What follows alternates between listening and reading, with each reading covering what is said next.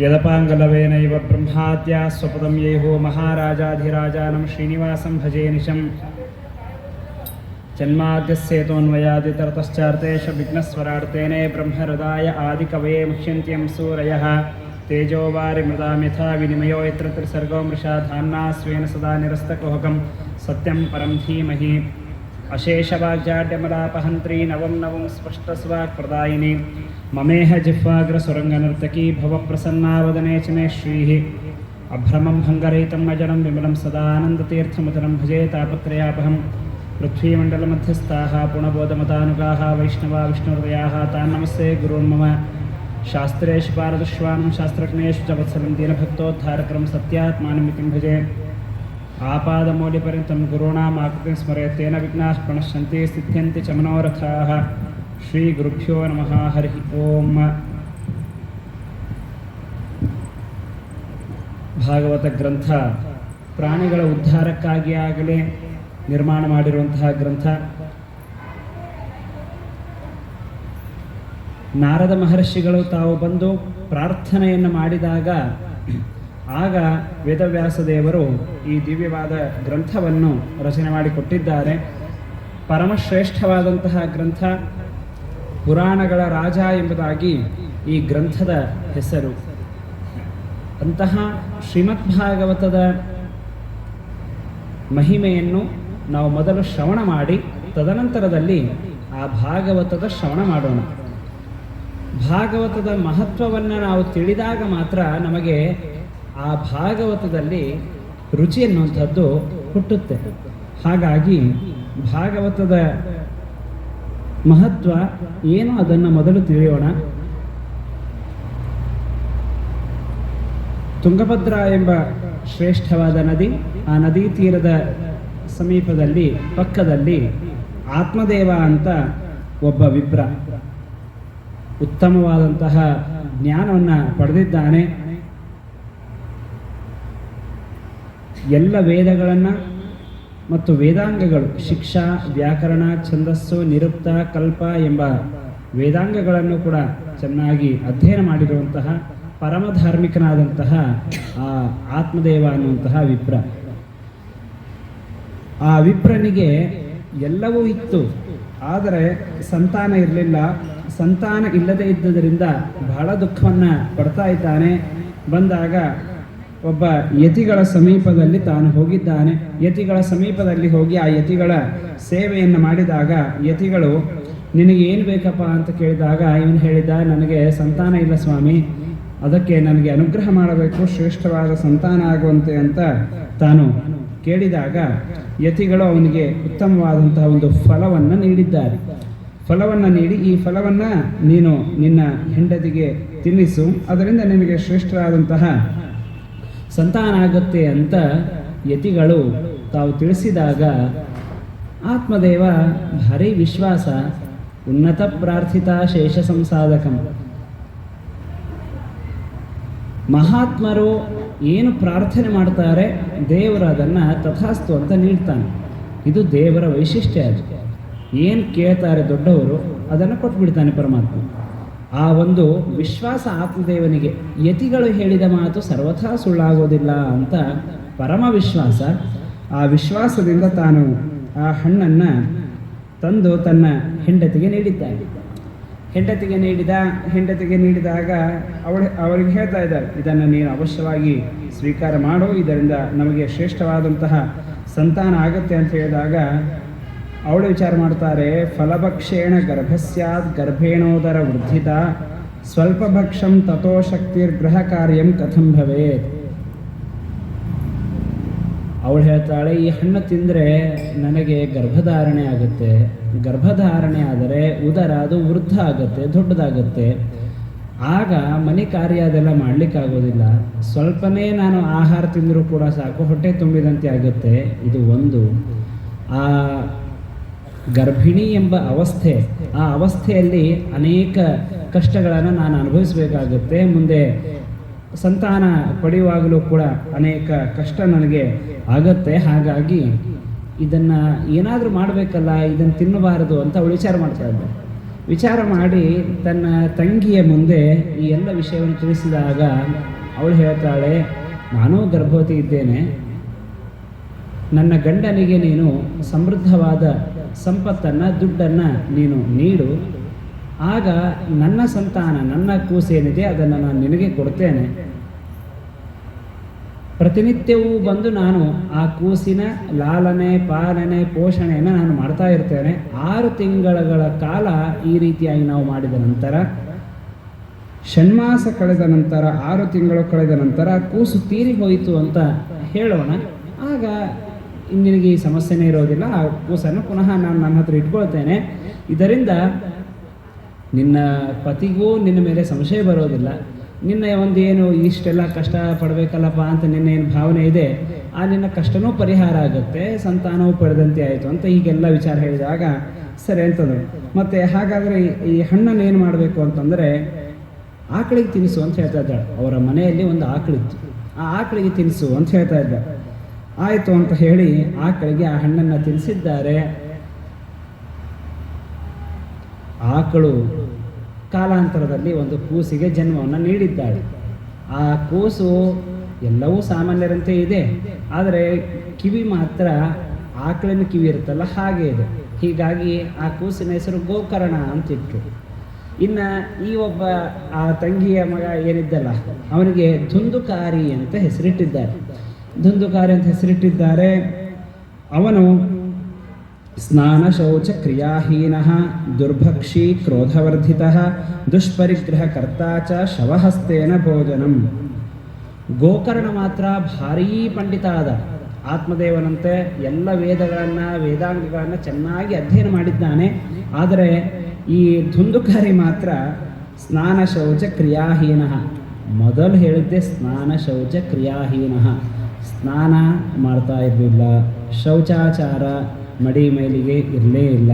ಕ್ರಿಯಾಹೀನ ಸಂಧ್ಯಾ ವಂದನಾದಿ ಕ್ರಿಯೆಗಳು ನಿತ್ಯ ಕ್ರಿಯೆ ಮಾಡಲೇಬೇಕಾದದ್ದು, ಅದನ್ನೂ ಮಾಡ್ತಾ ಇರಲಿಲ್ಲ. ಹೀಗೆ ಸರ್ವಭಕ್ಷ, ಕಣ್ಣಿಗೆ ಏನು ಕಾಣಿಸುತ್ತೆ ಅದೆಲ್ಲ ತಿನ್ನೋಂಥವು. ಹೀಗೆ ತದ್ವಿರುದ್ಧವಾಗಿ ಗೋಕರ್ಣದಿಂದ ವಿರುದ್ಧವಾಗಿ ಈ ಧುಂದುಕಾರಿಯ ಎಲ್ಲ ಕ್ರಿಯೆಗಳು ಹೀಗೆ ನಡೀತಾ ಇದೆ. ನಡೆದಾಗ ಕೊನೆಗೆ ಒಂದು ಬಾರಿ ತಂದೆ ತಾಯಿ ತೀರಿಕೊಂಡಿದ್ದಾರೆ. ಇವನು ಕೂಡ ಕೇವಲ ದುಷ್ಟರ ಸಹವಾಸ ಮಾಡ್ತಾ ಮಾಡ್ತಾ ಮಾಡ್ತಾ ಅವನು ತೀರಿ ಹೋದ. ಆಗ ಆತ್ಮದೇವ ತಂದೆ ತಾಯಿಯರ ಉತ್ತರ ಕ್ರಿಯೆಯನ್ನು ಮಾಡಿದ್ದಾನೆ. ತನ್ನ ಅಣ್ಣನ ಉದ್ಧಾರ ಆಗಬೇಕು ಅಂತಲೂ ಕೂಡ ಅವನ ಕ್ರಿಯೆಯನ್ನು ಕೂಡ ತಾನು ಮಾಡಿದ್ದಾನೆ. ಎಲ್ಲ ಕ್ರಿಯೆಗಳನ್ನು ಮಾಡಿದ್ದಾನೆ. ಆದರೆ ಅವನು ಮಾತ್ರ ಮಹಾಪ್ರೇತನಾಗಿದ್ದಾನೆ. ಒಂದು ಬಾರಿ ಮನೆಯ ಅಂಗಳದಲ್ಲಿ ರಾತ್ರಿಯ ಸಮಯ ನೋಡೋಷ್ಟರಲ್ಲಿ ಒಂದು ಮೇಷ ಕುರಿ ಬರ್ತಾ ಇದೆ. ಸಕೃನ್ ಮೇಷ ಸಕೃದ್ಹಸ್ತಿ ಸಕೃಚ್ಚ ಮಹಿಷೋಭವತ್ ಸಕೃದಿಂದ್ರ ಸಕೃಚ್ಚಾಗ್ನಿ ಪುನಶ್ಚ ಪುರುಷೋಭವತ್. ನೋಡೋಷ್ಟರಲ್ಲಿ ಅದು ಮೇಷ ಒಂದು ಬಾರಿ ಮೇಷ ಆಗ್ತಾ ಇದೆ, ಒಮ್ಮಿಂದೊಮ್ಮೆ ಆನೆ ಆಗ್ತಾ ಇದೆ, ಒಮ್ಮಿಂದೊಮ್ಮೆ ಮಹಿಷ ಎಮ್ಮೆ ಆಗ್ತಾ ಇದೆ, ಕೋಣ ಆಗ್ತಾ ಇದೆ, ಒಮ್ಮಿಂದೊಮ್ಮೆ ಪುರುಷ ಆಗ್ತಾ ಇದೆ. ಹೀಗೆ ಏನೇನೇನೋ ತನ್ನ ಒಂದು ಕಾರ್ಯಗಳನ್ನು ತೋರಿಸ್ತಾ ಇದೆ. ನೋಡೋಷ್ಟರಲ್ಲಿ ಮೇಷ ಆಗೋದು ಇತ್ಯಾದಿ ಎಲ್ಲ ಆಗ್ತಾ ಇದೆ. ಇವನಂದ, ಯಾರಪ್ಪ ನೀನು, ಭಾರೀ ಗೋಕರ್ಣ ಭಾರಿ ಬುದ್ಧಿವಂತ ವಿದ್ಯಾವಂತ. ತಾನು ಕೈಯಲ್ಲಿ ಒಂದಿಷ್ಟು ನೀರನ್ನು ತೆಗೆದುಕೊಂಡು ಆ ನೀರನ್ನು ಅದಕ್ಕೆ ಪ್ರೋಕ್ಷಣೆ ಮಾಡಿದ. ವೈಪರೀತ್ಯಂ ಇದಂ ದೃಷ್ಟ ಗೋಕರ್ಣೋ ಧೈರ್ಯ ಸಂಯುತ. ಅಂಜಲಿಲ್ಲ ಅವನು ಇದಕ್ಕೆಲ್ಲ. ಯಾಕೆ ಅಂತಂದರೆ ಎಲ್ಲೂ ಭಯವಿಲ್ಲ ಹರಿಯ ಭಕ್ತರಿಗೆ ಅಂತ. ಯಾರು ಭಗವದ್ಭಕ್ತರು ಅವರಿಗೆ ಸರ್ವಥಾ ಭಯವಿಲ್ಲ. ಹಾಗಾಗಿ ಅವನು ಅಂಜಲೇ ಇಲ್ಲ. ಧೈರ್ಯವನ್ನು ತೆಗೆದುಕೊಂಡು ಕೇಳ್ತಾನೆ, ಯಾರಪ್ಪ ನೀನು ಅಂತ ಕೇಳಿದಾಗ ಅದು ಹೇಳುತ್ತೆ, ಅಹಂ ಭ್ರಾತ ತ್ವದೀಯೋಸ್ಮಿ ಧುಂದುಕಾರೀತಿ ನಾಮತಃ ಸ್ವಕೀಯೇನೈವ ದೋಷೇಣ ಬ್ರಹ್ಮತ್ವಂ ನಾಶಿತಂ ಮಯಾ. ನಾನು ನಿನ್ನ ಅಣ್ಣಪ್ಪ ಧುಂದುಕಾರಿ. ನಾನು ಮಾಡಿದ ಸ್ವಕೀಯೇನೈವ, ನಾನು ಮಾಡಿದ ಕೆಟ್ಟ ಕರ್ಮದಿಂದಲೇ ನನ್ನ ಬ್ರಹ್ಮತ್ವ ಅದು ನಾಶ ಆಗಿ ನಾನು ಇವತ್ತು ಪ್ರೇತ ಆಗಿದ್ದೇನೆ ಅಂತ. ಇವನೊಂದು, ಅಯ್ಯೋ ದುರ್ವಿಧಿ, ಏನು ಕರ್ಮನು ನಿಂದು, ನಾನು ನೀನು ತೀರಿ ಹೋದೆ ಅಂತ ಹೇಳಿ ನಿನಗೋಸ್ಕರ ನಿನ್ನ ಪ್ರೇತಯೋನಿ ಪರಿಹಾರಕ್ಕಾಗಿ ಶ್ರಾದ್ದ ಮಾಡಿದ್ದೀನಲ್ಲೋ, ಗಯಾಶ್ರಾದ್ದ ಅಂತ ಹೇಳಿದ. ಗಯಾಶ್ರಾದ್ದ ಮಾಡಿದ್ದೇನೆ, ಗಯಾಶ್ರಾದ್ದ ಮಾಡಿದ್ರೂ ಕೂಡ ನಿನ್ನ ಮುಕ್ತಿ ಆಗಿಲ್ವಾ ಅಂತಂದರೆ ಆಗ ಪ್ರೇತ ಹೇಳುತ್ತೆ, ಗಯಾಶ್ರಾದ್ದ ಶತೇನಾಪಿ ಮುಕ್ತಿರ್ಮೇನ ಭವಿಷ್ಯತಿ ಉಪಾಯಮಪರಂ ಕಿಂಚಿತ. ಇವನಂದ, ಗಯಾಕ್ಕೆ ಹೋಗಿ ಶ್ರಾದ್ದ ಮಾಡಿ ಬರುವುದರಿಂದ ಪಿತೃಗಳಿಗೆ ಸದ್ಗತಿಯಾಗುತ್ತೆ, ಸಂತೃಪ್ತಿ ಆಗುತ್ತೆ, ಇದೆಲ್ಲವೂ ಸರಿ. ಆದರೆ ನೀನು ಒಂದು ಬಾರಿ ಗಯಾಶ್ರಾದ್ದ ಮಾಡಿದೆಯಲ್ಲ, ಗಯಾಶ್ರಾದ್ದ ಶತೇನಾಪಿ 100 ಬಾರಿ ಗಯಾಕ್ಕೆ ಹೋಗಿ ಶ್ರಾದ್ದ ಮಾಡಿದರೂ ಕೂಡ ನನಗೆ ಪ್ರೇತಯೋನಿಂದ ಪರಿಹಾರ ಆಗೋದಿಲ್ಲ. ಯಾಕೆ ಅಂತಂದರೆ ಗಯಾ ಕ್ಷೇತ್ರಕ್ಕೆ ಮಹತ್ವ ಇಲ್ಲ ಅಂತಲ್ಲ, ಅದಕ್ಕೂ ಮಿಗಿಲಾದ ಪಾಪ ನಾನು ಮಾಡಿದ್ದೇನೆ. ಗಯಾಶ್ರಾದ್ದ ಮಾಡಿದರೂ ಕೂಡ ಪರಿಹಾರ ಆಗದೇ ಇದ್ದಷ್ಟು ಪಾಪ ನಾನು ಮಾಡಿಬಿಟ್ಟಿದ್ದೇನೆ ಅಂತ ಹೇಳಿದ. ಹಾಗಾಗಿ ಈ ಒಂದು ಪ್ರೇತಯೋನಿಯ ಪರಿಹಾರಕ್ಕಾಗಿ ಇನ್ನೊಂದು ಬೇರೆ ಯಾವುದಾದ್ರೂ ಉಪಾಯ ಇದ್ರೆ ನೋಡು ಅಂತ ಹೇಳ್ತಾ ಇದ್ದಾನೆ ಆ ಧುಂದುಕಾರಿ. ಗಯಾ ಕ್ಷೇತ್ರದ ಮಹತ್ವ ಎಷ್ಟಿದೆ ಅಂತಂದರೆ, ಗಯಾಕ್ಕೆ ಹೋಗಿ ಶ್ರಾದ್ದ ಮಾಡುವುದಷ್ಟೇ ಅಲ್ಲ, ಗಯಾ ಕ್ಷೇತ್ರದಲ್ಲಿ ಪಾದ ಇಟ್ಟರೆ ಸಾಕು ಪಿತೃಗಳು ಮುಕ್ತಿಯನ್ನು ಪಡಿತಾರೆ ಅಂತ ಶಾಸ್ತ್ರ ಹೇಳುವಂತಹ ಮಾತು. ಅಂಥದ್ರಲ್ಲಿ ಪಿಂಡ ಪ್ರದಾನ ಮಾಡಿದ್ರಂತೂ ಮೋಕ್ಷನೇ. ಆದರೆ ಈ ಧುಂದುಕಾರಿಯನ್ನು ಉದ್ದೇಶಿಸಿ, ಅರ್ಥಾತ್ ಅವನು ತೀರಿ ಹೋದ ನಂತರ ಅವನಿಗೆ ದುರ್ಗತಿ ಆಗಬಾರದು, ಅವನಿಗೆ ಸದ್ಗತಿ ಆಗಬೇಕು ಅಂತ ಹೇಳಿ ಅವನ ತಮ್ಮ ಗೋಕರ್ಣ ಶ್ರಾದ್ದ ಮಾಡಿದರೂ ಕೂಡ ಅವನಿಗೆ ಆ ಮುಕ್ತಿ ಪ್ರೇತ ಯೋನಿಯಿಂದ ಪರಿಹಾರ ಆಗಿಲ್ಲ ಅಂತಂದರೆ ಎಷ್ಟು ಪಾಪ ಮಾಡಿರಬೇಕು ಅವನು ವಿಚಾರ ಮಾಡಿ. ಇಷ್ಟು ಪಾಪ ಮಾಡಿದ್ದಾನೆ ಅವನು. ಆಗ ಇದಕ್ಕೆ ಇನ್ನೊಂದು ಏನಾದರೂ ಉಪಾಯ ಇದ್ರೆ ನೋಡು ಅಂತ ಧುಂದುಕಾರಿ ಹೇಳ್ತಾ ಇದ್ದಾನೆ. ಹೇಳಿದಾಗ ಆಗಲಿ ಅಂತ ಹೇಳಿ ಆಗ ಅವನೇನು ಮಾಡಿದ, ಅನೇಕ ಜ್ಞಾನಿಗಳು ಋಷಿಗಳು ಆ ಎಲ್ಲ ಜ್ಞಾನಿಗಳ ಮುಂದೆ ಹೋಗಿ ತನ್ನ ಅಣ್ಣನಿಗೆ ಬಂದ ದುರವಸ್ಥೆ, ಆ ದುರವಸ್ಥೆಯ ಪರಿಹಾರ, ಅದಕ್ಕೆ ಒಂದು ಉಪಾಯವನ್ನು ಹೇಳ್ರಿ ಅಂತ ಕೇಳಿದಾಗ ಎಲ್ಲ ವಿದ್ವಾಂಸರು ತಾವೆಲ್ಲ ವಿಚಾರ ಮಾಡಿ ಹೇಳ್ತಾರೆ, ನೋಡಪ್ಪ ನೀನು ಶ್ರೀಮದ್ ಭಾಗವತ ಮುಕ್ತಿ ಸಪ್ತಾಹಂ ವಾಚನಂ ಕುರು. ಸಪ್ತಾಹ ಕ್ರಮದಲ್ಲಿ ಶ್ರೀಮದ್ ಭಾಗವತದ ಪ್ರವಚನವನ್ನು ನೀನು ಮಾಡಿಸು. ಆ ಭಾಗವತದ ಶ್ರವಣದಿಂದ ನಿನ್ನ ಅಣ್ಣನಿಗೆ ಬಂದ ಈ ದುರವಸ್ಥೆ ಪರಿಹಾರ ಆಗುತ್ತೆ ಅಂತ ಎಲ್ಲ ವಿದ್ವಾಂಸರು ಜ್ಞಾನಿಗಳು ತಾವು ವಿಚಾರ ಮಾಡಿ ಈ ಮಾತನ್ನು ಹೇಳ್ತಾರೆ. ಹೇಳಿದಾಗ ಆಯಿತು ಅಂತ ಗೋಕರ್ಣ ಎಲ್ಲ ಕಡೆಗೂ ಕೂಡ ಆ ಭಾಗವತದ ಪ್ರವಚನ ನಡೀತಾ ಇದೆ ಸಪ್ತಾಹ ಕ್ರಮದಲ್ಲಿ ಅಂತ ಹೇಳಿ ಎಲ್ಲ ಕಡೆಗೂ ವಾರ್ತೆಯನ್ನು ಮುಟ್ಟಿಸಿದ. ಭಾಗವತವನ್ನು ನಿಜವಾಗಿ ಅದೇ ರೀತಿಯಾಗಿ ಹೇಳಬೇಕು ಅಂತ ಶಾಸ್ತ್ರ. ಮೂಲೆಗಳಲ್ಲಿ ಕೂಡ ಇರುವಂತಹ ಎಲ್ಲ ಸದ್ಭಕ್ತರಿಗೆ ಸಜ್ಜನರಿಗೆ ಪತ್ರದ ಮುಖಾಂತರ ಅವರಿಗೆ ಈ ರೀತಿಯಾಗಿ ಭಾಗವತ ನಡೀತಾ ಇದೆ, ನೀವೆಲ್ಲರೂ ಬರಬೇಕು ಅಂತ ಹೇಳಿ ಆಮಂತ್ರಣವನ್ನು ಕೊಟ್ಟು ಮಾಡಿಸಬೇಕು ಭಾಗವತ ಪ್ರವಚನ ಅಂತ ಶಾಸ್ತ್ರ. ಹಾಗಾಗಿ ಈ ಗೋಕರ್ಣ ಎಲ್ಲ ಕಡೆಗೂ ಹೋಗಿ ಎಲ್ಲರಿಗೂ ಅರ್ಥಾತ್ ಎಲ್ಲರಿಗೂ ಆ ವಾರ್ತೆಯನ್ನು ಮುಟ್ಟಿಸಿದ್ದಾರೆ. ಭಾಗವತದ ಚರಿತ್ರೆ ಈಗ ಮಹತ್ವ, ಭಾಗವತ ಶ್ರವಣ ನಡೀತಾ ಇದೆ ಅಂತ ಹೇಳಿದಾಗ ಎಲ್ಲರೂ ಸೇರಿ ಆ ಭಾಗವತದ ಶ್ರವಣ ಮಾಡೋದಕ್ಕಾಗಿ ಬಂದಿದ್ದಾರೆ. ಎಲ್ಲ ಜನ ಬಂದಿದ್ದಾರೆ. ಬಂದಾಗ ಇವನು ಆ ಪ್ರವಚನ ಹೇಳಬೇಕಾದ್ರೆ ಪಕ್ಕದಲ್ಲಿ ಒಂದು 7 ಗಂಟು ಇರುವಂತಹ ಒಂದು ವೇಣು, ಬಿದಿರಿನ ಒಂದು ಕೋಲು ದಂಡ, ಅದನ್ನು ಪಕ್ಕದಲ್ಲಿ ಇಟ್ಟು ಭಾಗವತವನ್ನು ತಾನು ಹೇಳಿದ. ಮೊದಲಿನಲ್ಲಿ ಬಂದು ಕುಳಿತು ಆ ಚರಿತ್ರೆಯನ್ನ ಮಹತ್ವವನ್ನು ಭಾಗವತವನ್ನು ಶ್ರವಣ ಮಾಡ್ತಾ ಇದ್ದ. 7 ದಿನಗಳ ಕಾಲ ಶ್ರವಣ ಮಾಡಿದ ನಂತರ ಆ ಪ್ರೇತ ಯೋನಿಯಿಂದ ಮುಕ್ತಿಯನ್ನು ಪಡೆದು ದಿವ್ಯವಾದ ರೂಪವನ್ನು ಧಾರಣೆ ಮಾಡಿ ನೋಡುವಷ್ಟರಲ್ಲಿ ಎಲ್ಲ ಜನ ನೋಡುವಾಗ ಆ ಅಣ್ಣನಿಗೆ ಬಂದು ನನಾಮ ಭ್ರಾತರಂ, ತನ್ನ ತಮ್ಮನಿಗೆ ಬಂದು ಆ ಅಣ್ಣ ನಮಸ್ಕಾರ ಮಾಡ್ತಾನೆ. ನಮಸ್ಕಾರ ಮಾಡಿ ನಿನ್ನ ಒಂದು ಅನುಗ್ರಹದಿಂದ ನನ್ನ ಪ್ರೇತ ಯೋನಿ ಪರಿಹಾರ ಆಯ್ತಪ್ಪ ಅಂತ ಹೇಳಿದ. ಇಲ್ಲೇ ಪಕ್ಕದಲ್ಲಿ ಈಗ ವಿಮಾನವು ಕೂಡ ಬಂದಿದೆ, ನಾನು ಸ್ವರ್ಗಕ್ಕೆ ಹೋಗ್ತೇನೆ ನಿನ್ನ ಅನುಗ್ರಹದಿಂದ ಅಂತ ಹೇಳಿ ಆ ಧುಂದುಕಾರಿ ತಾನು ಸ್ವರ್ಗಕ್ಕೆ ಪ್ರಯಾಣ ಮಾಡಿದಾಗ ಉಳಿದೆಲ್ಲ ಜನ ಕೇಳ್ತಾರೆ, ಹಾಗಾದ್ರೆ ನಾವು 1 ವಾರ ಭಾಗವತ ಶ್ರವಣ ಮಾಡಿದ್ವಿಲ್ಲ, ಮತ್ತೆ ನಮಗೆ ಯಾಕೆ ಸ್ವರ್ಗ ಇಲ್ಲ ಅಂದರೆ ಆಗ ಅವನು ಹೇಳ್ತಾನೆ, ಇವನು ಮನನ ಮಾಡ್ತಾ ಇದ್ದ. ಬರೀ ಈ ಕಿವಿಯಿಂದ ಕೇಳಿ ಈ ಕಿವಿಯಿಂದ ಬಿಡ್ತಾ ಇರಲಿಲ್ಲ, ಕೇಳಿದ್ದನ್ನು ತಾನು ಚಿಂತನೆ ಮಾಡ್ತಾ ಇದ್ದ, ಅದನ್ನು ಮನನ ಮಾಡ್ತಾ ಇದ್ದ. ಹಾಗಾಗಿ ಅವನಿಗೆ ಆ ಸ್ವರ್ಗ ಪ್ರಾಪ್ತಿ ಅನ್ನುವಂಥದ್ದಾಯಿತು ಅಂತ. ಹೀಗಾಗಿ ಪ್ರೇತಯೋನಿಯ ಪರಿಹಾರಕವಾದದ್ದು ಶ್ರೀಮದ್ ಭಾಗವತ ಗ್ರಂಥ ಮತ್ತು ಪ್ರೇತ ಕಾಟ.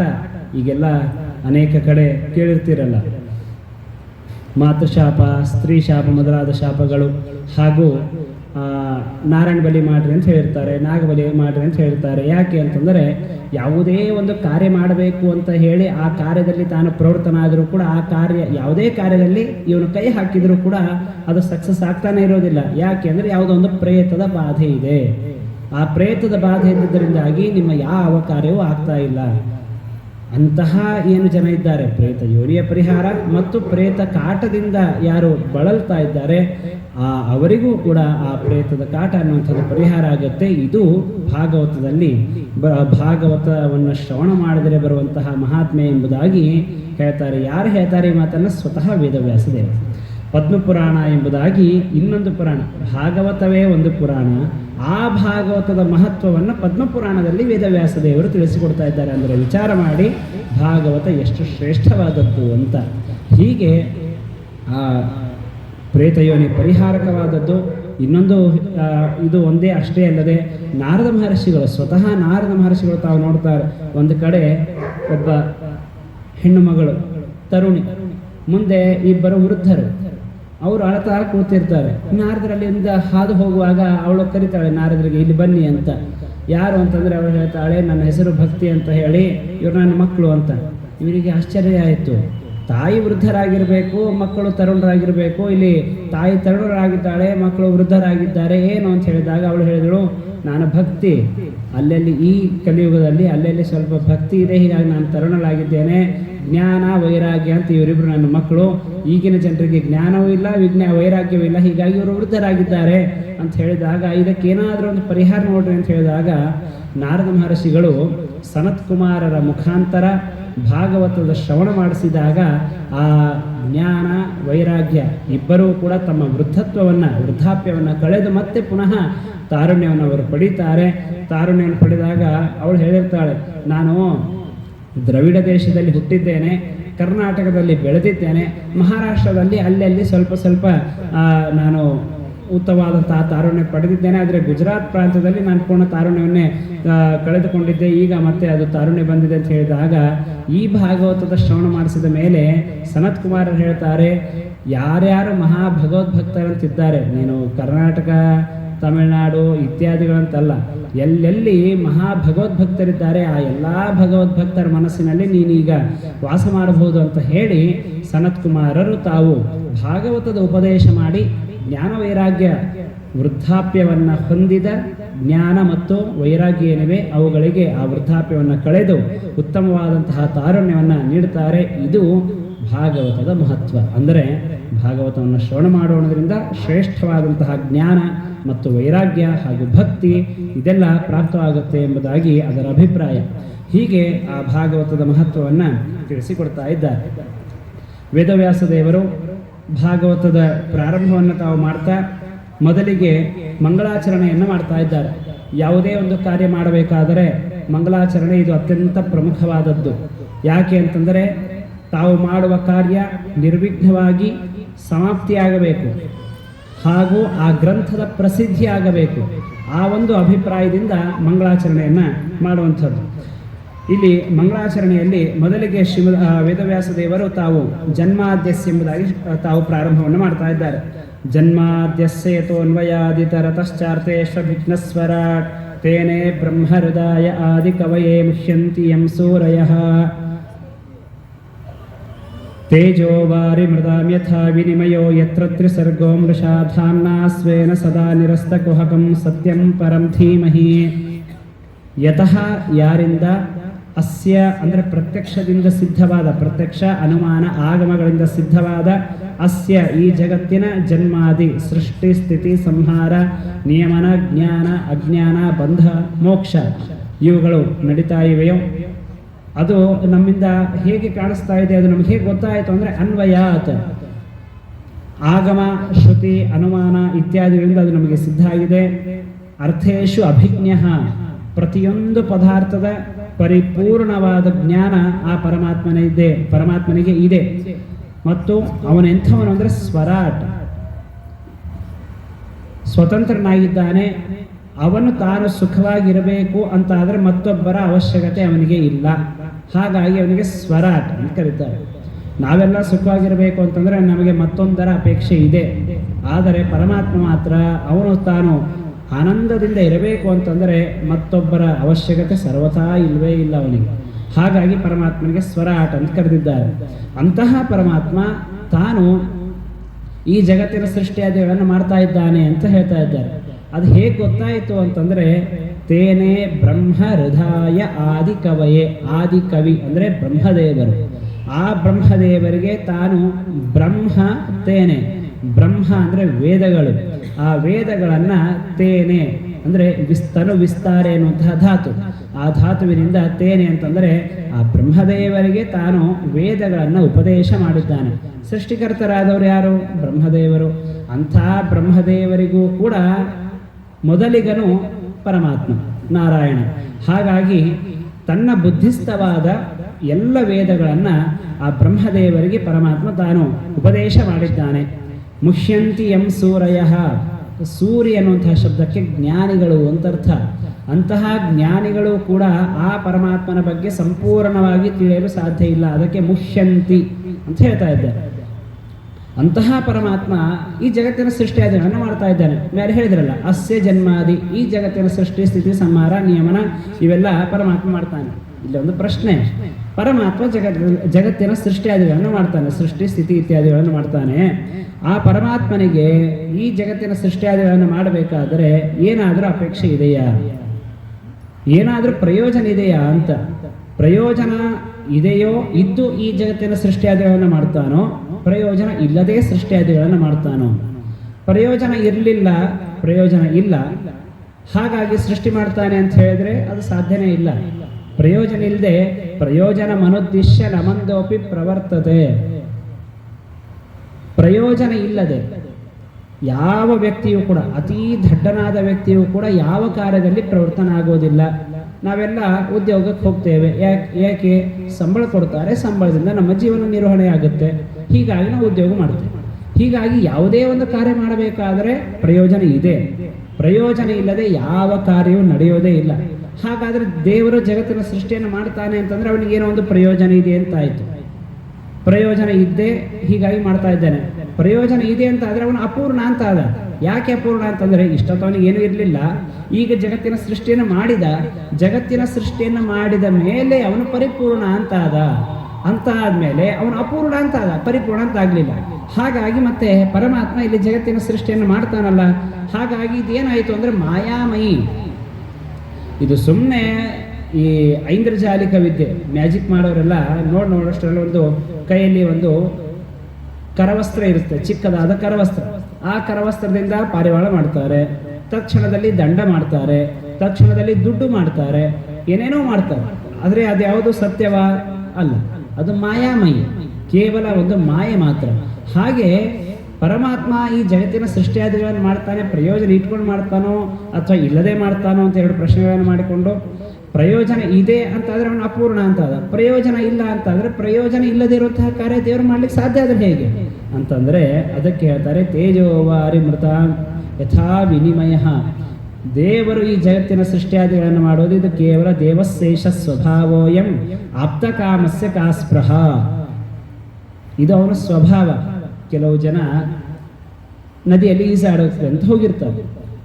ಅಲ್ಲಿ ಹೋಗುವಾಗ ಸುಮ್ಮನೆ ತಾವು ತರಣ ಮಾಡಿದ್ರೆ ಚಿಂತೆ ಇಲ್ಲ, ನೀರಿನಲ್ಲಿ ಏನೋ ಈ ಥರ ಹಿಂಗೆ ಟಪ ಟಪ ಅಂತ ಹೊಡೆದು ಸೌಂಡ್ ಮಾಡ್ತಾ ಇರ್ತಾರೆ, ಶಬ್ದ ಮಾಡ್ತಾರೆ. ಕೆಲವರು ಕುಳಿತಲ್ಲೇನೆ ತಾವು ಕೈಯನ್ನು ಹೀಗೆ ಮಾಡ್ತಾರೆ, ಏನೋ ಒಂದು ಮಾಡ್ತಾ ಇರ್ತಾರೆ. ಹೀಗೆ ಮಾಡ್ತಾ ಇರಬೇಕಾದ್ರೆ ಅದು ಅವನ ಸ್ವಭಾವ ಅಷ್ಟೇ, ಅದರಿಂದ ಏನು ಪ್ರಯೋಜನ ಇರೋದಿಲ್ಲ. ಹಾಗೆ ಆಪ್ತಕಾಮಸ್ಯ ಕಾಸ್ಪೃಹ, ಆಪ್ತಕಾಮ ಪರಮಾತ್ಮ ಅವನು ಎಲ್ಲವನ್ನೂ ಕೂಡ ಪೂರ್ಣವಾಗಿ ಅವನಲ್ಲಿ ಇದೆ, ಎಲ್ಲದರಿಂದ ಅವನು ಪೂರ್ಣ. ಅಂತಹ ಪರಮಾತ್ಮ ಈ ಜಗತ್ತಿನ ಸೃಷ್ಟಿಯನ್ನು ಮಾಡ್ತಾನೆ ಅಂದರೆ ಇದು ಕೇವಲ ಅವನ ಸ್ವಭಾವ ಅಷ್ಟೇ ಹೊರತು ಈ ಜಗತ್ತಿನಿಂದ ಅವನಿಗೆ ಏನೂ ಆಗಬೇಕಾಗಿಲ್ಲ. ಇದನ್ನೇ ಲೋಕವತ್ತು ಲೀಲಾ ಕೈವಲ್ಯಮೋಂ ಎಂಬ ವ್ಯಾಸಸೂತ್ರದಲ್ಲಿ, ಬ್ರಹ್ಮಸೂತ್ರದಲ್ಲಿ ವೇದವ್ಯಾಸ ದೇವರು ತಾವು ತಿಳಿಸಿಕೊಡ್ತಾ ಇದ್ದಾರೆ. ಶ್ರುತಿ ಸೂತ್ರ ಇವುಗಳಿಂದ ಆ ಪರಮಾತ್ಮನಿಗೆ ಪ್ರಯೋಜನ ಇಲ್ಲ ಅನ್ನುವಂಥದ್ದು ಇದು ಸ್ಪಷ್ಟವಾಗಿ ಸಿದ್ಧ ಆಯಿತು. ಆದರೂ ಪರಮಾತ್ಮ ಈ ಜಗತ್ತಿನ ಸೃಷ್ಟಿಯಾದಗಳನ್ನು ಮಾಡ್ತಾನೆ ಅಂದರೆ ಅದು ಕೇವಲ ಅವನ ಲೀಲೆ, ಅವನ ಸ್ವಭಾವ ಅಷ್ಟೇ ಹೊರತು ಅದರಿಂದ ಅವನಿಗೆ ಏನೂ ಆಗಬೇಕಾದದ್ದಿಲ್ಲ. ಅಂತಹ ಪರಮಾತ್ಮ ಈ ಜಗತ್ತಿನ ಸೃಷ್ಟಿಯನ್ನು ತೇಜೋ ವಾರಿ ಮೃದಾಂ ಯಥಾ ವಿನಿಮಯ, ತೇಜ ಅಂದರೆ ಅಗ್ನಿ, ವಾರಿ ಅಂದರೆ ನೀರು, ಮೃತ ಅಂದರೆ ಮಣ್ಣು, ಅವುಗಳನ್ನು ಇಟ್ಟುಕೊಂಡು ಅವುಗಳಿಂದ ಈ ಜಗತ್ತಿನ ಸೃಷ್ಟಿಯನ್ನು ಮಾಡ್ತಾನೆ ಅಂತ ಈ ಮೂರು ಹೇಳಿದ್ರು. ತೇಜ ಅನ್ನುವಂತಹ ಶಬ್ದಕ್ಕೆ ಇಲ್ಲಿ ಈಶ್ವರ ಸೃಷ್ಟಿ, ವಾರಿ ಅಂತಂದರೆ ಜೀವಿಗಳ ಸೃಷ್ಟಿ, ಮೃತ ಅಂತಂದರೆ ಪ್ರಕೃತಿಯ ಸೃಷ್ಟಿ. ದೇವರು ಅನಂತ ಅವತಾರಗಳನ್ನು ತಾಳಿದ್ದಾನೆ, ಅದೇ ಈಶ್ವರ ಸೃಷ್ಟಿ. ತೇಜಸ್ ಸೃಷ್ಟಿ ಅಂತಂದ್ರೆ ಅದೇ ಈಶ್ವರ ಸೃಷ್ಟಿ. ಅವತಾರಗಳನ್ನು ಅನಂತ ಅವತಾರ ಪರಮಾತ್ಮ ತಾನು ತಾಳಿದ್ದಾನೆ. ಅದಾದ ನಂತರ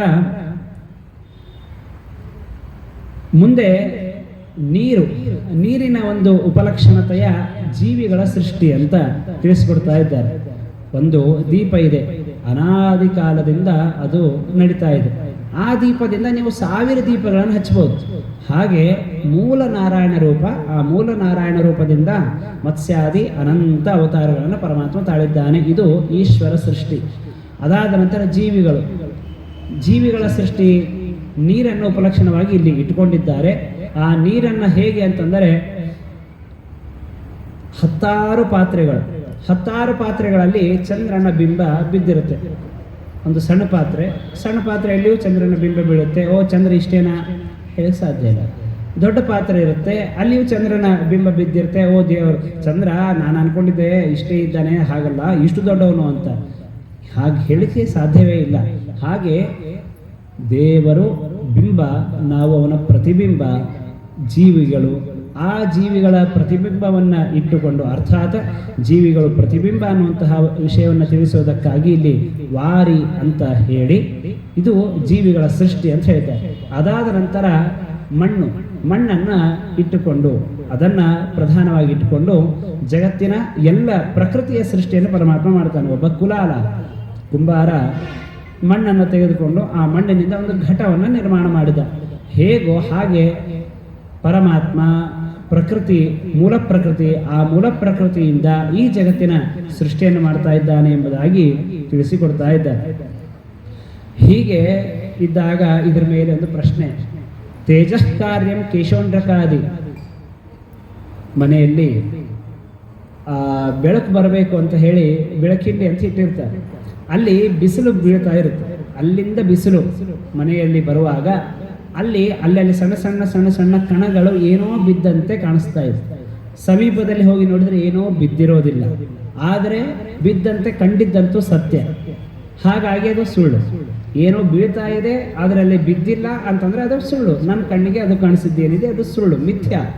ಅದೇ ರೀತಿಯಾಗಿ ನೀರಿನಲ್ಲಿ ಬುರುಗು ಬರುತ್ತೆ, ಅದು ಕ್ಷಣಿಕ, ನೋಡೋಷ್ಟರಲ್ಲಿ ಅದು ನಾಶ ಆಗಿ ಹೋಗುತ್ತೆ.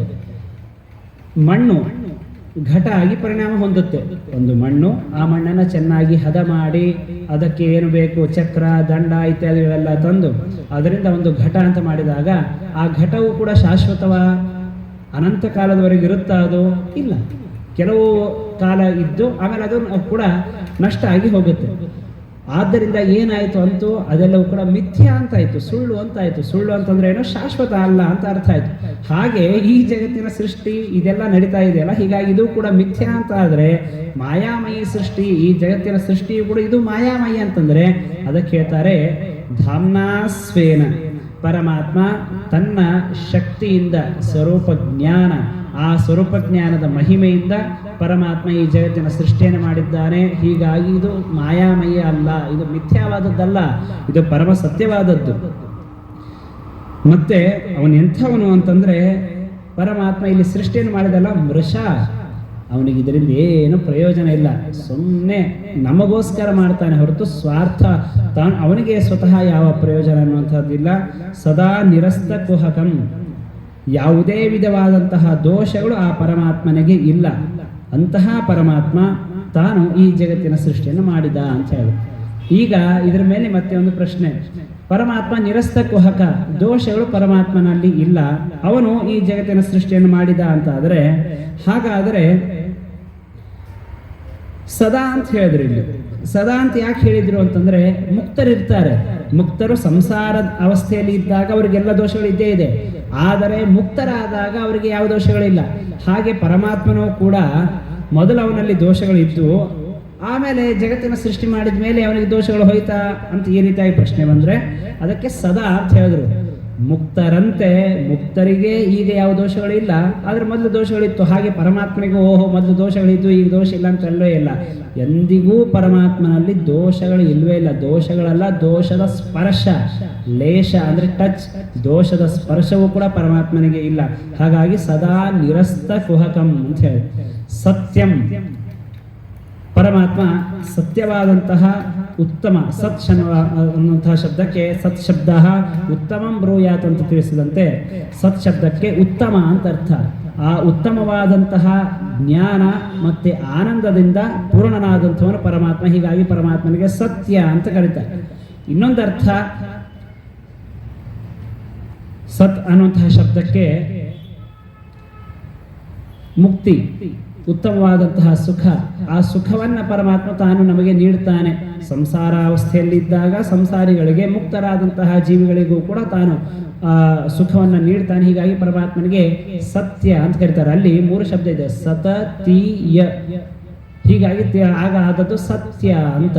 ಆ ಪರಮಾತ್ಮ ತಾನು ಮುಕ್ತರಿಗೂ ಅಮುಕ್ತರಿಗೂ ಸುಖವನ್ನು ನೀಡ್ತಾನೆ, ಅವರಿಗೆ ಯಚ್ಛತಿ ನಿಯಮನ ಮಾಡ್ತಾನೆ, ಕೊಡ್ತಾನೆ. ಹೀಗಾಗಿ ಪರಮಾತ್ಮನಿಗೆ ಸತ್ಯ ಅಂತ ಕರೆದಿದ್ದಾರೆ. ಅಂತಹ ಪರಮಾತ್ಮ ಜೊತೆಗೆ ಅವನು ಎಂಥವನು ಅಂದ್ರೆ ಪರಂ, ಸರ್ವೋತ್ತಮ, ಸರ್ವಶ್ರೇಷ್ಠ. ಆ ಪರಮಾತ್ಮನನ್ನ ಧೀಮಹಿ ಅಂದ್ರೆ ಧ್ಯಾನ ಮಾಡೋಣ ಅಂತ ಈ ರೀತಿಯಾಗಿ ಹೇಳ್ತಾ ಇದ್ದಾರೆ. ಧೀಮಹಿ ಅನ್ನುವಂತಹ ಶಬ್ದ ಇದು ಬಂದದ್ದು ಗಾಯತ್ರಿ ಮಂತ್ರದಲ್ಲಿ. ಗಾಯತ್ರಿ ಮಂತ್ರದಲ್ಲಿ ಧೀಮಹಿ ಅಂತ ಇದೆ. ಇದನ್ನ ಇಲ್ಲಿ ವೇದವ್ಯಾಸ ದೇವರು ಭಾಗವತದ ಪ್ರಾರಂಭದ ಮಂಗಲಾಚರಣೆಯಲ್ಲಿ ಅದನ್ನ ಪ್ರಯೋಗ ಮಾಡಿದ್ದಾರೆ. ಇದರಿಂದ ಭಾಗವತ ಅರ್ಥೋಯಂ ಬ್ರಹ್ಮಸೂತ್ರಾಣಾಂ ಭಾರತಾರ್ಥ ವಿನಿರ್ಣಯ ಗಾಯತ್ರಿ ಭಾಷ್ಯರೂಪೋಸವು. ಶ್ರೀಮದ್ ಭಾಗವತ ಅಂದ್ರೆ ಇದು ಗಾಯತ್ರಿ ಮಂತ್ರದ ವ್ಯಾಖ್ಯಾನ ರೂಪವಾದದ್ದು. ಹಾಗಾಗಿ ಅದನ್ನ ವೇದವ್ಯಾಸ ದೇವರು ಜಗತ್ತಿಗೆ ತಿಳಿಸಿಕೊಡಬೇಕಾಗಿದೆ. ಹಾಗಾಗಿ ವೇದವ್ಯಾಸ ದೇವರು ಇಲ್ಲಿ ಧೀಮಹಿ ಎಂಬುದಾಗಿ ಆ ಗಾಯತ್ರಿ ಮಂತ್ರದಲ್ಲಿರುವಂತಹ ಶಬ್ದವನ್ನ ಇಲ್ಲಿ ಪ್ರಯೋಗ ಮಾಡಿದ್ದಾರೆ, ಧೀಮಹಿ ಎಂಬುದಾಗಿ. ಇಷ್ಟು ಮಂಗಳಾಚರಣೆಯನ್ನು ಮಾಡಿದ್ರು. ಯಾಕೆ ಮಂಗಳಾಚರಣೆ ಮಾಡಬೇಕು ಅಂತಂದ್ರೆ ಈಗಾಗಲೇ ತಿಳಿಸಿದಂತೆ ಮಾಡಬೇಕಾದ ಕಾರ್ಯ ನಿರ್ವಿಘ್ನವಾಗಿ ಆಗಬೇಕು, ಕಾರ್ಯದಲ್ಲಿ ಯಾವ ಸಮಸ್ಯೆ ಬರಬಾರದು, ಆ ಗ್ರಂಥದ ಪ್ರಸಿದ್ಧಿ ಆಗಬೇಕು ಅನ್ನುವಂತಹ ದೃಷ್ಟಿಯಿಂದ ಮಂಗಳಾಚರಣೆಯನ್ನ ಮಾಡುವಂತಹದ್ದು. ಅದಾದ ನಂತರ ಅನುಬಂಧ ಚತುಷ್ಟಯ ಅಂತ ಯಾವುದೇ ಒಂದು ಗ್ರಂಥ ಅದು ಪ್ರಾರಂಭ ಆಗಬೇಕು ಅಂತ ಆದರೆ ಅಲ್ಲಿ ಗ್ರಂಥದಲ್ಲಿ ಅನುಬಂಧ ಚತುಷ್ಟಯಗಳು ಇರಬೇಕು. ಯಾವುಗಳು ಅಂದ್ರೆ ವಿಷಯ, ಪ್ರಯೋಜನ, ಅಧಿಕಾರಿ, ಸಂಬಂಧ. ಏನ್ ಹೇಳ್ತಾ ಇದ್ದಾರೆ ಮೊದಲ ಆ ಗ್ರಂಥದಲ್ಲಿ ವಿಷಯ ಇರಬೇಕು. ವಿಷಯನೇ ಇಲ್ಲದೆ ಇದ್ರೆ ಯಾರು ಅಲ್ಲಿ ಪ್ರವರ್ತನೆ ಆಗೋದಿಲ್ಲ. ಕಾಕದಂತ ಪರೀಕ್ಷಾ ಅಂತ ಒಂದು ಗ್ರಂಥ, ಕಾಗೆ ಹಲ್ಲು ಎಷ್ಟಿವೆ ಅಂತ, ಅದೇನು ವಿಷಯನಾ? ಅದು ಯಾರು ಪ್ರವರ್ತನೆ ಆಗೋದಿಲ್ಲ ಅಲ್ಲಿ. ಹಾಗಾಗಿ ಅಂಥ ವಿಷಯ ಈ ಶಾಸ್ತ್ರದಲ್ಲಿದೆ ಅಂತಂದ್ರೆ ಧರ್ಮ ಪ್ರೋಜ್ಜಿತ ಕೈತವೋತ್ರ ಪರಮೋ ನಿರ್ಮತ್ಸರಾಣಾಂ ಸತಾಂ ವೇದ್ಯಂ ವಾಸ್ತವಮತ್ರ ವಸ್ತು ಶಿವದಂ ತಾಪತ್ರಯೋನ್ಮೂಲನಂ ಶ್ರೀಮದ್ಭಾಗವತೆ ಮಹಾಮುನಿಕೃತೆ ಕಿಂ ವಾ ಪರೈರೀಶ್ವರಃ ಸದ್ಯೋ ಹೃದಯವರುಧ್ಯತೇತ್ರ ಕೃತಿಭಿಃ ಶುಶ್ರೂಷುಭಿಸ್ತತ್ಕ್ಷಣಾತ್. ಈ ಭಾಗವತದಲ್ಲಿ ವಿಷಯ ಇದೆ. ಏನು ವಿಷಯ ಅಂದ್ರೆ ಧರ್ಮ. ಧರ್ಮವೇ ಈ ಭಾಗವತದಲ್ಲಿರುವಂತಹ ವಿಷಯ. ಧರ್ಮ ಅನ್ನುವಂತಹ ಶಬ್ದಕ್ಕೆ ಧರ್ಮ ಶಬ್ದ ವಾಚನಾದಂಥವನು ಪರಮಾತ್ಮ. ಪರಮಾತ್ಮನಿಗೆ ಧರ್ಮ ಅಂತ ಕರೀತಾರೆ. ಯಾಕೆಂದ್ರೆ ಧಾರಯತಿ ಇತಿ ಧರ್ಮ, ಎಲ್ಲರನ್ನೂ ಧಾರಣೆ ಮಾಡಿದ್ದಾನೆ. ಎಲ್ಲರ ಜೀವನ ನಿರ್ವಹಣಕ್ಕೆ ಮುಖ್ಯ ಆಧಾರ ಪರಮಾತ್ಮ. ಹಾಗಾಗಿ ಪರಮಾತ್ಮನಿಗೆ ಧರ್ಮ ಅಂತ ಕರೀತಾರೆ. ಆ ಧರ್ಮ ಭಗವಂತನ ಬಗ್ಗೆ ವಿಶೇಷವಾಗಿ ಈ ಗ್ರಂಥದಲ್ಲಿ ತಿಳಿಸಿಕೊಟ್ಟಿದ್ದಾರೆ. ಹೀಗಾಗಿ ಈ ಗ್ರಂಥದಲ್ಲಿ ವಿಷಯ ಯಾರು ಅಂದ್ರೆ ಪರಮಾತ್ಮನೇ ವಿಷಯ. ಪರಮಾತ್ಮನ ಬಗ್ಗೆ, ಪರಮಾತ್ಮನ ಭಕ್ತರ ಬಗ್ಗೆ ವಿಶೇಷವಾಗಿ ಈ ಗ್ರಂಥದಲ್ಲಿ ತಿಳಿಸಿಕೊಟ್ಟಿದ್ದಾರೆ. ಅದಾದ ನಂತರ ಪ್ರಯೋಜನ. ಈ ಭಾಗವತ ಗ್ರಂಥವನ್ನು ನಾವು ಶ್ರವಣ ಮಾಡ್ತೇವೆ. ಇದರಿಂದ ನಮಗೆ ಪ್ರಯೋಜನ ಏನು ಅಂತಂದ್ರೆ ತಾಪತ್ರಯೋನ್ಮೂಲನ, ಆಧ್ಯಾತ್ಮಿಕ, ಆಧಿಭೌತಿಕ, ಆದಿದೈವಿಕ ಎಂಬ 3 ವಿಧವಾದಂತಹ ತಾಪತ್ರಯ ಏನಿದೆ, ತಾಪಗಳು, ಆ ತಾಪಗಳ ಪರಿಹಾರ ಅದು ಈ ಭಾಗವತ ಗ್ರಂಥವನ್ನು ಶ್ರವಣ ಮಾಡೋದ್ರಿಂದ ಬರುತ್ತೆ. ಆ ಎಲ್ಲ ಪಾಪಗಳ ಪರಿಹಾರ ಆಗುತ್ತೆ, ಅವುಗಳ ವಿಶೇಷವಾದಂತಹ ಪುಣ್ಯ ಪ್ರಾಪ್ತಿ ನಮಗೆ ಆಗುತ್ತೆ. ಹೀಗಾಗಿ ಅದೇ ಇಲ್ಲಿ ವಿಷಯ ಏನು ಅಂದ್ರೆ ತಾಪತ್ರಯ ಪ್ರಯೋಜನ, ತಾಪತ್ರಯಗಳ ಪರಿಹಾರ ಅನ್ನುವಂಥದ್ದೇ ಪ್ರಯೋಜನ. ಅದಾದ ನಂತರ ಇಲ್ಲಿ ಅಧಿಕಾರಿಗಳು, ಈ ಭಾಗವತವನ್ನು ಶ್ರವಣ ಮಾಡಲು ಅಧಿಕಾರಿಗಳು ಯಾರು? ಎಲ್ಲ ಕಾರ್ಯ ಮಾಡುವುದಾದರೆ ಎಲ್ಲ ಕಾರ್ಯಗಳಿಗೂ ಕೂಡ ಎಲ್ಲರೂ ಸಮರ್ಥರಲ್ಲ. ನಾನಿದ್ದೇನೆ, ಈಗ ಹೋಗಿ ಆಪರೇಷನ್ ಮಾಡ್ತೇನೆ ಅಂತಂದರೆ ಸಾಧ್ಯವಾದ? ಸರ್ವತಾ ಸಾಧ್ಯ ಇಲ್ಲ. ಹಾಗಾಗಿ ಕೆಲವೊಂದು ವಿಷಯಗಳಿಗೆ ಕೆಲವರು ಮಾತ್ರ ಅಧಿಕಾರಿಗಳು ಅಂತ. ಆ ವಿಷಯದ ಬಗ್ಗೆ ಯಾರಿಗೆ ಆದರ ಇದೆ, ಗೌರವ ಇದೆ, ಅದನ್ನು ತಿಳಿದುಕೊಳ್ಳುವ ಯೋಗ್ಯತೆ ಇದೆ, ಅವರು ಮಾತ್ರ ಅಧಿಕಾರಿಗಳು ಅಂತ ಆಗ್ತಾರೆ. ಇಲ್ಲಿ ಅಧಿಕಾರಿಗಳು ಯಾರು ಅಂದರೆ ನಿರ್ಮತ್ಸರಾಣಾಂ ಸತಾಂ, ಸಜ್ಜನರು. ಆ ಸಜ್ಜನರೇ ಈ ಭಾಗವತವನ್ನು ಶ್ರವಣ ಮಾಡಲು ಅಧಿಕಾರಿಗಳು. ಬರೇ ಸಜ್ಜನರು ಅಂತ ಹೇಳ್ಬೋದಾಗಿತ್ತು, ನಿರ್ಮತ್ಸರಾಣಾಂ ಸತಾಂ ಅಂತ ಹೇಳಿದ್ರು. ಅಂದರೆ ಮಾತ್ಸರ್ಯಾದಿ ದೋಷಗಳು, ಹೊಟ್ಟೆ ಕಿಚ್ಚು ಇಲ್ಲದೆ ಇರುವಂತಹವರು ಯಾರು? ಹಾಗಾದ್ರೆ ಸಜ್ಜನರಲ್ಲಿಯೂ ನಮಗೆ ಇಲ್ಲಿ ಪ್ರಶ್ನೆ ಬರ್ಬೋದು, ಅಲ್ರಿ ಬಾಯಿಂದ ಸಜ್ಜನರು ಅಂತ ಹೇಳ್ತಾ ಇದ್ದೀರಿ, ಹೊಟ್ಟೆ ಕಿಚ್ಚಿರಬಾರ್ದು ಅಂತ ಹೇಳ್ತಾರೆ. ಹೊಟ್ಟೆ ಕಿಚ್ಚಿದ್ರೆ ಸಜ್ಜನರು ಅಂತ ಯಾಕೆ ಆಗ್ತಾರೆ ಅವರು? ಹಾಗಾಗಿ ಮತ್ತೆ ಇಲ್ಲಿ ಪ್ರಶ್ನೆ ಬಂದ್ರೆ ಅದಕ್ಕೆ ಶ್ರೀಮದಾಚಾರ್ಯ ಹೇಳ್ತಾರೆ, ಮಾತ್ಸರ್ಯ, ಸಜ್ಜನರಿಗೂ ಕೂಡ ಮಾತ್ಸರ್ಯ ಅನ್ನುವಂಥದ್ದು ಇದೆ. ಎಲ್ಲಿ ಅಂತಂದ್ರೆ ಏಕಲವ್ಯನ ವಿಷಯದಲ್ಲಿ ಅರ್ಜುನ ಮಾಡಿದ್ದೇನು? ಮಾತ್ಸರ್ಯನೇ ಅಲ್ವಾ?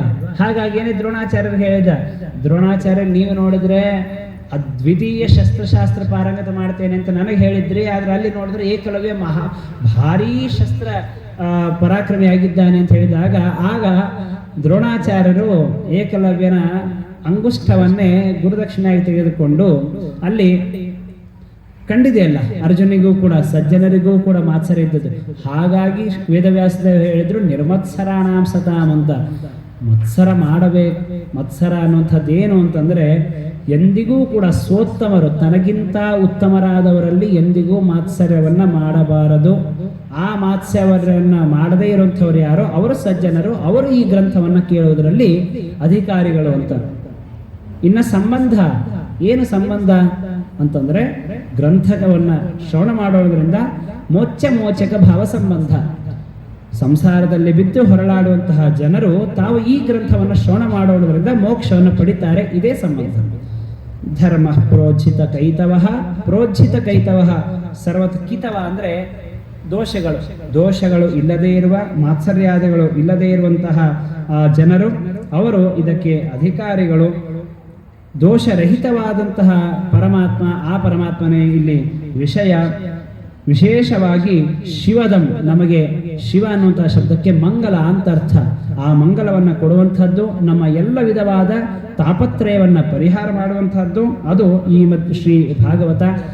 ಇದನ್ನು ಯಾರು ರಚನೆ ಮಾಡಿದ್ರು ಅಂತಂದ್ರೆ ಶ್ರೀಮದ್ ಭಾಗವತೆ ಮಹಾಮುನಿಕೃತೆ, ವೇದವ್ಯಾಸ ದೇವರು ಸ್ವತಃ ನಾರಾಯಣನೇ ಈ ಒಂದು ಗ್ರಂಥವನ್ನ ರಚನೆ ಮಾಡಿಕೊಟ್ಟಿದ್ದಾನೆ. ಇದನ್ನ ಶುಶ್ರೂಷುಭಿಹಿ ತತ್ಕ್ಷಣಾತ್, ಇದನ್ನ ಕೇಳುವುದ ಮಾತ್ರದಿಂದಲೇನೆ ಎಲ್ಲ ಶುಶ್ರೂಷು ಯಾವ ಜನರಿದ್ದಾರೆ ಅಂತಹ ಜನರಿಗೆ ಉತ್ತಮವಾದಂತಹ ಆದರ, ಭಕ್ತಿ ಅನ್ನುವಂಥದ್ದು ಪ್ರಾಪ್ತವಾಗುತ್ತೆ. ಅದು ಈ ಭಾಗವತದ ವಿಷಯ ಎಂಬುದಾಗಿ ತಿಳಿಸಿಕೊಡ್ತಾ ಇದ್ದಾರೆ. ಹೀಗೆ ತಿಳಿಸಿದ ನಂತರ ಭಾಗವತದ ಪ್ರಾಶಂಸ್ಯವನ್ನು ಮಾಡ್ತಾರೆ. ಇದರ ಮಹತ್ವವನ್ನ, ಮಹಾತ್ಮೆಯನ್ನ ಸ್ವತಃ ದೇವರೇ ತಾವು ವೇದವ್ಯಾಸ ದೇವರು ಹೇಳ್ತಾರೆ. ನಿಗಮ ಕಲ್ಪತರೋರ್ಗಲಿತಂ ಫಲಂ ಸುಖ ಮುಖಾತ್ ಅಮೃತ ದ್ರವ ಸಂಯುತಂ ಪಿಬತ ಭಾಗವತಂ ರಸಮಾಲಯಂ ಮುಹುರಹೋ ರಸಿಕಾ ಭುವಿ ಭಾವುಕಾಹ. ಭಾಗವತ ಇದು ಒಂದು ಹಣ್ಣಿದ್ದಂತೆ ಅಂತ ತಿಳಿಸಿಕೊಡ್ತಾರೆ. ಹಣ್ಣು ಭಾರೀ ಪಕ್ವವಾದಾಗ, ರಸಭರಿತವಾದಾಗ ಅದು ತನ್ನಷ್ಟಕ್ಕೆ ತಾನೇ ಬೀಳುತ್ತೆ. ಅದು ಕೆಳಗಡೆ ಯಾರೋ ಕಲ್ತ್ಕೊಂಡು ಹೊಡೆದು ಬೀಳಿಸೋ ಅವಶ್ಯಕತೆ ಇಲ್ಲ. ಅಥವಾ ಕೆಳಗಡೆ ಬೀಳದೇ ಇದ್ರೂ ತನ್ನ ಆ ಒಂದು ಪಕ್ವತೆಯಿಂದ ತಾನೇ ಅದಕ್ಕೆ ಜೋತಾದ್ರೂ ಬೀಳುತ್ತೆ. ಹಾಗೆ ಈ ಭಾಗವತ ಇದು ಎಂಥದ್ದು ಅಂದ್ರೆ ನಿಗಮ ಕಲ್ಪತರೋಹೋ ಗಲಿತಂ, ವೇದಗಳೆಂಬ ಕಲ್ಪತರು. ಕಲ್ಪ ಅಂದ್ರೆ ಕಲ್ಪಿತಂ ತನೋತಿ, ನಾವು ಏನು ಕೇಳ್ತೇವೆ ಅದನ್ನು ಕೊಡುತ್ತೆ. ನಮಗೆ ಏನು ಬೇಕೋ ಎಲ್ಲದರ ಪರಿಹಾರ, ನಮಗೆ ಬಂದ ಎಲ್ಲ ಕಷ್ಟಗಳ ಪರಿಹಾರ, ಎಲ್ಲ ಸಂಶಯಗಳ ಪರಿಹಾರ ವೇದದಲ್ಲಿ ಇದೆ. ಹಾಗಾಗಿ ವೇದಕ್ಕೆ ಕಲ್ಪತರು ಅಂತ ಕರೀತಾರೆ. ನಾವೇನು ಕೇಳ್ತೇವೆ ಅದನ್ನು ಕೊಡುತ್ತೆ ವೇದ. ಅಂತಹ ನಿಗಮ ಅಂದ್ರೆ ವೇದ, ಆ ವೇದವೆಂಬ ವೃಕ್ಷದಿಂದ ಬಂದದ್ದು ಈ ಭಾಗವತ. ಸುಖಮುಖಾತ್ ಅಮೃತ ದ್ರವ ಸಂಯುತಂ, ಒಂದು ಹಣ್ಣು ಭಾರೀ ರಸಭರಿತವಾಗಿದೆ ಅಂತಂದ್ರೆ ಜನ ಅದನ್ನು ಮುಗಿಬಿದ್ದು ತಗೊಳ್ತಾರೆ. ಅಂಥದ್ರಲ್ಲಿ ಈ ಭಾಗವತ ಇದು ಎಂಥದ್ದು ಅಂತಂದ್ರೆ ಸ್ವತಃ ರಸ ಇದರಲ್ಲಿ ಇದೆ, ಜೊತೆಗೆ ಸುಖಮುಖಾತ್ ಗಿಣಿ ಕಚ್ಚಿದ ಹಣ್ಣೇನಿರ್ತಲ್ಲ ಅದು ಇನ್ನೂ ಭಾರಿ ಸಿಹಿ. ಹಾಗೆ ಈ ಭಾಗವತ ಎಂಬ ಹಣ್ಣು ಇದು ಕೂಡ ಗಿಣಿ ಕಚ್ಚಿದೆ. ಇದಕ್ಕೂ ಕೂಡ ಯಾರು ಅಂದ್ರೆ ಶುಕಾಚಾರ್ಯರೇ, ವೇದವ್ಯಾಸದೇವರ ಮಕ್ಕಳು ಇದನ್ನ ಪರೀಕ್ಷಿತ ಮಹಾರಾಜನಿಗೆ ತಿಳಿಸಿಕೊಟ್ಟಿದ್ದಾರೆ. ಹೀಗಾಗಿ ಸುಖಮುಖಾತ್ ಅಮೃತದ್ರವ ಸಂಯುತಂ. ಸಾಮಾನ್ಯವಾದ ಹಣ್ಣುಗಳಲ್ಲಿ ಯಾವುದೋ ಸಾಮಾನ್ಯ ರಸ ಇದ್ರೆ ಇದರಲ್ಲಿ ಅಮೃತ ಅಂದ್ರೆ ಮೋಕ್ಷನೇ ಈ ಒಂದು ಭಾಗವತ ಎಂಬ ಹಣ್ಣಿನಲ್ಲಿ ರಸ ಇದೆ. ಅಂದ್ರೆ ಅರ್ಥಾತ್ ಈ ಭಾಗವತನ ಶ್ರವಣ ಮಾಡೋದ್ರಿಂದ ಮೋಕ್ಷ ರೂಪ ಫಲ ಮೋಕ್ಷನೇ ನಮಗೆ ಪ್ರಾಪ್ತಿ ಆಗತ್ತೆ ಅಂತ. ಅಂತಹ ಈ ಭಾಗವತವನ್ನು ಶ್ರವಣ ಮಾಡ್ರಿ, ಪಿಬತ ಕುಡೀರಿ ಅಂತ ಹೇಳಿದ್ರು. ಕುಡೀರಿ ಅಂದ್ರೇನು? ಆ ಪುಸ್ತಕ ಒಯ್ದು ಗ್ರೈಂಡಲ್ಲಿ ಮಿಕ್ಸಿಗೆ ಹಾಕಿ ನೀರು ಹಾಕಿ ಗಟಗಟ ಅಂತ ಕುಡಿಯೋದ ಅಲ್ಲ. ಕರ್ಣಪುಟೇನ, ಕಿವಿಯ ಮುಖಾಂತರ ಆ ಭಾಗವತದಲ್ಲಿ ಬಂದ ಮಹಿಮೆಯನ್ನು ಶ್ರವಣ ಮಾಡ್ರಿ ಅಂತ. ಎಷ್ಟು ಬಾರಿ ಮಾಡಬೇಕು? ಒಂದು ಬಾರಿ ಮಾಡಿಬಿಟ್ರೆ ಸಾಕ? ಕೃತಕೃತ್ಯ ಆಗ್ತೀವಿ ಅಂದ್ರೆ ಆಲಯಂ ಮುಹುರಹೋಹೋ, ಮೇಲಿಂದ ಮೇಲೆ ಕೇಳ್ರಿ ಅಂತಂದ್ರು. ಎಷ್ಟರವರೆಗೆ ಕೇಳ್ರಿ ಅಂದ್ರೆ ಆಲಯಂ, ದೇಹ ಬಿದ್ದು ಹೋಗುವವರೆಗೂ ಕೇಳ್ರಿ. ದೇಹ ಬರೇ ಈ ದೇಹ ಅಲ್ಲ, ಲಿಂಗ ದೇಹ ಭಂಗ ಆಗುವವರೆಗೂ ಕೂಡ ಈ ಭಾಗವತವನ್ನು ಶ್ರವಣ ಮಾಡ್ರಿ ಅಂತ ಹೇಳಿದ್ರು. ಯಾರು ಭುವಿ ಭಾವುಕಾಹ, ಯಾರಿಗೆ ಭಾಗವತದ ಬಗ್ಗೆ ಆಸಕ್ತಿ ಇದೆ ನೀವು ಇದನ್ನ ಮೇಲಿಂದ ಮೇಲೆ ಶ್ರವಣ ಮಾಡ್ರಿ. ಅದರಿಂದ ನಿಮಗೆ ಉತ್ತಮವಾದಂತಹ ಜ್ಞಾನ ಮೋಕ್ಷ ಅದು ನಿಮಗೆ ಪ್ರಾಪ್ತಿ ಆಗುತ್ತೆ. ಭಕ್ತಿಯೇ ಇಲ್ಲದೆ ಇರುವವರಿಗೆ ನೀವು ಏನು ಕೂತು ಏನು ಹೇಳಿದ್ರು ಕೂಡ ಅದು ಉಪಯೋಗ ಅಂತ ಆಗೋದಿಲ್ಲ, ಪ್ರಯೋಜನ ಅಂತ ಆಗೋದಿಲ್ಲ. ಹಾಗಾಗಿ ಯಾರು ಭಗವದ್ಭಕ್ತರೋ ಅವರು ಈ ಭಾಗವತವನ್ನ ಮೇಲಿಂದ ಮೇಲೆ ಶ್ರವಣ ಮಾಡ್ರಿ ಎಂಬುದಾಗಿ ತಿಳಿಸಿಕೊಡ್ತಾ ಇದ್ದಾರೆ. ಹೀಗೆ 3 ಶ್ಲೋಕಗಳಿಂದ, ಮೊದಲನೇ ಶ್ಲೋಕದಲ್ಲಿ ಮಂಗಲಾಚರಣೆ, 2ನೇ ಶ್ಲೋಕದಲ್ಲಿ ಅನುಬಂಧ ಚತುಷ್ಟಯಗಳು, 3ನೇ ಶ್ಲೋಕದಲ್ಲಿ ಭಾಗವತದ ಪ್ರಶಂಸೆಯನ್ನು ಮಾಡಿ ಈಗ ಈ ಭಾಗವತ ಹೇಗೆ ಪ್ರಾರಂಭ ಆಯಿತು ಅನ್ನೋದನ್ನು ತಿಳಿಸಿಕೊಡ್ತಾರೆ. ನೈಮಿಷೇ ನಿಮಿಷ ಕ್ಷೇತ್ರೇ ಋಷಯ ಶ್ರವಣಕಾದಯ ಸತ್ರಂ ಸ್ವರ್ಗಾಯ ಲೋಕಾಯ ಸಹಸ್ರ ಸಮಮಾಸತ. ನೈಮಿಷಾರಣ್ಯ ಅಂತ ಪರಮ ಪವಿತ್ರವಾದಂತಹ ಕ್ಷೇತ್ರ, ಸಾಕ್ಷಾತ್ ಭಗವಂತನ ಚಕ್ರ, ಸುದರ್ಶನ ಚಕ್ರ ಆ ಭೂಮಿಯಲ್ಲಿ ಬಿದ್ದಾಗ ಅಲ್ಲಿ ಒಂದು ಚಕ್ರತೀರ್ಥವೇ ನಿರ್ಮಾಣಗೊಂಡಿದೆ. ಇವತ್ತಿಗೂ ಕೂಡ ಆ ಕ್ಷೇತ್ರ ಇದೆ, ನೈಮಿಷಾರಣ್ಯ ಅಂತ ಕರೀತಾರೆ. ಅಂತಹ ನೈಮಿಷಾರಣ್ಯ ಕ್ಷೇತ್ರದಲ್ಲಿ ಸತ್ರಂ ಸ್ವರ್ಗಾಯ ಲೋಕಾಯ, ಸ್ವರ್ಗಲೋಕ ಪ್ರಾಪ್ತಿ ಆಗಬೇಕು ಅನ್ನುವಂತಹ ಇಚ್ಛೆಯಿಂದ ಎಲ್ಲ ಜ್ಞಾನಿಗಳು ಒಂದು ಸತ್ರ ಅಂದರೆ ಯಜ್ಞವನ್ನು ಮಾಡ್ತಾ ಇದ್ದಾರೆ. ಯಜ್ಞ ಎಷ್ಟು ಅಂದರೆ 1000 ವರ್ಷಗಳ ಕಾಲ ಆ ಯಜ್ಞವನ್ನು ಮಾಡ್ತಾ ಇದ್ದಾರೆ. ಯಾವುದು ಆ ಯಜ್ಞ ಅಂದರೆ ಜ್ಞಾನ ಯಜ್ಞ. ಭಗವದ್ಗೀತೆಯಲ್ಲಿ ಪರಮಾತ್ಮ ತಿಳಿಸಿದಂತೆ ಎಲ್ಲ ಯಜ್ಞಗಳು ಕೂಡ ಕೊನೆಗೆ ಆ ಎಲ್ಲ ಯಜ್ಞಗಳ ಸಾರ್ಥಕ್ಯ ಯಾವಾಗ ಅಂದ್ರೆ ಜ್ಞಾನ ಯಜ್ಞ ಮಾಡಿದಾಗಲೇನೆ.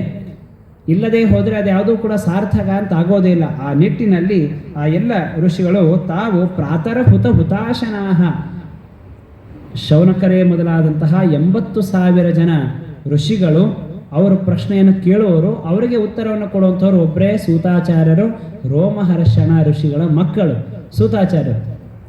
ಆ ಎಲ್ಲ ಋಷಿಮುನಿಗಳು ನೋಡಿ ಎಂತಹ ಶಬ್ದ, ಪ್ರಾತರ ಹುತಾಶನಾಹ, ತಾವು ಮಾಡಬೇಕಾದ ಎಲ್ಲ ಕ್ರಿಯೆಗಳನ್ನು ಮಾಡಿ ಆಮೇಲೆ ಸೂತಾಚಾರ್ಯರಿಗೆ ಪ್ರಶ್ನೆ ಮಾಡ್ತಾ ಇದ್ದಾರೆ. ಇದರಿಂದ ಏನು ತಿಳಿದು ಬರುತ್ತೆ ಅಂತಂದರೆ, ನಮ್ಮ ನಿತ್ಯ ಕ್ರಿಯೆಗಳನ್ನು ನಾವು ಸರ್ವಥಾ ಮಾಡಲೇಬೇಕು, ಎಂದಿಗೂ ಬಿಡತಕ್ಕದ್ದಲ್ಲ.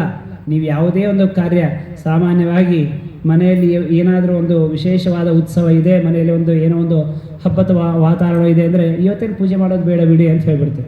ಯಾರಾದರೂ ಸಂಧ್ಯಾವಂದನೆ ಮಾಡ್ತಾ ಇದ್ರೆ ಸಂಧ್ಯಾವಂದನ ಪೂಜೆ ಇಲ್ಲ ಏನು ಬೇಡ, ಇವತ್ತು ವಿಶೇಷ ದಿನ ಅಂತ. ವಿಶೇಷ ದಿನ ಇದ್ದಾಗ ವಿಶೇಷವಾಗಿ ಮಾಡಬೇಕದು. ಅದನ್ನು ಬಿಟ್ಟು ಇವತ್ತು ವಿಶೇಷ ಮಾಡಬೇಡ್ರಿ ಅಂತ ಹೇಳಿದ್ರೆ ನಡೆಯೋದಿಲ್ಲ. ಅದನ್ನು ತಿಳಿಸ್ಕೊಡ್ಬೇಕಾಗಿದೆ. ಹೀಗಾಗಿ ಪ್ರಾತರ ಹುತಾಶನಾಹ, ಬೆಳಗಿನ ಜಾವ ತಾವು ಮಾಡಬೇಕಾದ ಎಲ್ಲ ಕ್ರಿಯೆಗಳನ್ನು ಮಾಡಿ ಸೂತಾಚಾರ್ಯರು ಕೇಳ್ತಾರೆ. ಏನು ಅಂತಂದರೆ, ಸ್ವಾಮಿ ತ್ವಯಾ ಖಲು ಪುರಾಣಾನಿ ಸೇತಿಹಾಸಾನಿ ಚಾನಘ ಆಖ್ಯಾತಾನ್ಯಧೀತಾನಿ ಧರ್ಮಶಾಸ್ತ್ರಾಣಿ ತಾನ್ಯುತ. ನೀವು ಅನೇಕ ಪುರಾಣಗಳನ್ನು, ಇತಿಹಾಸಗಳನ್ನು ನೀವು ನಮಗೆ ಶ್ರವಣ ಮಾಡಿಸಿದ್ದೀರಿ. ಆದರೆ ಅದೆಲ್ಲ ನಾವು ಶ್ರವಣ ಮಾಡಿದರೂ ಕೂಡ ಇನ್ನೂ ನಮಗೆ ತೃಪ್ತಿ ಅನ್ನುವಂಥದ್ದು ಆಗ್ತಾ ಇಲ್ಲ. ಈಗ ಕಲಿಯುಗ ಬರ್ತಾ ಇದೆ. ಕಲಿಯುಗ ಬಹಳ ಘೋರವಾದಂಥದ್ದು. ಎಂಥದ್ದು ಕಲಿಯುಗ ಅಂದರೆ, ಪ್ರಾಯೇಣಲ್ಪಾಯುಷೋ ಮರ್ತ್ಯಾಹ ಕಲಾವಸ್ಮಿನ್ ಯುಗೇ ಜನಾಹ ಮಂದಾಃ ಸುಮಂದಮತಯಃ ಮಂದಭಾಗ್ಯಾ ಹ್ಯುಪದ್ರುತಾಃ. ಹೆಚ್ಚಾಗಿ ಪ್ರಾಯೇಣ, ಅವಾಗಿ ಹೇಳಿಬಿಟ್ರು, ಪ್ರಾಯೇಣ ಅಲ್ಪಾಯುಷೋ ಮರ್ತ್ಯಾಹ, ಹೆಚ್ಚಾಗಿ ಕಲಿಯುಗದಲ್ಲಿ ಜನರಿಗೆ ಅಲ್ಪಾಯುಸ್ಸು ಅನ್ನುವಂಥದ್ದಿದೆ. ಅಂಥದ್ರಲ್ಲಿ ಮಂದಾಹ, ಮೊದಲನೇ ಮಾತು ಜ್ಞಾನವೇ ಇಲ್ಲ. ಸುಮಂದ ಮತಯ, ಇನ್ನು ಕೆಲವರಿಗೆ ಜ್ಞಾನ ಇದೆ, ಇದ್ರೂ ಕೂಡ ಬಹಳ ಸ್ವಲ್ಪ ಜ್ಞಾನ ಇದೆ. ಸುಮಂದ ಮತಯ ಮಂದಭಾಗ್ಯ, ಯಾವ ಸರಿಯಾದಂತಹ ಭಾಗ್ಯ ಅದೃಷ್ಟ ಅವರಿಗೆ ಇಲ್ಲ. ಅಂಥವರು ಆ ಎಲ್ಲ ಜನ ಮಂದಭಾಗ್ಯ ಹ್ಯುಪದ್ರುತ, ಅನೇಕ ತೊಂದರೆಗಳು. ಜ್ಞಾನ ಅಲ್ಪ ಆಯುಸ್ಸು, ಅಲ್ಪ ಜ್ಞಾನವೇ ಇಲ್ಲ, ಇನ್ನು ಅಂಥದ್ರಲ್ಲಿಯೂ ಕೂಡ ಅನೇಕ ತೊಂದರೆಗಳು. ಇಷ್ಟೆಲ್ಲ ಇದೆ. ಭೂರಿಣಿ ಭೂರಿ ಕರ್ಮಾಣಿ ಶ್ರೋತವ್ಯಾನಿ ವಿಭಾಗಶಃ. ಆದರೆ ಮಾಡಬೇಕಾದ ಕರ್ಮಗಳು ಎಷ್ಟಿದೆ ಅಂದರೆ ಬಹಳಷ್ಟು ಇದೆ. ಹಾಗಾಗಿ ನೀವು ಅತಸ್ಸಾಧೋತ್ರ ಯತ್ಸಾರಂ ಸಮುದ್ಗೃಹ್ಯ ಮನೀಷಯ. ಅನೇಕ ಶಾಸ್ತ್ರಗಳಿವೆ ಅಲ್ಲ, ಆ ಎಲ್ಲ ಅನೇಕ ಶಾಸ್ತ್ರಗಳಲ್ಲಿ ಹೇಳಿದ ಸಾರ, ಅದರ ಮುಖ್ಯವಾದಂತಹ ಪಾಯಿಂಟ್ ಏನಿದೆ ಅಲ್ಲ, ರಸ, ಅದನ್ನು ನಮಗೆ ಎತ್ತಿ ಹೇಳಿಬಿಡ್ರಿ. ಯಾಕಂದರೆ ಅಲ್ಪ ಆಯುಸ್ಸು, ಅಲ್ಪ ಜ್ಞಾನ, ಆದರೆ ಕೇಳಬೇಕಾದದ್ದು ಭಾಳ ಇದೆ, ಮಾಡಬೇಕಾದದ್ದು ಭಾಳ ಇದೆ, ಅಷ್ಟೆಲ್ಲ ಮಾಡಲಿಕ್ಕಾಗೋದಿಲ್ಲ. ಹಾಗಾಗಿ ಎಲ್ಲ ಶಾಸ್ತ್ರಗಳ ಸಾರ ಯಾವುದಾದ್ರೂ ಒಂದಿದ್ರೆ ಅದನ್ನು ನಮಗೆ ಹೇಳಬೇಕು ಅಂತ ಕೇಳ್ತಾ ಇದ್ದಾರೆ. ಬ್ರೋಹಿಣ ಶ್ರದ್ಧದಾನ ಪುಂಸಾಂ ಏಕಾಂತತ ಶ್ರೇಯ ತನ್ನ ಶಂಸಿತುಮರ್ಹತಿ. ಯಾವ ಕರ್ಮ ಮಾಡಿದರೆ ಮನುಷ್ಯರಿಗೆ ಶ್ರೇಯಸ್ಸಾಗುತ್ತೆ ಅಂತಹ ಒಂದು ವಿಷಯವನ್ನು ನಮಗೆ ಹೇಳಬೇಕು ಅಂತ ಒಟ್ಟಾರೆ 6 ಪ್ರಶ್ನೆಗಳನ್ನು ಮಾಡ್ತಾ ಇದ್ದಾರೆ. ಅದಾದ ನಂತರ ಪರಮಾತ್ಮ ದೇವಕ್ಯಾಂ ವಸುದೇವಸ್ಯ ಜಾತೋ ಯಸ್ಯ ಚಿಕೀರ್ಷಯ. ಪರಮಾತ್ಮ ತಾನು ವಸುದೇವ ದೇವಕಿಯರಲ್ಲಿ ಅವತಾರ ಮಾಡಿ ಬಂದ, ಕೃಷ್ಣನಾಗಿ ಅವತಾರ ಮಾಡಿ ಬಂದ. ಏನಕ್ಕೆ ಬಂದ? ಕೃಷ್ಣನಾಗಿ ಪರಮಾತ್ಮ ಯಾಕೆ ಅವತಾರ ಮಾಡಿದ ಅದನ್ನು ನಮಗೆ ಹೇಳಬೇಕು ಅಂತ ಕೇಳಿದ್ರು. ಯಾಕೆ ಅಂತಂದರೆ ಆಪನ್ನ ಸಂಸ್ಮೃತಿಂ ಘೋರಾಂ ಎನ್ನಾಮ ವಿವಿಶೋ ಗೃಣನ್ ತತಃ ಸದ್ಯೋ ವಿಮುಚ್ಚೇತ ಯಂ ಬಿಭೇತಿ ಸ್ವಯಂ ಭವಃ. ಆಪನ್ನ ಸಂಸ್ಮೃತಿಂ ಘೋರಾಂ. ಮಹಾ ಆಪತ್ತಿಗೆ ಮನುಷ್ಯ ತಾನು ಒಳಗಾದಾಗ ತಾನು ಭಕ್ತಿಯಿಂದ ಶ್ರದ್ಧೆಯಿಂದ ದೇವರ ಸ್ಮರಣೆ ಮಾಡಿದರೆ ಸಾಕು, ತತ್ಕ್ಷಣದಲ್ಲಿ ಅವನ ಎಲ್ಲ ಆಪತ್ತು ಪರಿಹಾರ ಆಗುತ್ತೆ. ಅಂತಹ ಶ್ರೀಕೃಷ್ಣ ಪರಮಾತ್ಮ, ಆ ಶ್ರೀಕೃಷ್ಣ ಪರಮಾತ್ಮ ಯಾಕೆ ಅವತಾರ ಮಾಡಿದ ಅದನ್ನು ಹೇಳಬೇಕು. ಜೊತೆಗೆ ಭಗವದ್ಭಕ್ತರ ಮಹಿಮೆಯನ್ನು ನಮಗೆ ವಿಶೇಷವಾಗಿ ಹೇಳಬೇಕು. ಯಾಕೆ ಭಗವದ್ಭಕ್ತರು ಎಂಥವರು ಅಂತಂದರೆ, ಯತ್ಪಾದ ಸಂಶಯ ಸೂತ ಮುನಯ ಪ್ರಶಮಾಯನಾ ಸದ್ಯ ಪುನಂತ್ಯುಪಸೃಷ್ಟಾ ಸ್ವರ್ಧುನೀವಾನುಸೇವಯ. ಭಗವದ್ಭಕ್ತರು ಇವರು ಗಂಗಾ ನದಿ ಇದ್ದಂತೆ ಅಂತ. ಗಂಗಾ ನದಿ ಯಾವ ರೀತಿಯಾಗಿ ಅದನ್ನು ನೋಡಿದರೂ ಕೂಡ ಸಾಕು, ಗಂಗಾ ನದಿಯ ದರ್ಶನ ಆದರೆ ಸಾಕು, ಸ್ಪರ್ಶ ಆದರೆ ಸಾಕು, ಸ್ನಾನ ಆದರೆ ಸಾಕು, ನಮ್ಮ ಎಲ್ಲ ಪಾಪ ಪರಿಹಾರ ಆಗುತ್ತೆ. ಹಾಗೆ ಭಗವದ್ಭಕ್ತರು ಕೂಡ ತಮ್ಮ ದರ್ಶನ ಮಾತ್ರದಿಂದಲೇ ತಮ್ಮ ಎಲ್ಲ ಕಷ್ಟವನ್ನು ಪರಿಹಾರ ಮಾಡುವ ಮಹಾನುಭಾವರು ಭಗವದ್ಭಕ್ತರು. ಆದರೆ ಆ ಯೋಗ್ಯತೆ ನಮ್ಮಲ್ಲಿ ಇರಬೇಕಷ್ಟೇ. ಅಷ್ಟು ರೀತಿಯಾದಂತಹ ಯೋಗ್ಯತೆ ನಮ್ಮಲ್ಲಿ ಇರಬೇಕು, ಅಷ್ಟು ಶ್ರದ್ಧಾಭಕ್ತಿ ನಮ್ಮಲ್ಲಿ ಇರಬೇಕು. ಆಗ ಆ ಭಗವದ್ಭಕ್ತರ ದರ್ಶನ ಮಾತ್ರದಿಂದಲೇ ಅವರು ನಮಗೆ ಕರೆದು ಅನುಗ್ರಹ ಮಾಡಿ ತಲೆ ಮೇಲೆ ಕೈ ಇಡೋದಾಗಲಿ, ಮಂತ್ರಾಕ್ಷತೆ ಕೊಡೋದಾಗಲಿ, ಇದ್ಯಾವುದೋ ಮಾಡೋದು ಬೇಕಾಗಿಲ್ಲ. ಬರೀ ಅವ್ರ ದರ್ಶನ ಆದರೆ ಸಾಕು, ಅಷ್ಟು ಶ್ರದ್ಧೆಯಿಂದ ನಾವು ಅವ್ರ ದರ್ಶನ ಮಾಡಿದರೆ ಸಾಕು, ನಮ್ಮ ಎಲ್ಲ ಪಾಪ ಪರಿಹಾರ ಆಗುತ್ತೆ, ಗಂಗಾ ನದಿಯಂತೆ ಅಂತ. ಹಾಗಾಗಿ ಅದನ್ನು ಆ ಭಗವದ್ಭಕ್ತರ ಮಹಿಮೆಯು ಕೂಡ ನಮಗೆ ವಿಶೇಷವಾಗಿ ಹೇಳಬೇಕು. ಅದಾದ ನಂತರ ಲೀಲೆಯ ದದತಃ ಕಲ. ಪರಮಾತ್ಮ ಅವತಾರ ಮಾಡಿದ್ದಾನಲ್ಲ, ಅನಂತ ಅವತಾರಗಳು, ಆ ಎಲ್ಲ ಅವತಾರಗಳನ್ನು ಅವತಾರಗಳ ಬಗ್ಗೆ ನಮಗೆ ವಿಶೇಷವಾಗಿ ತಿಳಿಸ್ಕೊಡ್ಬೇಕು. ಹೀಗೆ ಅನೇಕ ಪ್ರಶ್ನೆಗಳನ್ನು ಕೇಳ್ತಾ ಇದ್ದಾರೆ. ಹೌದ್ರಿ, ಮತ್ತೆ 1000 ವರ್ಷ ಜ್ಞಾನಸತ್ರ ಮಾಡಿದ್ದಾರೆ, 1000 ವರ್ಷದಲ್ಲಿ ನಿಮಗೆ ಬೇಸರ ಆಗ್ತಾ ಇಲ್ವಾ ಅಂತಂದರೆ ಇವ್ರು ಹೇಳ್ತಾರೆ, ವಯಂತು ನವಿತೃಪ್ಯಾಮ ಉತ್ತಮ ಶ್ಲೋಕ ವಿಕ್ರಮೈ ಯಶೃಣ್ವತಾಂ ರಸಜ್ಞಾನಂ ಸ್ವಾದು ಸ್ವಾದು ಪದೇ ಪದೇ. ಒಂದು ಕಬ್ಬು, ಆ ಕಬ್ಬನ್ನು ನೀವು ತಿಂತಾ ಇರ್ತೀರಿ, ಎಷ್ಟು ನೀವು ಅದನ್ನು ಅಗಿದಷ್ಟು ನಿಮಗೆ ಅದರಲ್ಲಿ ವಿಶೇಷವಾದಂತಹ ರಸ, ಅದು ಸಿಹಿ ಹೆಚ್ಚೇ ಆಗುತ್ತೆ. ಅದು ಒಂದು ಸಲ ಹಿಂಗೆ ತಿಂದು ಒಗೆದು ಬಿಟ್ಟರೆ ನಮಗೇನು ಬೇಜಾರಾಗುತ್ತಾ? ಅಲ್ಲ, ಅದು ಇನ್ನೂ ತಿನ್ಬೇಕನ್ನಿಸುತ್ತೆ. ಹಾಗೆ ಭಗವಂತನ ಚರಿತ್ರೆಯನ್ನು ನಮಗೆ ಎಷ್ಟು ಬಾರಿ ಕೇಳಿದರೂ ಕೂಡ ಅದು ನಮಗೆ ವಯಂತು ನವಿತೃಪ್ಯಾಮ, ನಮಗೆ ತೃಪ್ತಿ ಅನ್ನುವಂಥದ್ದು ಆಗ್ತಾನೇ ಇಲ್ಲ. ಮೇಲಿಂದ ಮೇಲೆ ಅದನ್ನು ಮತ್ತೆ ಶ್ರವಣ ಮಾಡಬೇಕು ಅಂತಲೇ ಅನಿಸ್ತಾ ಇದೆ. ಹಾಗಾಗಿ ಅದನ್ನು ಹೇಳು. ವಿಶೇಷವಾಗಿ ಕಲಿಮಾಗತ ಮಾಜ್ಞಾಯ ಕ್ಷೇತ್ರೇಸ್ಮಿನ್ ವೈಷ್ಣವೇ ವಯಂ ಆಸೀನಾ ದೀರ್ಘಸತ್ರೇಣ ಕಥಾಯಾಮ್ ಸಕ್ಷಣಾಹರೇಹೇ. ಕಲಿಯುಗ ಪ್ರಾರಂಭ ಆಗಿಬಿಟ್ಟಿದೆ. ಕಲಿಯುಗ ಪ್ರಾರಂಭವಾಗಿ 200 ವರ್ಷದ ನಂತರ ಸೂತ ಶೌನಕರ ಸಂವಾದ ನಡೆದದ್ದು. ಅವರು ಹೇಳ್ತಾರೆ, ಕಲಿಯುಗ ಪ್ರಾರಂಭ ಆಗಿಬಿಟ್ಟಿದೆ, ಹೀಗಾಗಿ ಈ ಕಲಿಯುಗದಲ್ಲಿ ಆ ಜನ ಬಹಳ ದುಃಖ ಪಡ್ತಾ ಇರ್ತಾರೆ, ಕಷ್ಟಪಡ್ತಾ ಇದ್ದಾರೆ, ಆ ಜನರ ದುಃಖ ಪರಿಹಾರ ಆಗಬೇಕು. ಹಾಗಾಗಿ ದೀರ್ಘ ಸತ್ರೇಣ, ಬಹಳ ದೀರ್ಘಕಾಲದ ಒಂದು ಯಜ್ಞವನ್ನು ನಾವು ಈ ಜ್ಞಾನ ಯಜ್ಞವನ್ನು ಮಾಡ್ತಾ ಇದ್ದೇವೆ. ಈ ಒಂದು ಯಜ್ಞದಲ್ಲಿ ನೀವು ನಮಗೆ ವಿಶೇಷವಾಗಿ ಆ ಭಗವಂತನ ಮಹಿಮೆಯನ್ನು ಹೇಳಬೇಕು. ಅದಾದ ನಂತರ ಧರ್ಮಃ ಕಂ ಶರಣಂಗತಃ. ಶ್ರೀಕೃಷ್ಣ ಪರಮಾತ್ಮ ತಾನು ಪರಂಧಾಮಕ್ಕೆ ಹೋದಾಗ ಧರ್ಮ ಯಾರನ್ನು ಆಶ್ರಯಿಸ್ಕೊಂಡಿತು? ಯಾರಿಂದ ಧರ್ಮ ಅದು ವಿಶೇಷವಾಗಿ ಪ್ರಚಾರ ಆಗ್ತಾ ಇದೆ, ಧರ್ಮದ ಸಂರಕ್ಷಣೆ ಆಗ್ತಾ ಇದೆ, ಅದನ್ನು ನಮಗೆ ಹೇಳಬೇಕು ಅಂತ ಹೀಗೆ ಇಷ್ಟೆಲ್ಲ ಪ್ರಶ್ನೆಯನ್ನು ಸೂತಾಚಾರ್ಯರಿಗೆ ಶೌನಕಾದಿ ಋಷಿಗಳು ತಾವು ಮಾಡ್ತಾ ಇದ್ದಾರೆ. ಆಗ ಸೂತಾಚಾರ್ಯರು ತಾವು ತಮ್ಮ ಗುರುಗಳಾದ ಶುಕಮುನಿಗಳನ್ನು ಸ್ತೋತ್ರ ಮಾಡಿ ಆ ಭಾಗವತವನ್ನು ಪ್ರಾರಂಭ ಮಾಡ್ತಾ ಇದ್ದಾರೆ. ಮತ್ತು ಅದನ್ನು ಸ್ವಲ್ಪ ಒಂದು 5 ನಿಮಿಷದ ತರುವಾಯ ಮತ್ತೆ ಅದನ್ನು ಪುನಃ ಶ್ರವಣ ಮಾಡೋಣ. ಒಂದು 5 ನಿಮಿಷಗಳ ಕಾಲ ಸ್ವಲ್ಪ ಮಧ್ಯಂತರ.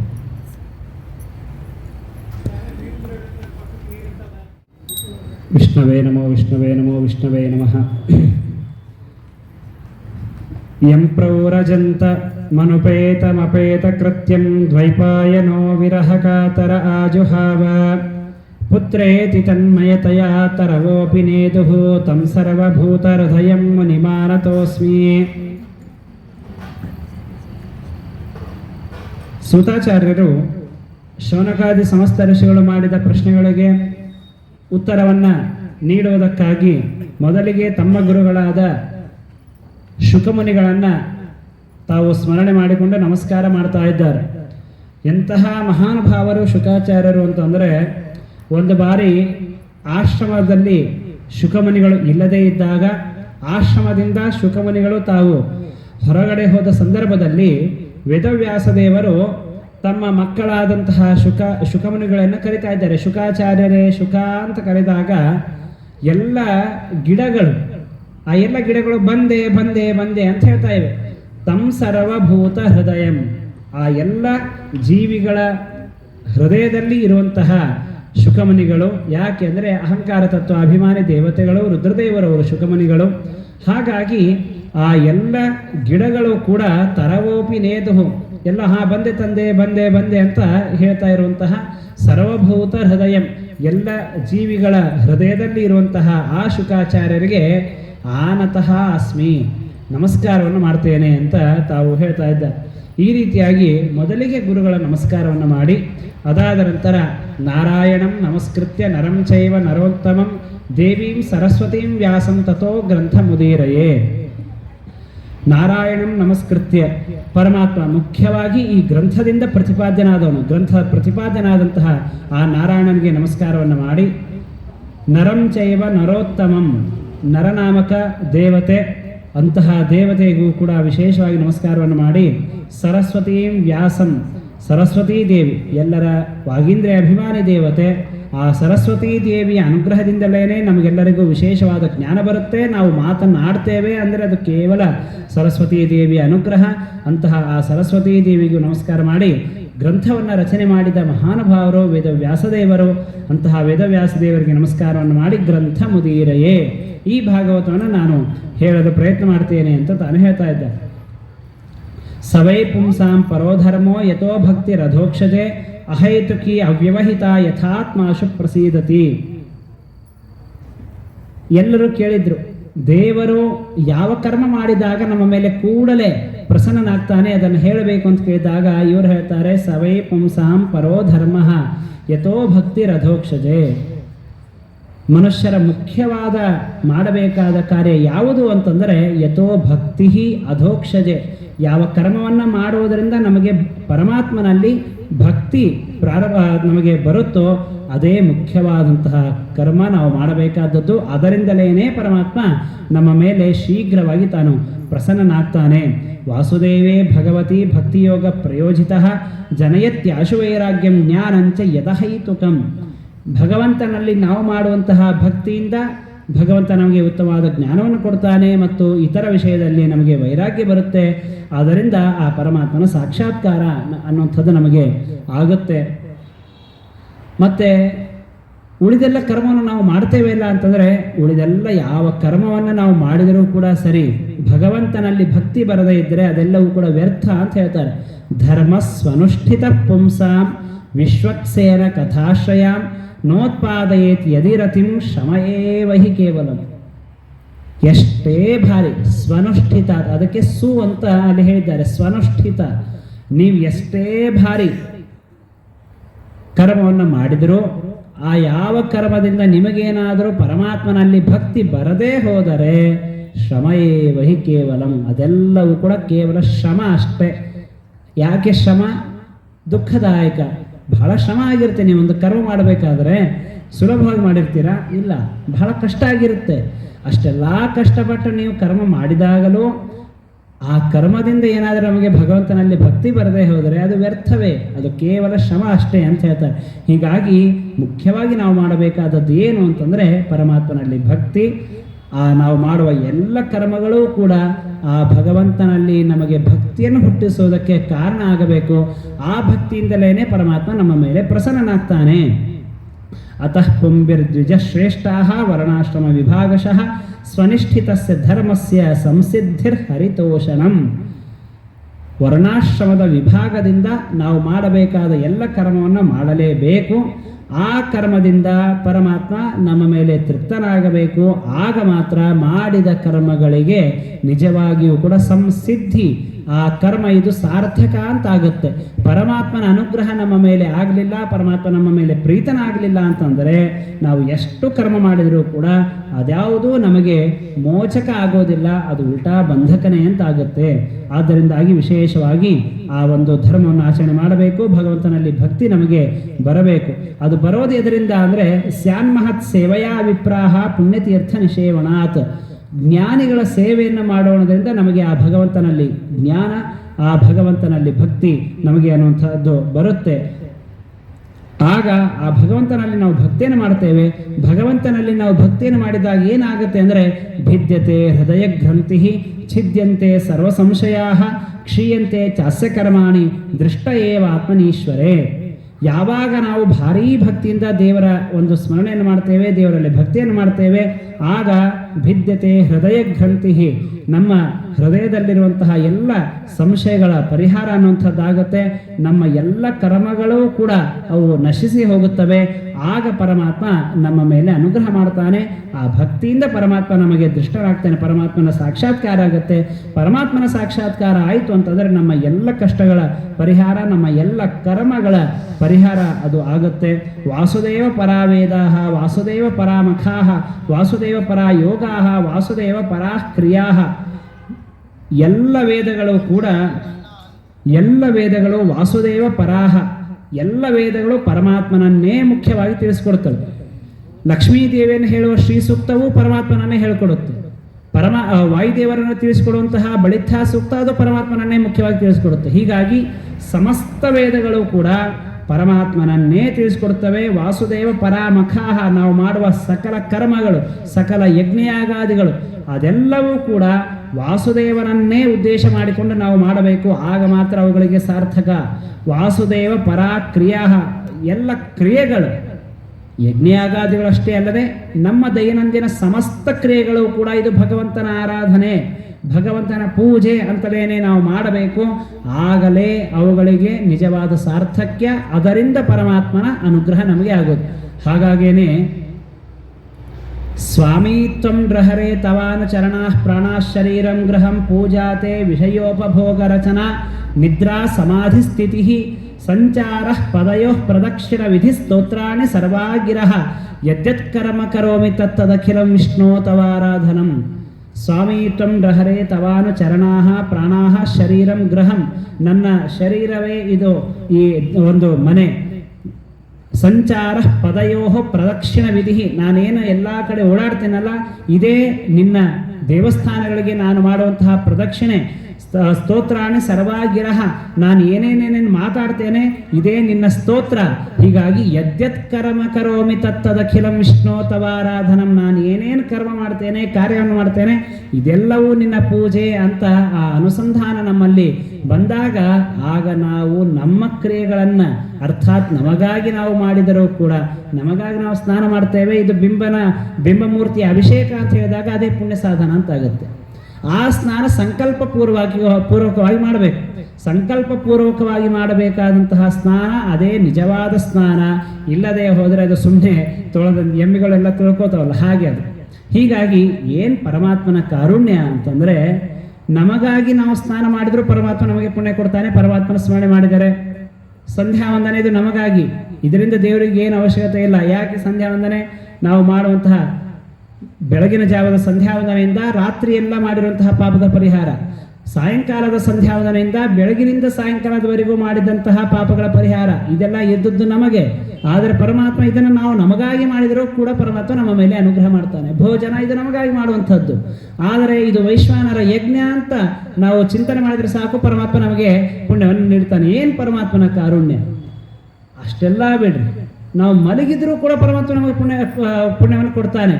ಇದು ನಾನು ಮಲಗಿದ್ದಲ್ಲ, ಪ್ರಾಜ್ಞೆ ನಾಮಕ ಪರಮಾತ್ಮನ ಆಲಿಂಗನ ನಾನು ಮಾಡಿಕೊಂಡಿದ್ದೇನೆ ಅಂತ ಅಂದರೆ ಸಾಕು. ನಾವು ಮಲಗಿ ಎದ್ದರೂ ಕೂಡ ಆ ಮಲಗಿದ್ರಿಂದಲೂ ಪುಣ್ಯ ಇದೆ. ಇದು ಪರಮಾತ್ಮನ ಕಾರುಣ್ಯ. ಹೀಗೆ ವಾಸುದೇವ ಪರಾ ಕ್ರಿಯಾ, ನಮ್ಮ ಎಲ್ಲ ಕ್ರಿಯೆಗಳು ವಾಸುದೇವ ಪರಮಾತ್ಮ, ಆ ಪರಮಾತ್ಮನ ಉದ್ದೇಶಕ್ಕಾಗಿ, ಪರಮಾತ್ಮನ ಪ್ರೀತಿಗಾಗಿ ಅಂತ ಅನುಸಂಧಾನ ಮಾಡಿದರೆ ಸಾಕು. ನಾವು ಮಾಡಬೇಕಾದ ಯಾವ ಕಾರ್ಯವನ್ನು ನಾವು ಮಾಡಿದರೂ ಅದು ಆ ಪರಮಾತ್ಮ ನಮಗೆ ಪುಣ್ಯವನ್ನು ನೀಡುತ್ತಾನೆ. ಅದರಿಂದ ಪರಮಾತ್ಮ ನಮ್ಮ ಮೇಲೆ ಅನುಗ್ರಹವನ್ನು ಮಾಡ್ತಾನೆ. ಇದು ಆ ಪರಮಾತ್ಮನ ಕಾರುಣ್ಯ. ಹೀಗೆ ಆ ಪರಮಾತ್ಮನ ವಿಷಯವನ್ನು ತಿಳಿಸ್ತಾ ಪರಮಾತ್ಮ ಅನೇಕ ಅವತಾರಗಳನ್ನು ತಾನು ತಾಳಿದ್ದಾನೆ. ಪಂಚಮಃ ಕಪಿಲೋ ನಾಮ, ಅನೇಕ ಅವತಾರಗಳು. ಅವುಗಳಲ್ಲಿ ಮುಖ್ಯವಾಗಿ ಕಪಿಲ ನಾಮಕ ಪರಮಾತ್ಮ ತಾನು ಸಿದ್ಧ ಜನರಿಗೆ ಈಶ ಸ್ವಾಮಿ, ಯೋಗಿಗಳಿಗೆ ತಾನು ನಿಯಾಮಕನಾಗಿದ್ದಾನೆ. ಹೀಗೆ ಪರಮಾತ್ಮನ 18 ಅವತಾರಗಳನ್ನು ತಿಳಿಸಿಕೊಟ್ಟಿದ್ದಾರೆ. 18 ಅವತಾರಗಳು, ಅದರಲ್ಲಿ 17ನೇದು ತತಃ ಸಪ್ತದಶೇ ಜಾತಃ ಸತ್ಯವತ್ಯಾಂ ಪರಾಶರಾತ್. ಕೆಲವು ಜನ ವ್ಯಾಸರು ಅಂದರೆ ಒಬ್ಬ ಮುನಿಗಳು, ಋಷಿಗಳು ಸಾಮಾನ್ಯರಂತೆ ಅಂತ ಹೇಳ್ತಾರೆ. ಯಾವ ಋಷಿಗಳಿರ್ತಾರಲ್ಲ, ಅತ್ರಿ ಮೊದಲಾದ ಋಷಿಗಳಿದ್ದಾರಲ್ಲ, ಹಾಗೆ ವೇದವ್ಯಾಸ ದೇವರು ಕೂಡ ಒಬ್ಬ ಋಷಿಗಳು ಅಂತ. ಆದರೆ ವೇದವ್ಯಾಸ ದೇವರು ಋಷಿಗಳಲ್ಲ, ಸ್ವತಃ ನಾರಾಯಣನೇ. ಸತ್ಯವತೀ ದೇವಿ ಅನೇಕ ವರ್ಷಗಳ ಕಾಲ ತಪಸ್ಸನ್ನು ಮಾಡಿದ್ದಾಳೆ ದೇವರನ್ನ ಮಗನಾಗಿ ಪಡೆಯಬೇಕು ಅಂತ. ಆಗ ದೇವರು ಸತ್ಯವತೀ ದೇವಿಗೆ ವರವನ್ನ ನೀಡಿ ತಾನು ಅವಳಲ್ಲಿ ಹುಟ್ಟಿ ಬಂದಿದ್ದಾನೆ, ಅವತಾರ ಮಾಡಿದ್ದಾನೆ ಪರಮಾತ್ಮ ದ್ವೀಪದಲ್ಲಿ. ಅದನ್ನೇ ಮಧ್ವಾಂತರ್ಗತ ವೇದವ್ಯಾಸ ಎಂಬ ಪದ್ಯದಲ್ಲಿ ದ್ವೀಪದಲ್ಲಿ ಅಂಬಿಗರ ಬೆಣ್ಣಿಗೆ ರೂಪಗೊಲಿದವನಲ್ಲಿ ಜನಿಸಿದೆ ಅಂತ. ದ್ವೀಪ ಈಗಲೂ ಆ ಕ್ಷೇತ್ರ ಇದೆ. ಕಾಲ್ಪಿ ಅಂತ ಅದಕ್ಕೆ ಕರೀತಾರೆ. ಯಮುನಾ ನದಿಯ ಮಧ್ಯಭಾಗ ದ್ವೀಪ ಅಂದರೆ ನಡುಗಡ್ಡೆ. ಆ ನಡುಗಡ್ಡೆಯಲ್ಲಿ ಆ ಯಮುನಾ ನದಿಯನ್ನು ದಾಟಿಸಬೇಕು. ಪರಾಶರ ಸ್ವತಃ ಸತ್ಯವತೀ ದೇವಿ ತಾನು ನೌಕೆಯನ್ನು ನಡೆಸ್ತಾ ಇದ್ದಾಳೆ. ಪರಾಶರ ಋಷಿಗಳಲ್ಲಿ ಬಂದಿದ್ದಾರೆ. ಆಗ ದೃಷ್ಟಿ ಮಾತ್ರದಿಂದಲೇ ಪರಮಾತ್ಮ ತಾನು ಅಲ್ಲಿ ಅವತಾರ ಮಾಡಿಬಿಟ್ಟ. ಕ್ಷಣ ಮಾತ್ರದಲ್ಲಿ ವೇದವ್ಯಾಸ ದೇವರು ಹುಟ್ಟುವಾಗ 9 ತಿಂಗಳು ಗರ್ಭವಾಸವನ್ನು ಅನುಭವಿಸಿ ಆಮೇಲೆ ಹುಟ್ಟಿದ್ರು, ಇಲ್ವೇ ಇಲ್ಲ. ಕ್ಷಣ ಮಾತ್ರದಲ್ಲಿ ಪರಮಾತ್ಮ ತಾನು ಬಂದ. ಪರಾಶರ ಚಕ್ರೇ ವೇದ ತರೋಶಾಖಾ ದೃಷ್ಟ್ವಾಪಂ ಸ್ವಲ್ಪ ಮೇಧ ಸಹ. ವೇದ ಅನಂತ ವೇದಗಳು, ಆ ಅನಂತ ವೇದಗಳನ್ನು ಅಧ್ಯಯನ ಮಾಡುವ ಜ್ಞಾನ ನಮ್ಮಲ್ಲಿ ಇಲ್ಲ. ಹಾಗಾಗಿ ಪರಮಾತ್ಮ ಈಗಾಗಲೇ ಋಗ್ವೇದ, ಯಜುರ್ವೇದ, ಸಾಮವೇದ, ಅಥರ್ವಣ ವೇದ ಎಂಬುದಾಗಿ 4 ವಿಭಾಗವಾಗಿಯೇ ಇರುವ ವೇದಗಳಲ್ಲಿ ಕೆಲವೊಂದು ಋಗ್ವೇದದ ಕೆಲವು ಭಾಗವನ್ನು ತೆಗೆದು ಇದು ಋಗ್ವೇದ, ಇದು ಯಜುರ್ವೇದ ಅಂತ ಹೀಗೆ ವಿಭಾಗವನ್ನು ಪರಮಾತ್ಮ ನಮಗೆ ಮಾಡಿಕೊಟ್ಟಿದ್ದಾನೆ. ಹಾಗಾಗಿ ಅವರಿಗೆ ಹೆಸರು ಬಂತು ವೇದವ್ಯಾಸ ಅಂತ. ಮೊದಲಿಗೆ ಅವರ ಹೆಸರು ದ್ವೈಪಾಯನ. ವೇದಗಳ ವಿಭಾಗ ಮಾಡಿದ್ದರಿಂದ ವೇದವ್ಯಾಸ ಅಂತ ಅವರಿಗೆ ತರುವಾಯದಲ್ಲಿ ಹೆಸರು ಬಂತು. ಅಂತಹ ವೇದವ್ಯಾಸ ದೇವರು ಇವೆಲ್ಲ ಅನೇಕ ಋಷಿಮುನಿಗಳು, ಅವರಲ್ಲಿ ವಿಶೇಷ ಪರಮಾತ್ಮನ ಸನ್ನಿಧಾನ ಇದೆ. ಏತೇ ಸ್ವಾಂಶಕಲಾ ಪುಂಸಃ ಕೃಷ್ಣಸ್ತು ಭಗವಾನ್ ಸ್ವಯಂ.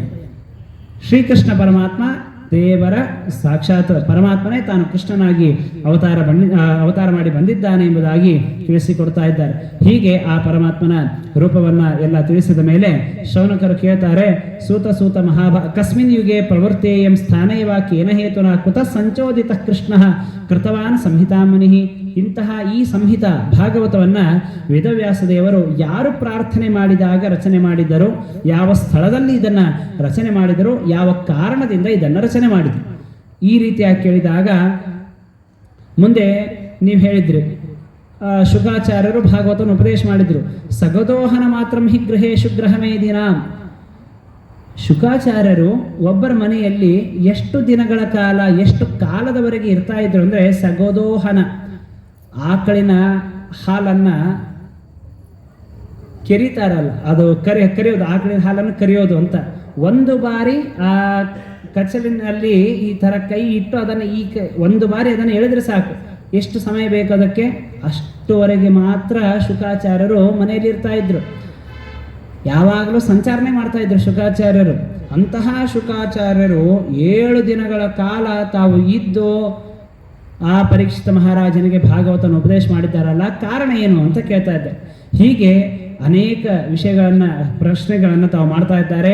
ಮಹಾನುಭಾವ ಪರೀಕ್ಷಿತ, ಪಾಂಡವರ ಮೊಮ್ಮಗ, ಅಂಥ ಪರೀಕ್ಷಿತ ಮಹಾರಾಜ ಪ್ರಾಯೋಪವೇಶಕ್ಕಾಗಿ, ಪ್ರಾಯೋಪವೇಶ ಯಾವಾಗ ಮಾಡೋದು? ದೇಹತ್ಯಾಗದ ಸಂದರ್ಭದಲ್ಲಿ. ಪ್ರಾಯೋಪವೇಶಕ್ಕಾಗಿ ಗಂಗಾ ತೀರಕ್ಕೆ ಏನಕ್ಕೆ ಬಂದ ಅಂತ ಇಷ್ಟೆಲ್ಲ ಪ್ರಶ್ನೆಗಳನ್ನು ಮಾಡಿದಾಗ ಆಗ ಸೂತಾಚಾರ್ಯ ಹೇಳ್ತಾರೆ, ದ್ವಾಪರ ಯುಗದ 28ನೆಯ ದ್ವಾಪರ ಯುಗದ ಮಧ್ಯ ಕಾಲದಲ್ಲಿ ವೇದವ್ಯಾಸ ದೇವರು ತಾವು ಅವತಾರ ಮಾಡಿದ್ದಾರಲ್ಲ, ಅಂತಹ ವೇದವ್ಯಾಸ ದೇವರು ಋಗ್ವೇದ, ಯಜುರ್ವೇದ ಮೊದಲಾದ ಅನೇಕ ವೇದಗಳನ್ನು ತಾವು ರಚನೆ ವಿಭಾಗವನ್ನು ಮಾಡಿಕೊಟ್ಟಿದ್ದಾರೆ. ಅಂತಹ ವೇದವ್ಯಾಸ ದೇವರು ಶ್ರೀಮನ್ ಮಹಾಭಾರತವನ್ನು ತಾವು ರಚನೆ ಮಾಡಿಕೊಟ್ಟಿದ್ದಾರೆ. ಆ ಭಾಗವತವನ್ನು ರಚನೆ ಮಾಡಿದ್ದಾರೆ. ಇಷ್ಟೆಲ್ಲ ಮಾಡಿದರೂ ಕೂಡ ನಾತಿ ಪ್ರಸನ್ನ ಹೃದಯ, 4 ವೇದಗಳ ವಿಭಾಗ ಮಾಡಿದ್ದಾರೆ, 17 ಪುರಾಣಗಳನ್ನು ರಚನೆ ಮಾಡಿಕೊಟ್ಟಿದ್ದಾರೆ, ಮಹಾಭಾರತವನ್ನು ರಚನೆ ಮಾಡಿಕೊಟ್ಟಿದ್ದಾರೆ, ಹರಿವಂಶವನ್ನು ರಚನೆ ಮಾಡಿಕೊಟ್ಟಿದ್ದಾರೆ. ಇಷ್ಟೆಲ್ಲ ಮಾಡಿದರೂ ಕೂಡ ಅವರಿಗೆ ಸಂತೋಷ ಆಗಿರಲಿಲ್ಲ. ಇನ್ನೂ ಅವರಿಗೆ ಏನೋ ಒಂದು ಮಾಡಬೇಕು ಅಂತ ಪೂರ್ಣ ತೃಪ್ತಿ ಅನ್ನುವಂಥದ್ದು ಅವ್ರಿಗೆ ಆಗ್ತಾ ಇಲ್ಲ. ನಮ್ಮ ಭಾಷೆಯಲ್ಲಿ ಹೇಳ್ಬೇಕಂದ್ರೆ ಕಿಕ್ ಅಂತ ಹೇಳ್ತೇವೆ ಅದಕ್ಕೆ. ಇನ್ನೂ ಕಿಕ್ ಸಿಕ್ಕಿರಲಿಲ್ಲ ಅವ್ರಿಗೆ, ಇನ್ನೂ ಏನೋ ಒಂದು ಮಾಡಬೇಕು ಅಂತ. ಸರಿ ಅಂತ ಆಗ ವಿಚಾರ ಮಾಡ್ತಾ ಇದ್ದಾರೆ. ಅಷ್ಟರಲ್ಲಿ ಅವರು ವಿಚಾರ ಮಾಡ್ತಾರೆ, ನಾನು ಇನ್ನೂ ಹೇಳಬೇಕು, ಇನ್ನೂ ಭಾಗವತ ಧರ್ಮಗಳನ್ನು ವಿಶೇಷವಾಗಿ ಉಪದೇಶ ಮಾಡಬೇಕು ಅಂತ ವಿಚಾರ ತಾವು ಮಾಡ್ತಾ ಇರಬೇಕಾದ್ರೆ ಅಷ್ಟರಲ್ಲಿ ನಾರದ ಮಹರ್ಷಿಗಳು ತಾವಲ್ಲಿ ಬರ್ತಾ ಇದ್ದಾರೆ. ನಾರದ ಮಹರ್ಷಿಗಳು ತಾವು ಬರ್ತಾರೆ, ಬಂದು ಕೇಳ್ತಾರೆ, ಭಗವಂತ ಯಾಕೋ ಏನೋ ವಿಚಾರ ಮಾಡಿದಂತ ಕಾಣ್ತಾ ಇದೆಯಲ್ಲ ಅಂತ. ಕೆಲವರ ಮುಖ ನೋಡಿದಾಕ್ಷಣನೇ ಅವರ ತಲೆಯಲ್ಲಿ ಏನು ನಡೀತಾ ಇದೆ ಅದೆಲ್ಲ ನಾವು ಹೇಳ್ಬೋದು. ಅದು ಆ ಮುಖದಲ್ಲಿರುವಂತಹ ಲಕ್ಷಣ. ಆಗ ವೇದವ್ಯಾಸ ದೇವರಿಗೆ ನಾರದ ಕೇಳ್ತಾರೆ, ನಾರದರೆ ಈ ರೀತಿಯಾಗಿ ಕೇಳ್ತಾರೆ, ಸ್ವಾಮಿ ಯಾಕೆ ಇನ್ನೂ ಏನೋ ಒಂದು ಸ್ವಲ್ಪ ಮನಸ್ಸು ಪೂರ್ಣವಾಗಿ ತೃಪ್ತಿ ಆದಂತೆ ಕಾಣ್ತಾ ಇಲ್ಲಲ್ಲ ಅಂತ ಕೇಳಿದಾಗ ಆಗ ವೇದವ್ಯಾಸ ದೇವರು ಹೇಳ್ತಾರೆ, ಅಲ್ಲಪ್ಪ ನೀನು ಹೇಳಿದೆಲ್ಲ ಸರಿ, ಆದರೆ ನನಗೆ ಇನ್ನೂ ಜ್ಞಾನ ಉಪದೇಶ ಮಾಡಬೇಕು ಅಂತಿದೆ ಅಂತ. ಇವ್ರು ಹೇಳಿದ್ರು, ಅಲ್ಲ ಸ್ವಾಮಿ, ಭಾರತವನ್ನು ರಚನೆ ಮಾಡಿಕೊಟ್ಟಿಬಿಟ್ಟು ಸರ್ವಾರ್ಥ ಉಪರಿ ಬ್ರಹ್ಮ ಸಮೇತಂ, ಅದು ಭಾರತದ ಒಂದು ವಿಶೇಷತೆ ಇದೆ. ಯದಿಹಾಸ್ತಿ ತದನ್ಯತ್ರ ಎನ್ನೇ ಹಾಸ್ತಿನ ಕುತ್ರಚಿತ ಅಂತ. ಮಹಾಭಾರತದಲ್ಲಿ ಏನಿದೆ ಅದೇ ಎಲ್ಲ ಕಡೆಗೆ ಇದೆ, ಬೇರೆ ಕಡೆಗೆ ಏನಿಲ್ಲ. ಮಹಾಭಾರತದಲ್ಲಿ ಏನಿಲ್ಲ ಅದು ಎಲ್ಲಿಯೂ ಇಲ್ಲ ಅಂತ. ಅಂಥ ಶ್ರೇಷ್ಠ ಗ್ರಂಥ ಮಹಾಭಾರತ, ಅಂಥ ಮಹಾಭಾರತನೇ ಮಾಡಿಬಿಟ್ಟಿಯಲ್ಲೋ ಅಂತಂದ್ರು. ಮಹಾಭಾರತನೇ ಮಾಡಿದ್ದು ಇನ್ನೂ ನಿನಗೆ ತೃಪ್ತಿ ಆಗ್ತಾ ಇಲ್ಲ ಅಂದರೆ ನೀನು ಅಸ್ತೇವಮೇ ಸರ್ವಮಿದಂ ತ್ವಯೋಕ್ತಂ, ನೀನು ಹೇಳಿದ್ದೆಲ್ಲ ಸತ್ಯ, ಆದರೂ ನನಗೆ ಇನ್ನೂ ತೃಪ್ತಿ ಆಗ್ತಾ ಇಲ್ಲ ಅಂತ ಹೇಳಿದಾಗ ಆಗ ಅವ್ರು ಕೇಳ್ತಾರೆ, ತ್ವಂ ಪರ್ಯಟನ್ ಅರ್ಕ ಇವ ತ್ರಿಲೋಕೀಂ. ನಾರದ, ನೀನು 3 ಲೋಕಗಳನ್ನು ಸಂಚಾರ ಮಾಡ್ತಿ, ಒಂದು ಕಡೆ ಇರೋದೇ ಇಲ್ಲ, ಯಾವಾಗಲೂ ಸಂಚಾರ ಮಾಡ್ತಾನೇ ಇರ್ತೀಯ. ಅಂತಹ ನಾರದ, ನೀನು ಹೇಳಪ್ಪ, ಏನಾದರೂ ಒಂದು ವಿಶೇಷವಾದ ಒಂದು ಗ್ರಂಥವನ್ನು ರಚನೆ ಮಾಡುವ ಹಾಗೆ ಯಾವುದನ್ನು ಮಾಡಿದರೆ ನಮಗೆ ಒಳ್ಳೆಯದು, ನನಗೂ ಸಂತೃಪ್ತಿ ಆಗಬೇಕು, ಜನರಿಗೂ ಕೂಡ ಒಳ್ಳೆಯದಾಗಬೇಕು ಅಂಥದ್ದನ್ನು ಹೇಳಂತ ಹೇಳಿದಾಗ ನಾರದ ಹೇಳ್ತಾರೆ, ನೋಡಪ್ಪ ಸ್ವಾಮಿ, ಯಾವ ಗ್ರಂಥದಲ್ಲಿ ವಿಶೇಷವಾಗಿ ಭಗವಂತನ ಮಹಿಮೆಯೇ ಸಂಪೂರ್ಣವಾಗಿ ಇದೆ, ಭಗವಂತನ ಮಹಿಮೆ ಇದೆ, ಭಗವದ್ಭಕ್ತರ ಮಹಿಮೆ ಇದೆ, ಅಂತಹ ಗ್ರಂಥವನ್ನು ರಚನೆ ಮಾಡುವಂತ. ಇವರಂದ್ರು ವೇದವ್ಯಾಸ ದೇವರು, ಅಲ್ಲಪ್ಪ ಭಗವದ್ಭಕ್ತರ ಮಹಿಮೆಯನ್ನು ಹೇಳುವಂತಹ ಗ್ರಂಥ ರಚನೆ ಮಾಡುವಂತ ಇದೆಯಲ್ಲ, ಯಾಕೆ ಅಂತಂದಾಗ ನಾರು ಹೇಳ್ತಾರೆ, ಸ್ವಾಮಿ, ಭಗವದ್ಭಕ್ತರ ಸಹವಾಸ ಮಾಡಿದರೆ ಏನು ಅನ್ನೋದಕ್ಕೆ ನಾನೇ ದೃಷ್ಟಾಂತ ಅಂತಂದ್ರು. ನಾನು ಅಹಂ ಪುರಾತೀತ ಭವೇ ಭವಂ ಮುನೆ ದಾಸ್ಯಾಸ್ತು ಕಸ್ಯಾಶ್ಚನ ವೇದವಾದಿನಾಂ ನಿರೂಪಿತೋ ಬಾಲಕ ಏವ ಯೋಗಿನ ಶುಶ್ರೂಷಣೆ ಪ್ರಾವೃಷಿ ನಿರ್ವಿವಕ್ಷತಾಂ. ನಾನು ಹಿಂದಿನ ಜನ್ಮದಲ್ಲಿ ಒಬ್ಬ ದಾಸಿಯ ಮಗ, ಮನೆ ಕೆಲಸದವಳು, ಆ ಮನೆ ಕೆಲಸದವಳ ಮಗನಾಗಿದ್ದೆ. ಇದ್ದಾಗ ಒಂದು ಬಾರಿ ಏನಾಗಿದೆ ಅಂತಂದರೆ, ನಾನು ಯಾವ ಊರಿನಲ್ಲಿ ಗ್ರಾಮದಲ್ಲಿ ಇದ್ದೆ ಅಲ್ಲ, ಆ ಸಂದರ್ಭದಲ್ಲಿ ಎಲ್ಲ ಋಷಿಮುನಿಗಳು ತಾವು ಪ್ರಾವೃಷಿ ಚಾತುರ್ಮಾಸದ ಸಂದರ್ಭದಲ್ಲಿ ಎಲ್ಲ ಋಷಿಮುನಿಗಳು, ಜ್ಞಾನಿಗಳು, ಸನ್ಯಾಸಿಗಳು ತಾವು ಸಂಚಾರ ಮಾಡೋದಿಲ್ಲ, ಒಂದೇ ಕಡೆಗೆ ಇರ್ತಾರೆ. ಯಾಕೆಂದರೆ ಆಗ ಮಳೆಗಾಲ ಸಂದರ್ಭದಲ್ಲಿ ಅನೇಕ ಕ್ರಿಮಿಕೀಟ ಇವುಗಳ ಸಂಚಾರ ಭಾಳ ಇರುತ್ತೆ. ನಾವು ಆಗ ಸಂಚಾರ ಮಾಡುವುದರಿಂದ ಅವುಗಳ ಹಾನಿ ಆಗುತ್ತೆ, ಹಿಂಸೆ ಆಗುತ್ತೆ ಅಂತ ಋಷಿಮುನಿಗಳು, ಜ್ಞಾನಿಗಳು, ಸನ್ಯಾಸಿಗಳು ಸಂಚಾರ ಮಾಡೋದಿಲ್ಲ ಚಾತುರ್ಮಾಸದ ಸಂದರ್ಭದಲ್ಲಿ. ಹಾಗಾಗಿ ಅವರೆಲ್ಲ ಅನುಗ್ರಹ ಮಾಡಿ ನಾವಿರುವಂತಹ ಸ್ಥಳದಲ್ಲೇ ಬಂದಿದ್ರು. ಬಂದಾಗ ಅವರೆಲ್ಲ ತಾವು ಬೆಳಗಿನ ಜಾವ ತಮ್ಮ ಎಲ್ಲ ಕ್ರಿಯೆಗಳನ್ನು ಮುಗಿಸಿ ತಾವು ಜ್ಞಾನಿಗಳಂತಂದ ಮೇಲೆ ಕೇಳಬೇಕಲ್ಲ, ತಾವು ಪರಸ್ಪರವಾಗಿ ಚರ್ಚಾ ಗೋಷ್ಠಿ ಇತ್ಯಾದಿಗಳೆಲ್ಲ ಮಾಡ್ತಾ ಇರಬೇಕಾದ್ರೆ ನಾನು ಕೆಲ ಹೊತ್ತು ಅಲ್ಲೇ ಕೂಡ್ತಾ ಇದ್ದೆ. ಆಗ ಅವರು ನನ್ನ ಮೇಲೆ ಪರಮ ಕಾರುಣ್ಯವನ್ನು ಮಾಡಿ ಒಂದು ವಿಶೇಷವಾದ ಕಾರ್ಯವನ್ನು ನನಗೆ ವಹಿಸಿದ್ರು. ಏನು ಅಂತಂದರೆ, ಉಚ್ಚಿಷ್ಟಲೇಪಾನ ನಮೋದಿತೋ ದ್ವಿಜೈ ಸಕೃತ್ಯ ಭುಂಜೆ ತದಪಾಸ್ತ ಕಿಲ್ಬಿಷಃ. ಆ ಎಲ್ಲ ಋಷಿಮುನಿಗಳು ಒಂದೇ ಬಾರಿ ಊಟ ಮಾಡ್ತಾ ಇದ್ರು. ಸಕೃತ ಮುನಿಗಳು ಒಂದೇ ಬಾರಿ ಊಟ ಮಾಡಬೇಕು. ಹಾಗಾಗಿ ಅದರಲ್ಲೂ ನಿಯಮ ಇದೆ, 8 ತುತ್ತು ತಿನ್ನಬೇಕು. ಅವರಿಗೆ ಮುನಿಗಳು ಅಂತ ಕರೀತಾರೆ. ಅಂತಹ ಮುನಿಗಳು ತಾವು ಒಂದೇ ಬಾರಿ ಭೋಜನವನ್ನು ಮಾಡ್ತಾ ಇದ್ರು. ಮಾಡಿದಾಗಲೂ ಕೂಡ ನನಗೆ ಉಚ್ಚಿಷ್ಟ ಲೇಪ ಅನುಮೋದಿತೋ ದ್ವಿಜೈಹಿ, ತಮ್ಮ ಭೋಜನದ ತರುವಾಯ ಆ ಎಂಜಲ್ ಗೋಮ ಮಾಡುವ ದೊಡ್ಡ ಸೌಭಾಗ್ಯವನ್ನು ನನಗವರು ಕೊಟ್ಟಿದ್ರು. ಅದರಿಂದ ತದ್ ಅಪಾಸ್ತ ಕಿಲ್ಬಿಷಃ, ನನ್ನ ಎಲ್ಲ ಪಾಪ ಪರಿಹಾರ ಆಯಿತು. ಆ ಗುರುಗಳ ಜ್ಞಾನಿಗಳ ಭೋಜನದ ತರುವಾಯ ಅದನ್ನು ಎಂಜಲ್ ಗೋಮ ನಾನು ಮಾಡ್ತಾ ಇದ್ದೆಯಲ್ಲ, ಅದರಿಂದ ಅವರು ನನ್ನ ಮೇಲೆ ಅನುಗ್ರಹ ಮಾಡಿ ಆ ಒಂದು ಕಾರ್ಯವನ್ನು, ಆ ದೊಡ್ಡ ಸೇವೆಯನ್ನು ನೀಡಿದ್ದರಿಂದ ನನ್ನ ಎಲ್ಲ ಪಾಪ ಪರಿಹಾರ ಆಗಿದೆ ಅಂತ ಹೇಳ್ತಾ ಇದ್ದಾರೆ. ಅದನ್ನೇ ದಾಸರಾಯರು ಕಟಿಯಲ್ಲಿ ಕರವಿಟ್ಟನೋ ಪಂಢರಿರಾಯ ಎಂಬಲ್ಲಿ ತಿಳಿಸಿಕೊಟ್ಟಿದ್ದಾರೆ. ಎಂಜಲ್ ಹೋಮ ಇದು ಎಷ್ಟು ಶ್ರೇಷ್ಠ ಅಂತಂದರೆ, ರಾಜಸೂಯ ಯಾಗದಲ್ಲಿ ರಾಜೇಶ್ವರ ರಾಜರು ಮೊದಲಾದ ಸುರರೆಲ್ಲರೂ ಭೋಜನವನ್ನೇ ಮಾಡಿ, ಅದು ಇದೇ ಪದ್ಯ ವಿಷಯವನ್ನೇ ತಿಳಿಸ್ಕೊಡ್ತಾ ಇದ್ದಾರೆ. ರಾಜಸೂಯ ಯಾಗದಲ್ಲಿ ಎಲ್ಲ ಜ್ಞಾನಿಗಳು ಎಲ್ಲರೂ ಭೋಜನವನ್ನು ಮಾಡಿದ ನಂತರ ಧರ್ಮರಾಜ ಒಬ್ಬೊಬ್ಬರಿಗೆ ಒಂದೊಂದು ಕಾರ್ಯವನ್ನು ವಹಿಸಿದ್ದ. ಆಗ ಕೃಷ್ಣ ಹೇಳಿದ, ನಾನು ಎಂಜಲ್ ಗೋಮ ಮಾಡ್ತೇನೆ ಅಂತ ತಾನೇ ಮುಂದೆ ಬಂದು ಹೇಳಿದ. ಯಾಕೆ ಅಂತಂದರೆ, ಇಲ್ಲ, ಎಲ್ಲ ಜ್ಞಾನಿಗಳು ಭೋಜನ ಮಾಡ್ತಾರೆ, ಅವರ ಪುಣ್ಯ ಆ ಒಂದು ಎಂಜಲ್ ಗೋಮ ಮಾಡಿದರೆ ಸಾಕು, ಬರೀ ಎಂಜಲ್ ಗೋಮ ಮಾಡೋದ್ರಿಂದ ಅವರೆಲ್ಲ ಪುಣ್ಯ ನಮಗೆ ಪ್ರಾಪ್ತಿ ಆಗುತ್ತೆ, ಹೀಗಾಗಿ ನಾನು ಅದನ್ನು ಮಾಡ್ತೇನೆ ಅಂತ. ಅದನ್ನೇ ದಾಸರ ಇನ್ನೊಂದು ಕಡೆಗೂ ಕೂಡ ಹೇಳಿದ್ದಾರೆ. ಚತುರಹಸ್ತದಿಂಜಲ ಬಳೆವ ಅತುಲವ ಪೋತು ಯತಿ ಬಿಸುಟುವ ಹಿತದಿ ಪೀತಾಂಬರ ಜತನದಿ ತೊಟ್ಟುತ ಸತತ ಸಮಯ ಕೆಲಸಕ್ಕೆ ಒದಗುವ 14 ಲೋಕಕ್ಕೆ ದಾತ ಹರಿ ಪಾಂಡವರ ಮನೆ ದೂತ.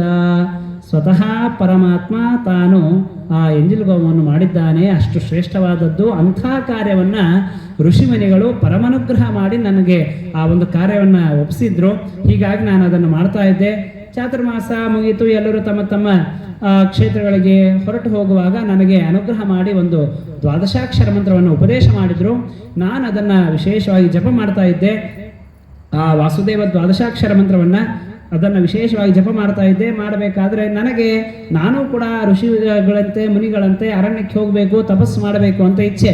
ಆದರೆ ನನ್ನ ತಾಯಿ ಬಿಡ್ತಾ ಇರಲಿಲ್ಲ, ಯಾಕಂದ್ರೆ ನಾನು ಒಬ್ಬನೇ ಮಗ. ಹಾಗಾಗಿ ತಾಯಿ ನನಗೆ ಪ್ರತಿಬಂಧಕವನ್ನು ಮಾಡ್ತಾ ಇದ್ರು. ಒಂದು ಬಾರಿ ಏಕದಾ ನಿರ್ಗತಾಂ ಗೇಹ ದುಹಂತಿ ನಿಶಿಗಾಂ ಪಥಿ ಸರ್ಪೋದಶತ್ ಪದಾಸ್ಪೃಷ್ಟ ಕರುಣಾಂ ಕಾಲಚೋದಿತ. ಒಂದು ಬಾರಿ ಹಾಲನ್ನು ತರಬೇಕು ಅಂತ ನನ್ನ ತಾಯಿ ಹೋಗಿದ್ದಾಳೆ ರಾತ್ರಿಯ ಸಮಯ. ಆ ಸಂದರ್ಭದಲ್ಲಿ ಹಾವು ಅವಳಿಗೆ ಕಚ್ಚಿದೆ, ಅವಳು ತೀರಿ ಹೋದಳು. ತೀರಿ ಹೋದಾಗ ಇವನಂದ ಅನುಗ್ರಹಂ ಮನ್ಯಮಾನಃ, ದೊಡ್ಡ ಅನುಗ್ರಹ ಆಯಿತು ಅಂತಂದ. ಯಾಕೆ ಅಂದರೆ ನಾನು ದೇವರ ಧ್ಯಾನ ಮಾಡಬೇಕು ಅಂತಂದರೆ ನನ್ನ ತಾಯಿ ನನಗೆ ಅಡ್ಡಿಯಾಗಿದ್ದಳು. ಈಗ ನನಗೆ ಯಾರೂ ಹೇಳೋರಿಲ್ಲ, ಕೇಳೋರಿಲ್ಲ. ನೋಡಿ, ಇದೇ ಜ್ಞಾನಿಗಳಿಗೂ ನಮಗಿರುವ ವ್ಯತ್ಯಾಸ. ನಾವೇನು ಮಾಡ್ತೇವೆ ಅಂತಂದರೆ, ಧರ್ಮ ಕಾರ್ಯ ಮಾಡಿರಿ ಅಂತ ತಂದೆ ತಾಯಿ ಹೇಳಿದ್ರೆ ಏನು ಕಿರಿಕಿರಿ ಅಂತ ಹೇಳ್ತೇವೆ. ನಮಗೆ ಯಾರು ಹೇಳೋರು ಕೇಳೋರು ಇರಬಾರ್ದು, ಯಾವ ವಿಷಯದಲ್ಲಿ? ಅನಾಚಾರ ಮಾಡೋದ್ರಲ್ಲಿ. ಆದರೆ ಜ್ಞಾನಿಗಳು ಅವರು ಯಾರೂ ಕೂಡ ಇರಬಾರ್ದು, ಹೇಳೋರು ಕೇಳೋರು ಯಾವ ವಿಷಯದಲ್ಲಿ? ದೇವರ ವಿಷಯದಲ್ಲಿ. ಇದೇ ಜ್ಞಾನಿಗಳಿಗೂ ಸಾಮಾನ್ಯರಿಗೂ ಇರುವಂತಹ ವ್ಯತ್ಯಾಸ. ಅಂತಹ ಆ ನಾರದ ಮಹರ್ಷಿಗಳು ತಾವು ವಿಶೇಷವಾಗಿ ಉತ್ತರ ದಿಕ್ಕನ್ನು ಕುರಿತು ಪ್ರಯಾಣವನ್ನು ಮಾಡಿ ಅಲ್ಲಿ ವಿಶೇಷವಾಗಿ ಅಲ್ಲಲ್ಲಿ ಬರುವಂತಹ ಎಲ್ಲ ನದಿಗಳಲ್ಲಿ ಸ್ನಾನ ಮಾಡಿ ವಿಶೇಷವಾಗಿ ದೇವರ ಧ್ಯಾನವನ್ನು ಮಾಡಿದ್ದಾರೆ. ದೇವರ ಧ್ಯಾನ ಮಾಡುವಾಗ ಒಂದು ಕ್ಷಣ ದೇವರ ರೂಪದ ಒಂದು ಪ್ರತ್ಯಕ್ಷ ಅವರಿಗೆ ಆಯಿತು, ಸಾಕ್ಷಾತ್ಕಾರ ಆಯಿತು. ಆಗ ಒಂದೇ ಕ್ಷಣ ಆಯಿತು, ಮಿಂಚು ಬಂದು ಹೋದಂತೆ ದೇವರ ದರ್ಶನ ಆಗಿದೆ. ಮುಂದೆ ಮತ್ತೆ ಎಷ್ಟು ಪ್ರಯತ್ನ ಮಾಡಿದರೂ ಕೂಡ ದೇವರ ದರ್ಶನ ಅವರಿಗೆ ಆಗ್ತಾ ಇಲ್ಲ. ಆಗ ಆಕಾಶವಾಣಿಯಾಗಿದೆ. ಹೇಳ್ತಾರೆ, ನೋಡಪ್ಪ, ಹಂತ ಅಸ್ಮಿನ್ ಜನ್ಮನಿ ಭವ ನಮಾಂ ದೃಷ್ಟು ಮಿಹಾರ್ಹತಿ. ಈ ಜನ್ಮದಲ್ಲಿ ನಿನಗಿಷ್ಟೇ ನನ್ನ ದರ್ಶನ, ಮುಂದಿನ ಜನ್ಮದಲ್ಲಿ ನಿನಗೆ ಯಾವಾಗಲೂ ದರ್ಶನವನ್ನು ಕೊಡ್ತೇನೆ ಅಂತ. ಅಂತಹ ನಾನು, ದಾಸಿ ಮಗನಾದಂತಹ ನಾನು, ಈ ಜನ್ಮದಲ್ಲಿ, ಹಿಂದಿನ ಜನ್ಮದಲ್ಲಿ ದಾಸಿ ಮಗ, ನೇರವಾಗಿ ಈ ಜನ್ಮದಲ್ಲಿ ಬ್ರಹ್ಮದೇವರ ಮಗನಾಗಿದ್ದೇನೆ. ಇದೇ ಭಗವದ್ಭಕ್ತರ ಮಹಿಮೆ. ಆ ಭಗವದ್ಭಕ್ತರ ಸೇವೆಯನ್ನು ನಾನು ಮಾಡಿದ್ದರಿಂದ, ಅವರ ಜೊತೆ ನಾನು ಇದ್ದದ್ದರಿಂದ ದಾಸಿ ಮಗನಾದಂತಹ ನಾನು ಇವತ್ತು ಬ್ರಹ್ಮದೇವರ ಮಗನಾಗಿ ದೇವದತ್ತಾಮಿಮಾ ವೀಣಾಂ ಸ್ವರಬ್ರಹ್ಮ ವಿಭೂಷಿತ ಮೂರ್ಛಯಿತ್ವ ಹರಿಕಥಾಂ ಗಾಯಮಾನಶ್ಚರಾಮ್ಯಹಂ. ಸ್ವತಃ ದೇವರು ಅರ್ಥಾತ್ ದೈವದಿಂದ ನೀಡಿದಂತಹ ಈ ವೀಣೆಯನ್ನು ನುಡಿಸ್ತಾ ನಾನು ದೇವರ ಮಹಿಮೆಯನ್ನು ಎಲ್ಲ ಕಡೆಗೂ ಕೂಡ ಗಾಯನ ಮಾಡ್ತಾ ನಾನು ಸಂಚಾರ ಮಾಡ್ತಾ ಇದ್ದೇನೆ. ಭಗವದ್ಭಕ್ತರ ಮಹಿಮೆ ಅಷ್ಟು ಇದೆ. ಹಾಗಾಗಿ ಆ ಭಗವದ್ಭಕ್ತರ ಮಹಿಮೆ ವಿಶೇಷವಾಗಿರುವಂತಹ ಗ್ರಂಥವನ್ನು ರಚನೆ ಮಾಡು ಅಂತ ಹೇಳಿದಾಗ ಆಗ ಶಮ್ಯಾಪ್ರಾಸ ಅಂತ ಕ್ಷೇತ್ರ, ಆ ಕ್ಷಮ್ಯಾಪ್ರಾಸ ಎಂಬ ಕ್ಷೇತ್ರದಲ್ಲಿ ವೇದವ್ಯಾಸ ದೇವರು ಈ ಭಾಗವತ ಗ್ರಂಥವನ್ನು ತಾವು ರಚನೆ ಮಾಡಿ ಕೊಡ್ತಾ ಇದ್ದಾರೆ. ಭಾಗವತವನ್ನ ಪರೀಕ್ಷಿತ ಮಹಾರಾಜರಿಗೆ ಉಪದೇಶ ಮಾಡಿದರು. ಪರೀಕ್ಷಿತ ಮಹಾರಾಜರ ಜನ್ಮದ ವೃತ್ತಾಂತವನ್ನು ತಿಳಿಸಿಕೊಡ್ತಾ ಇದ್ದಾರೆ. ಎಲ್ಲ ಯುದ್ಧ ಮುಗಿದಿದೆ. ಮೃದೆ ಯದಾ ಮೃದೆ ಕೌರವ ಸಂಜಯಾನಾಂ ವೀರೇಶ್ವತೋ ವೀರಗತಿಂ ಗತೇಶು. ಎಲ್ಲ ವೀರರು ತಾವು ಕೌರವ ಪಾಂಡವರ ಯುದ್ಧ ಆದಾಗ ಎಲ್ಲ ವೀರರು ತೀರಿ ಹೋಗಿದ್ದಾರೆ. ಎಲ್ಲ ಯುದ್ಧ ಮುಗಿಯಿತು. ಯುದ್ಧ ಮುಗಿದಾಗ 18ನೇ ದಿನದ ರಾತ್ರಿಯ ಸಮಯದಲ್ಲಿ ಭೀಮಸೇನ ದೇವರು ಮಾಡಿದ ಗದಾಪ್ರಹಾರದಿಂದ ತೊಡೆ ಮುರಿದುಕೊಂಡು ಬಿದ್ದಿದ್ದಾನೆ ದುರ್ಯೋಧನ.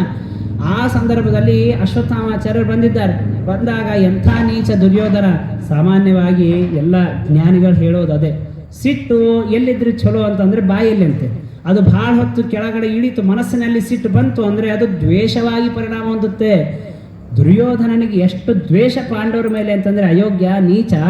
ಆ ಅಶ್ವತ್ಥಾಮಾಚಾರ್ಯರು ಬಂದಾಗ ಸಮೀಪದಲ್ಲಿ ಮಣ್ಣು ಬಿದ್ದಿರ್ತಲ್ಲ, ಆ ಮಣ್ಣಿನಿಂದ ಅಶ್ವತ್ಥಾಮನ ತಲೆ ಮೇಲೆ ಅಭಿಷೇಕ ಮಾಡಿ ನೀನು ಇವತ್ತು ಸೇನಾಧಿಪತಿ ಅಂತ ಅಭಿಷೇಕ ಮಾಡಿದ. ಅವನಿಗೆ ಮಣ್ಣಿನಿಂದ ಅಭಿಷೇಕ ಮಾಡಿ ಹೇಳಿದ, ಅಶ್ವತ್ಥಾಮಾಚಾರ್ಯರೇ ನೀವೇನು ಮಾಡಬೇಕು, ಪಾಂಡವರ ಎಲ್ಲ ಮಕ್ಕಳನ್ನು ಕೊಂದು ನನ್ನ ಹೆಂಡತಿಯಲ್ಲಿ ಸಂತಾನ ಪಡೆದು ಅವನಿಂದ ಈ ಒಂದು ನಮ್ಮ ರಾಜ್ಯವನ್ನು ಪರಿಪಾಲನೆ ಮಾಡಿಸ್ಬೇಕು ಅಂತ ಹೇಳಿದ ದುರ್ಯೋಧನ ಅಶ್ವತ್ಥಾಮಾಚಾರ್ಯರಿಗೆ. ಅಶ್ವತ್ಥಾಮಾಚಾರ್ಯ ಹ್ಞೂ ಅಂತಂದ್ರು. ಆಯಿತು ಹೇಳಿದ ಕ್ಷಣ ಸರಿ ಅಂತ ಏನು ಮಾಡಬೇಕು ಅಂತ ವಿಚಾರ ಮಾಡ್ತಾ ಇದ್ದಾರೆ. ಹೇಗೆ ಪಾಂಡವರ ಮಕ್ಕಳನ್ನು ಕೊಲ್ಲೋದು, ಪಾಂಡವರು ಬಿಡ್ತಾರ ಇವನನ್ನ? ಆಯಿತು ವಿಚಾರ ಮಾಡಿದ. ಒಂದು ಗಿಡದ ಕೆಳಗಡೆ ಮಲಗಿದ್ದಾನೆ. ಮೇಲೆ ಗಿಡದಲ್ಲಿ ಒಂದು ಗೂಗೆ ಅದೇನು ಮಾಡ್ತಾ ಇದೆ, ಬಂದು ಮಲಗಿರುವಂತಹ ಸಾವಿರಾರು ಪಕ್ಷಿಗಳನ್ನು ಕೊಂದಿದೆ. ಇವನೊಂದು ಕರೆಕ್ಟ್, ನಾನು ಹಾಗೆ ಮಾಡಬೇಕು ಅಂತ. ಎಲ್ಲ ಪಾಂಡವರು ಮಲಗಿರ್ತಾರೆ, ಉಪ ಪಾಂಡವರು ಕೂಡ ಪಾಂಡವರ ಮಕ್ಕಳು ಮಲಗಿರ್ತಾರೆ. ಈಗ ಹೋಗಿ ಕೊಂದ್ರಾಯ್ತು ಅಂತ ಶ್ರೀಕೃಷ್ಣ ಪರಮಾತ್ಮನ ಲೀಲೆ. ಅವನೇನು ಮಾಡಿಬಿಟ್ಟಿದ್ದ, ಪಾಂಡವರನ್ನೆಲ್ಲ ಕೌರವರ ಶಿಬಿರದಲ್ಲಿ ಇರಕ್ಕೆ ಹೇಳಿದ್ದ. ಈ ಪಾಂಡವರ ಶಿಬಿರದಲ್ಲಿ ಪಾಂಡವರ ಮಕ್ಕಳು ಇದ್ರು. ಅಶ್ವತ್ಥಾಮಾಚಾರ್ಯರು ಬಂದು ಎಲ್ಲ ಪಾಂಡವರ ಮಕ್ಕಳು ಮಲಗಿದ್ದಾರೆ. 5 ಜನ ಅವರು 5 ಜನರ ಶಿರವನ್ನು ಕತ್ತರಿಸಿದ್ದಾರೆ. ಕತ್ತರಿಸಿ ನೋಡ್ತಾರೆ, ಇವರು ಪಾಂಡವರು ಅಲ್ವೇ ಇಲ್ಲ, ಪಾಂಡವರ ಮಕ್ಕಳು. ಓಡಿದ್ರೆ ಅಲ್ಲಿಂದ. ಓಡಿದಾಗ ಓಡಿ ಹೋಗ್ತಾ ಇದ್ದಾರೆ. ಕೆಲವು ದೂತರು ಬಂದು ಪಾಂಡವರು ಹೇಳ್ತಾರೆ, ಅಶ್ವತ್ಥಾಮಾಚಾರ್ಯರು ಬಂದು ಈ ರೀತಿಯಾಗಿ ಮಕ್ಕಳ ಹತ್ಯೆಯನ್ನು ಮಾಡಿದ್ದಾರೆ, ಮಲಗಿದವರು ಹತ್ಯೆ ಮಾಡಿದ್ದಾರೆ ಅಂತ ಹೇಳಿದಾಗ ಆಗ ಅರ್ಜುನ ತಾನು ದ್ರೌಪದಾದೇವಿ ಹೇಳ್ತಾ ಇದ್ದಾಳೆ. ಅರ್ಜುನ ಅಶ್ವತ್ಥಾಮಾಚಾರ್ಯರನ್ನು ಹಿಡಿಯೋದಕ್ಕಾಗಿ ಹೋಗಿದ್ದ. ಆಗ ಅಷ್ಟರಲ್ಲಿ ಆ ಅಶ್ವತ್ಥಾಮಾಚಾರ್ಯರು ಅರ್ಜುನ ತನ್ನನ್ನು ಹಿಡಿಯಲು ಬರುತ್ತದನ್ನು ಕಂಡು ತಾವು ಬ್ರಹ್ಮಾಸ್ತ್ರ ಪ್ರಯೋಗ ಮಾಡಿದ್ದಾರೆ. ಬ್ರಹ್ಮಾಸ್ತ್ರಕ್ಕೆ ಸರಿಯಾದ ಅಸ್ತ್ರ ಇನ್ನೊಂದು ಈ ಜಗತ್ತಿನಲ್ಲಿ ಇಲ್ವೇ ಇಲ್ಲ. ಮತ್ತೆ ಬ್ರಹ್ಮಾಸ್ತ್ರನೇ ಪ್ರಯೋಗ ಮಾಡಬೇಕು. ಅರ್ಜುನನು ಕೂಡ ಬ್ರಹ್ಮಾಸ್ತ್ರ ಪ್ರಯೋಗ ಮಾಡಿದ. 2 ಬ್ರಹ್ಮಾಸ್ತ್ರಗಳ ಒಂದು ಭಾಗದಿಂದ ಶಕ್ತಿಯಿಂದ ಇಡೀ ಜಗತ್ತೇ ಸುಟ್ಟು ಹೋಗುವಂತಹ ಪ್ರಸಂಗ. ಆ ಸಂದರ್ಭದಲ್ಲಿ ವೇದವ್ಯಾಸ ದೇವರು ಮಧ್ಯದಲ್ಲಿ ಬರ್ತಾರೆ. 2 ಬ್ರಹ್ಮಾಸ್ತ್ರಗಳ ಮಧ್ಯದಲ್ಲಿ ತತ್ಕ್ಷಣದಲ್ಲಿ ಪ್ರತ್ಯಕ್ಷರಾದರು ವೇದವ್ಯಾಸ ದೇವರು. ಪ್ರತ್ಯಕ್ಷರಾಗಿ ಹೇಳ್ತಾರೆ, ಬ್ರಹ್ಮಾಸ್ತ್ರ ಇಬ್ರು ನಿಮ್ಮ ಬ್ರಹ್ಮಾಸ್ತ್ರವನ್ನು ನೀವು ವಾಪಸ್ ತೆಗೆದುಕೊಳ್ರಿ ಅಂತಂದ್ರು. ಆಗ ಅರ್ಜುನ ತಾನು ಆ ಬ್ರಹ್ಮಾಸ್ತ್ರವನ್ನು ವಾಪಸ್ ತೆಕ್ಕೊಂಡ. ಅಶ್ವತ್ಥಾಮಾಚಾರ್ಯರಿಗೆ ಆ ಶಕ್ತಿ ಇಲ್ಲ. ಯಾಕೆ? ಬ್ರಹ್ಮಚರ್ಯ ಹಾಳಾಗಿತ್ತು ಅವರಿಗೆ. ಮಹಾ ಬ್ರಹ್ಮಚಾರಿಗಳವರು ಲಗ್ನನೇ ಮಾಡ್ಕೊಂಡಿಲ್ಲ. ಎಲ್ಲಿಂದ ಹಾಳಾಯಿತು ಅಂತಂದ್ರೆ ದುರ್ಯೋಧನನಿಗೆ ಮಾತು ಕೊಟ್ಟಿದ್ರು ಅಷ್ಟೇ. ದುರ್ಯೋಧನ ಹೇಳಿದ್ದಲ್ಲ. ಆಗ ಆಯಿತು ಅಂತ ಹೇಳಿದ್ರು. ಬರೀ ಅಷ್ಟು ಮಾತು ಕೊಟ್ಟಿದ್ದಕ್ಕೆ ಅವರ ಬ್ರಹ್ಮಚರ್ಯ ಹಾಳಾಯಿತು. ಆಗ ಅರ್ಜುನನೇ ವೇದವ್ಯಾಸ ದೇವರ ಆಜ್ಞೆಯಂತೆ ಪುನಃ ಆ ಬ್ರಹ್ಮಾಸ್ತ್ರವನ್ನು ತಾನೇ ಅದನ್ನು ಶಾಂತ ಮಾಡಿ ಆ ಅಶ್ವತ್ಥಾಮಾಚಾರ್ಯರನ್ನು ಕಟ್ಟಿ ಹಾಕಿ ಒಯ್ದು ಆ ದ್ರೌಪದಾದೇವಿಯ ಪಾದದ ಹತ್ತಿರ ಆ ಅಶ್ವತ್ಥಾಮಾಚಾರ್ಯರನ್ನು ಬೀಳಿಸಿದಾಗ ಎಂಥ ತಾಯಿ ದ್ರೌಪದಾದೇವಿ, ಸ್ವತಃ ತನ್ನ ಮಕ್ಕಳನ್ನು ಕೊಂದ ಪರಮ ಪಾಪಿ ಮಹಾ ದುಷ್ಟ ಅಂಥ ಅಶ್ವತ್ಥಾಮಾಚಾರ್ಯರು ಹೇಳ್ತಾಳೆ. ಅವರು ತಮ್ಮ ಪಾದ ಹತ್ರ ಬಂದಾಗ ಮುಚ್ಚತಾ ಮೇಷಃ ಬ್ರಾಹ್ಮಣೋ ನಿತರಾಂ ಗುರುಹು. ಅಶ್ವತ್ಥಾಮಾಚಾರ್ಯರು ನಿಮ್ಮ ಗುರುಪುತ್ರರು. ಗುರುಗಳ ಒಂದು ಅಂಶ ಗುರುಪುತ್ರರಲ್ಲಿ ಇರುತ್ತೆ. ಯಾವ ದ್ರೋಣಾಚಾರ್ಯರಿಂದ ಸರಹಸ್ಯೋ ಧನುರ್ವೇದ ಸವಿಸರ್ಗೋಪ ಸಂಯಮ ಅಸ್ತ್ರಗ್ರಾಮಂ ಚ ಭವತಾ ಶಿಕ್ಷಿತೋ ಯದನುಗ್ರಹಾತ್. ಯಾರ ಅನುಗ್ರಹದಿಂದ ನೀವು ಧನುರ್ವೇದವನ್ನು ಎಲ್ಲ ಶಾಸ್ತ್ರ ಅದನ್ನು ನೀವು ಚೆನ್ನಾಗಿ ಅಧ್ಯಯನ ಮಾಡಿದ್ದೀರಿ, ಸಯೇಷ ಭಗವಾನ್ ದ್ರೋಣ ಪ್ರಜಾರೂಪೇಣ ವರ್ತತೆ. ಅಂತಹ ದ್ರೋಣಾಚಾರ್ಯರೇ ತಾವು ಇಲ್ಲಿ ತಮ್ಮ ಮಗನಾದ ಅಶ್ವತ್ಥಾಮಾಚಾರ್ಯರಲ್ಲಿ ಒಂದು ಅಂಶದಲ್ಲಿ ಇರ್ತಾರೆ. ಅಂತಹ ಅಶ್ವತ್ಥಾಮಾಚಾರ್ಯರನ್ನು ಈ ರೀತಿಯಾಗಿ ದಾಸನಂತೆ ಕಟ್ಟಿ ಹಾಕುವುದು ಇದು ಶ್ರೇಷ್ಠವಲ್ಲ. ಇದನ್ನು ಈ ಕ್ಷಣದಲ್ಲೇ ಅಶ್ವತ್ಥಾಮಾಚಾರ್ಯರನ್ನು ಬಿಟ್ಬಿಡ್ರಿ ಅಂತ ದ್ರೌಪದಾದೇವಿ ಹೇಳ್ತಾ ಇದ್ದ. ಹೇಳಿದಾಗ ಅವಳು ಅಷ್ಟೇ ಅಲ್ಲದೆ ಮತ್ತೊಂದು ಮಾತು ಹೇಳ್ತಾಳೆ, ಏನ್ ದ್ರೌಪದಾದೇವಿ ಕಾರುಣ್ಯ. ಮಾರೋದೀದಸ್ಯ ಜನನಿ ಗೌತಮಿ ಪತಿದೇವತಾ ಯಥಾಹಂ ವತ್ಸಾರ್ಥ ರೋದಿಂ ಯಶ್ರಮುಖಿ ಮುಹುಹು.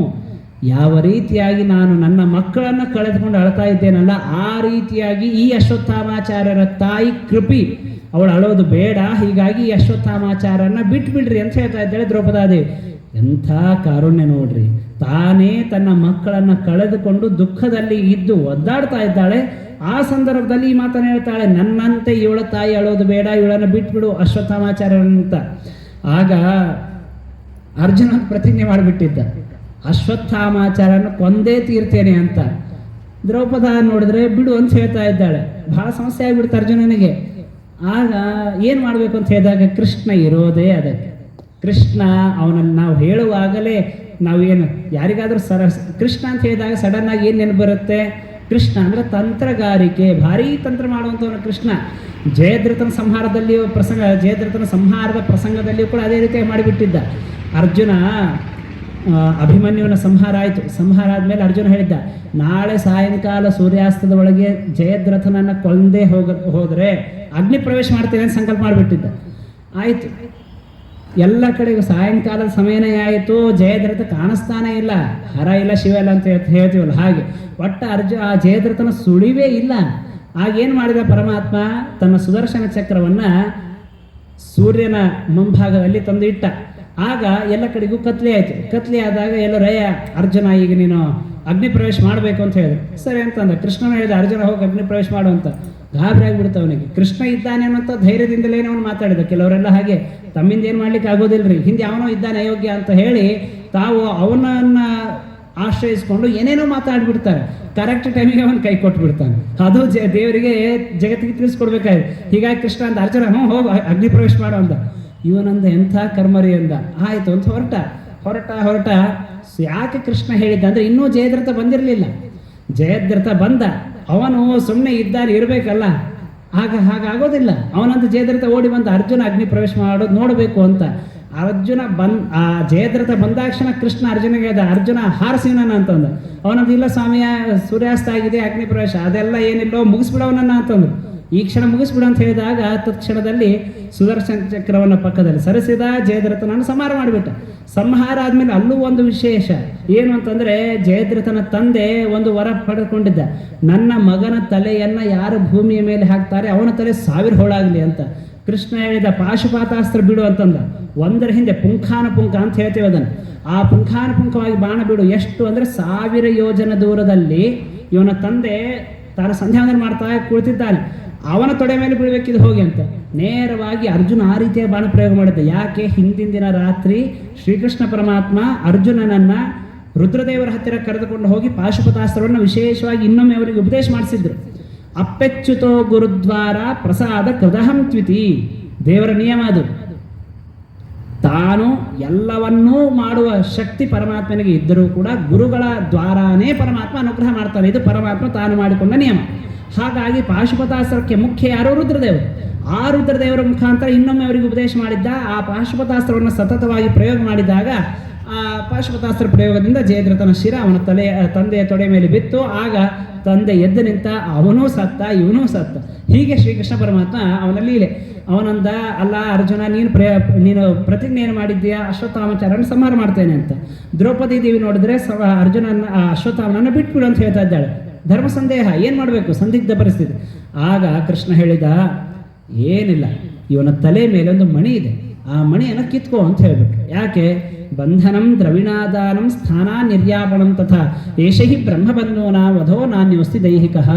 ಬಂಧನ, ಆ ವಿಪ್ರನನ್ನು ಕಟ್ಟಿ ಹಾಕೋದು, ಅವನಲ್ಲಿರುವ ಸಂಪತ್ತನ್ನು ತೆಗೆದುಕೊಳ್ಳೋದು, ಅಥವಾ ಯಾವುದೋ ಒಂದು ಸ್ಥಾನದಲ್ಲಿ ಅವನು ಇದ್ದು ತನ್ನ ಜೀವನವನ್ನು ನಿರ್ವಹಣೆ ಮಾಡಿಕೊಳ್ತಾ ಇದ್ರೆ ಅವನನ್ನು ಆ ಸ್ಥಾನದಿಂದ ಓಡಿಸಿಬಿಡೋದು. ಇವೆಲ್ಲ ಏನಿದೆಯಲ್ಲ, ಇದೇ ಆ ವಿಪ್ರರನ್ನು ಸಂಹಾರ ಮಾಡಿದಂತೆ ಸರಿ. ಸಂಹಾರ ಅಂತಂದ್ರೆ ಅವರನ್ನು ಕೊಲ್ಲೋದೇ ಅಂತಲ್ಲ, ಅವರಲ್ಲಿರೋ ಸಂಪತ್ತನ್ನು ತೆಗೆದುಕೊಂಡ್ರು ಕೂಡ ಅವರನ್ನು ಸಂಹಾರ ಮಾಡಿದಂತೆ. ಹಾಗಾಗಿ ಅಶ್ವತ್ಥಾಮಾಚಾರ್ಯರ ಶಿರೋರತ್ನ ಏನಿದೆಯಲ್ಲ, ಆ ಶಿರೋರತ್ನವನ್ನು ನೀನು ತೆಗೆದುಕೋ. ಆಗ ಅಶ್ವತ್ಥಾಮಾಚಾರ್ಯರ ನಿನ್ನ ಪ್ರತಿಜ್ಞೆಯೂ ಸತ್ಯ ಆಯಿತು, ಅಶ್ವತ್ಥಾಮಾಚಾರ್ಯರನ್ನು ಬಿಟ್ಟಂತೆಯೂ ಆಯಿತು ಅಂತ ಹೇಳಿದಾಗ ಆಗ ಪರಮಾತ್ಮ ಅರ್ಜುನ ತಾನ ಮಣಿಯನ್ನು ತೆಗೆದುಕೊಂಡ. ಇಷ್ಟು ಭಾಗವತದಲ್ಲಿ ಇದೆ. ಆದರೆ ಮಹಾಭಾರತದಲ್ಲಿ ಇದೆಲ್ಲವನ್ನು ಭೀಮಸೇನ ದೇವರು ಮಾಡಿದರು ಅಂತ ಇದೆ. ಆಗ ನಮಗೆ ಸಂಶಯ ಬರ್ಬೋದು, ಓ ವೇದವ್ಯಾಸ ದೇವರಿಗೆ ಸ್ವಲ್ಪ ಹುಚ್ಚಿಡಿದಿದೆ ನೀವು, ಯಾಕೆ ಒಂದು ಗ್ರಂಥದಲ್ಲಿ ಭೀಮಸೇನ ದೇವರು ಮಾಡಿದ್ರು ಅಂತ ಹೇಳಿದ್ರು, ಮತ್ತೊಂದು ಗ್ರಂಥದಲ್ಲಿ ಅರ್ಜುನ ಅಂತ ಹೇಳಿದ್ರು, ಇನ್ನೊಂದು ಪುಣ್ಯಕ್ಕೆ ಇನ್ನೊಂದು ಗ್ರಂಥ ಬರ್ದಿದ್ರೆ ಆಗ ನಕುಲ ಸಹದೇವ ಅಂತ ಹೇಳ್ಬೋದಾಗಿತ್ತು ಅಂತ. ಆದರೆ ಈಗಲೇ ಶ್ರೀಮದಾಚಾರ್ಯರ ಮಹತ್ವ ಗೊತ್ತಾಗೋದು. ಶ್ರೀಮದಾನಂದ ತೀರ್ಥ ಭಗವತ್ಪಾದಾಚಾರ್ಯರು ಏನಾದರೂ ಅವತಾರ ಮಾಡದೇ ಹೋಗಿದ್ರೆ ವೇದವ್ಯಾಸ ದೇವರ ಬಗ್ಗೆ ಅಲ್ಲ, ಎಲ್ಲ ಶಾಸ್ತ್ರ ಜ್ಞಾನ ಎಲ್ಲದರ ಬಗ್ಗೆಗೂ ನಮಗೆ ಸಂಶಯ ಇರ್ತಾ ಇತ್ತು. ಶ್ರೀಮದಾಚಾರ್ಯರು ಸ್ಪಷ್ಟವಾಗಿ ಹೇಳ್ತಾರೆ, ಇದೆಲ್ಲ ಭೀಮಸೇನ ದೇವರೇ ಮಾಡಿದ್ದು. ಆದರೆ ಅಶ್ವತ್ಥಾಮ ಏನು ಗಿಡದ ಕೆಳಗಡೆ ಬಂದು ಮಲಗಿದ್ದಲ್ಲ, ಮಲಗಿದಾಗ ಅವನಿಗೆ ಸ್ವಪ್ನ ಬಿದ್ದಿತ್ತು. ಸ್ವಪ್ನದಲ್ಲಿ ಅರ್ಜುನ ಇದೆಲ್ಲ ಮಾಡಿದಂತೆ ಅವನಿಗೆ ಕಾಣಿಸ್ತು. ಇದು ಭಾಗವತ ಹೇಳುವಂಥದ್ದು. ಹೀಗಾಗಿ ಭಾಗವತ ಹೇಳಿದ್ದು ಸತ್ಯ, ಮಹಾಭಾರತ ಹೇಳಿದ್ದು ಸತ್ಯ. ಭಾಗವತದಲ್ಲಿ ನಡೆದದ್ದು ಅದು ಅರ್ಜುನ ಏನು ಇದೆಲ್ಲ ಮಾಡಿದ್ದಾನಲ್ಲ, ಇದು ಅಶ್ವತ್ಥಾಮಾಚಾರ್ಯ ಅದೇ ಸ್ವಪ್ನ ಬಿದ್ದಿತ್ತು. ಯಾಕೆ ಸ್ವಪ್ನ? ಇದು ಸತ್ಯ. ಕನಸು ಒಂದು ಆಗಿದ್ದಾದ್ರೂ ಬೀಳುತ್ತೆ, ಅಥವಾ ಮುಂದೆ ಆಗೋದಾದ್ರೂ ಬೀಳುತ್ತೆ. ಸ್ವಪ್ನ ಸುಳ್ಳಂತೂ ಅಲ್ವೇ ಅಲ್ಲ. ಹಾಗಾಗಿ ಇದೆಲ್ಲ ಅಶ್ವತ್ಥಾಮಾಚಾರ್ಯರ ಸ್ವಪ್ನದಲ್ಲಿ ನಡೆದದ್ದು ನಿಜವಾಗಿ ಭೀಮಸೇನ ದೇವರು ಇದನ್ನು ಮಾಡಿದ್ದು ಎಂಬುದಾಗಿ ಶ್ರೀಮದಾಚಾರ್ಯ ಇದಕ್ಕೆ ಸಮರ್ಪಕವಾಗಿ ಉತ್ತರವನ್ನು ನೀಡಿದ್ದಾರೆ. ಹಾಗಾಗಿಯೇ ಭಾಗವತ ತಾತ್ಪರ್ಯ ನಿರ್ಣಯ ಅಂತಲೇ ಒಂದು ಗ್ರಂಥವನ್ನು ರಚನೆ ಮಾಡಿಕೊಟ್ಟಿದ್ದಾರೆ ಶ್ರೀಮದಾನಂದ ತೀರ್ಥ ಭಗವತ್ಪಾದಾಚಾರ್ಯ. ಹೀಗೆ ಆ ಅಶ್ವತ್ಥಾಮಾಚಾರ್ಯರ ಒಂದು ನಿಗ್ರಹದ ಮೇಲೆ ಮುಂದೆ ಪರಮಾತ್ಮ ತಾನು ಇನ್ನೇನು ರಥ ಏರಿ ತಾನು ದ್ವಾರಕೆಗೆ ಹೊರಡಬೇಕು. ಅಷ್ಟರಲ್ಲಿ ಕುಂತಿದೇವಿ ಬಂದು ತಾನು ಸ್ತೋತ್ರ ಮಾಡ್ತಾಳೆ. ಏನು ಸ್ತೋತ್ರ ಮಾಡ್ತಾಳೆ ಅಂತಂದ್ರೆ, ಪರಮಾತ್ಮ ನೀನು ನಮ್ಮನ್ನ ಎಷ್ಟು ರಕ್ಷಣೆ ಮಾಡಿದ್ದೀಯ ಅಂತಂದ್ರೆ, ವಿಷಾನ್ ಮಹಾತ್ಮೆ ಪುರುಷಾತದಂಶನಾತ್ ಅಸತ್ಸಭಾಯ ವನವಾಸ ಕೃತ್ಸೃತಃ ಮೃಧೇ ಮೃಧೇನೇಕ ಮಹಾರಥಾಸ್ತ್ರತೋ ದ್ರೋಣ್ಯಸ್ತ್ರತಶ್ಚಾಸ್ಮ ಹರೇಭಿರಕ್ಷಿತಾಃ. ವಿಷಾತ್ ಎಲ್ಲ ಪಾಂಡವರು ಚಿಕ್ಕವರಿದ್ದಾಗ ವಿಷ ಪ್ರಯೋಗ ಮಾಡಿ ಪಾಂಡವರನ್ನ ಸಂಹಾರ ಮಾಡಬೇಕು ಅಂತ ಆಲೋಚನೆ ಮಾಡಿದ್ದ ಮಹಾನೀಚ ದುರ್ಯೋಧನ. ಆದರೆ ಭೀಮಸೇನ ದೇವರು ಆ ಎಲ್ಲ ವಿಷದ ಉಂಡಿಯನ್ನೇ ತಿಂದು ಅದನ್ನು ಕೃಷ್ಣಾರ್ಪಣೆ ಮಾಡಿಬಿಟ್ರು. ವಿಷದ ಲಡ್ಡುಗೆಗೆ ಮೆಚ್ಚಿತು ಕೂಸು ಅಂತ ಹೇಳಿದ್ದು ಅದನ್ನೇ. ಅದಾದ ನಂತರ ಮಹಾಗ್ನೇಹೆ ಇನ್ನೊಂದು ಅರಗಿನ ಮನೆಯಲ್ಲಿ ಹಾಕಿ ಸುಡಬೇಕು ಅಂತ ಆಲೋಚನೆ ಮಾಡಿದ್ದ. ಆದರೆ ಪರಮಾತ್ಮ ಅದರಿಂದನೂ ರಕ್ಷಣೆ ಮಾಡಿದ. ಭೀಮಸೇನ ದೇವರು ಏನು ಮಾಡಿದ್ರು, ಆ ಎಲ್ಲ ತನ್ನ ಪಾಂಡವರನ್ನ ಮತ್ತು ತನ್ನ ತಾಯಿಯನ್ನ ಆ ಅರಗಿನ ಮನೆಯ ಸುರಂಗ ಮಾರ್ಗದಲ್ಲಿ ಅವರನ್ನ ಇರಿಸಿ, ಯಾರು ಇವರನ್ನ ಸುಡಬೇಕಂತ ಬಂದಿದ್ರಲ್ಲ ಅವರನ್ನೇ ಸುಟ್ಟುಬಿಟ್ಟ ಭೀಮಸೇನ ದೇವರು. ಮಹಾಗ್ನಿಯಿಂದ ನಮ್ಮನ್ನ ರಕ್ಷಣೆ ಮಾಡಿದೆ ಪರಮಾತ್ಮ. ಮುಂದೆ ಪುರುಷಾತ್ ಅದಂಶಾತ್ ಮನುಷ್ಯರನ್ನೇ ತಿನ್ನುವಂತಹ ಬಕ, ಕಿರ್ಮೀರ, ಹಿಡಿಂಬ ಮೊದಲಾದ ರಾಕ್ಷಸರು, ಆ ಎಲ್ಲ ರಾಕ್ಷಸರಿಂದ ನೀನು ನಮ್ಮನ್ನ ರಕ್ಷಣೆ ಮಾಡಿದೆ. ಮುಂದೆ ದ್ರೌಣ್ಯಸ್ತ್ರ, ಅಶ್ವತ್ಥಾಮಾಚಾರ್ಯರು ನಾರಾಯಣಾಸ್ತ್ರ ಪ್ರಯೋಗ ಮಾಡಿದ್ರು, ಈಗ ಬ್ರಹ್ಮಾಸ್ತ್ರ ಪ್ರಯೋಗ ಮಾಡಿದ್ರು, ಅದರಿಂದ ನಮ್ಮನ್ನ ರಕ್ಷಣೆ ಮಾಡಿದೆ. ಅದಾದ ನಂತರ ಮೃದೆ ವನವಾಸ ಕೃಚ ಅಸತ್ ಸಭಾಯ, ತುಂಬಿದ ಸಭೆಯಲ್ಲಿ ದ್ರೌಪದಾದೇವಿಗೆ ವಸ್ತ್ರಾಪಹಾರ ಮಾಡಿ ಅವಮಾನ ಮಾಡುವಂತಹ ಪ್ರಸಂಗದಲ್ಲಿ ಉತ್ತಮವಾದಂತಹ ಅಕ್ಷಯ ವಸ್ತ್ರವನ್ನು ನೀಡಿ ನನ್ನನ್ನು ರಕ್ಷಣೆ ಮಾಡಿದೆ. ನಮ್ಮ ಸೊಸೆಯನ್ನ, ಅದನ್ನೇ ರಂಗನೊಲಿದ ಕೃಷ್ಣನೊಲಿದ ಎಂಬ ಪದ್ಯದಲ್ಲಿ ಆ ದ್ರೌಪದಿ ಏನು ವಸ್ತ್ರಾಪಹಾರ ಏನು ನಡೆದಿತ್ತು ಅದನ್ನ ದ್ರೌಪದಿಯ ಮಾನ ಸಂರಕ್ಷಣೆ ಮಾಡಿದ್ದ ವಿಷಯವನ್ನೇ ಅಲ್ಲಿ ದಾಸರಾಯರು ನಮಗೆ ತಿಳಿಸಿಕೊಟ್ಟಿದ್ದಾರೆ. ಅದಾದ ನಂತರ ವನವಾಸದಲ್ಲಿ ಬಹಳ ದುಃಖ, ಆ ವನವಾಸದ ದುಃಖದಿಂದಲೂ ರಕ್ಷಣೆ ಮಾಡಿದೆ. ಅಂತೂ ಅದೊಂದು ಗಾದೆ ಮಾತಿದೆ, ಅಂತೂ ಇಂತೂ ಕುಂತಿ ಮಕ್ಕಳು ಸುಖನೇ ಕಾಣಲಿಲ್ಲ ಅಂತ ಏನೋ ಒಂದಿದೆ. ಎಂಥ ಅಯೋಗ್ಯ ಅದನ್ನು ಬರೆದವನು ಅಂತಂದ್ರೆ, ವನವಾಸದಲ್ಲಿಯೂ ಕೂಡ ಪ್ರತಿನಿತ್ಯ 80,000 ಋಷಿಗಳಿಗೆ ಭೋಜನವನ್ನು ಮಾಡಿಸಿ ಭೋಜನ ಮಾಡ್ತಾ ಇದ್ರು ಧರ್ಮರಾಜ. ಸೂರ್ಯದೇವರ ಅನುಗ್ರಹದಿಂದ, ಸೂರ್ಯಾಂತರ್ಗತ ನಾರಾಯಣನ ಅನುಗ್ರಹದಿಂದ ಅಕ್ಷಯ ಪಾತ್ರೆಯನ್ನು ಸಂಪಾದನೆ ಮಾಡಿಕೊಂಡು ಆ ಅಕ್ಷಯ ಪಾತ್ರದ ಮುಖಾಂತರ ಪ್ರತಿನಿತ್ಯ 80,000 ಮುನಿಗಳಿಗೆ ರಾಜವೈಭವ ನೀಡ್ತಾ ಇದ್ರೆ, ನಿಜವಾದ ವನವಾಸ ಪಾಂಡವರದೋ ಕೌರವರದೋ? ಹೀಗಾಗಿ ಎಂದೂ ಕಷ್ಟವನ್ನು ಪಟ್ಟೇ ಇಲ್ಲ ಪಾಂಡವರು, ಮಹಾ ಸುಖವನ್ನೇ ಪಟ್ಟಿದ್ದಾರೆ ವನವಾಸದಿಂದ. ಅದಾದ ನಂತರ ಮೃಧೆ ಯುದ್ಧದಲ್ಲಿ, ಯುದ್ಧ ಏನು ಸುಮ್ಮನೆನಾ? ದ್ರೋಣಾಚಾರ್ಯರು ಇವರು ವಿದ್ಯಾ ಕಲಿಸಿದವರು, ಭೀಷ್ಮಾಚಾರ್ಯರು ಸಾಕ್ಷಾತ್ ಪರಶುರಾಮ ದೇವರ ಹತ್ತಿರ ಅಧ್ಯಯನ ಮಾಡಿದ ಮಹಾನುಭಾವರು, 550 ವರ್ಷ ಅಧ್ಯಯನ ಮಾಡಿದ್ದಾರೆ, 1000 ವರ್ಷ ಆಯುಸ್ಸು ದ್ವಾಪರ ಯುಗದಲ್ಲಿ. ಅದರಲ್ಲಿ ಅರ್ಧ ಆಯುಸ್ಸು ಅಧ್ಯಯನನೇ ಮಾಡಿದ ಮಹಾನುಭಾವರು ಭೀಷ್ಮಾಚಾರ್ಯರು, ಕೃಪಾಚಾರ್ಯರು, ಸಪ್ತ ಚಿರಂಜೀವಿಗಳಲ್ಲಿ ಒಬ್ಬರು, ಅಶ್ವತ್ಥಾಮಾಚಾರ್ಯರು.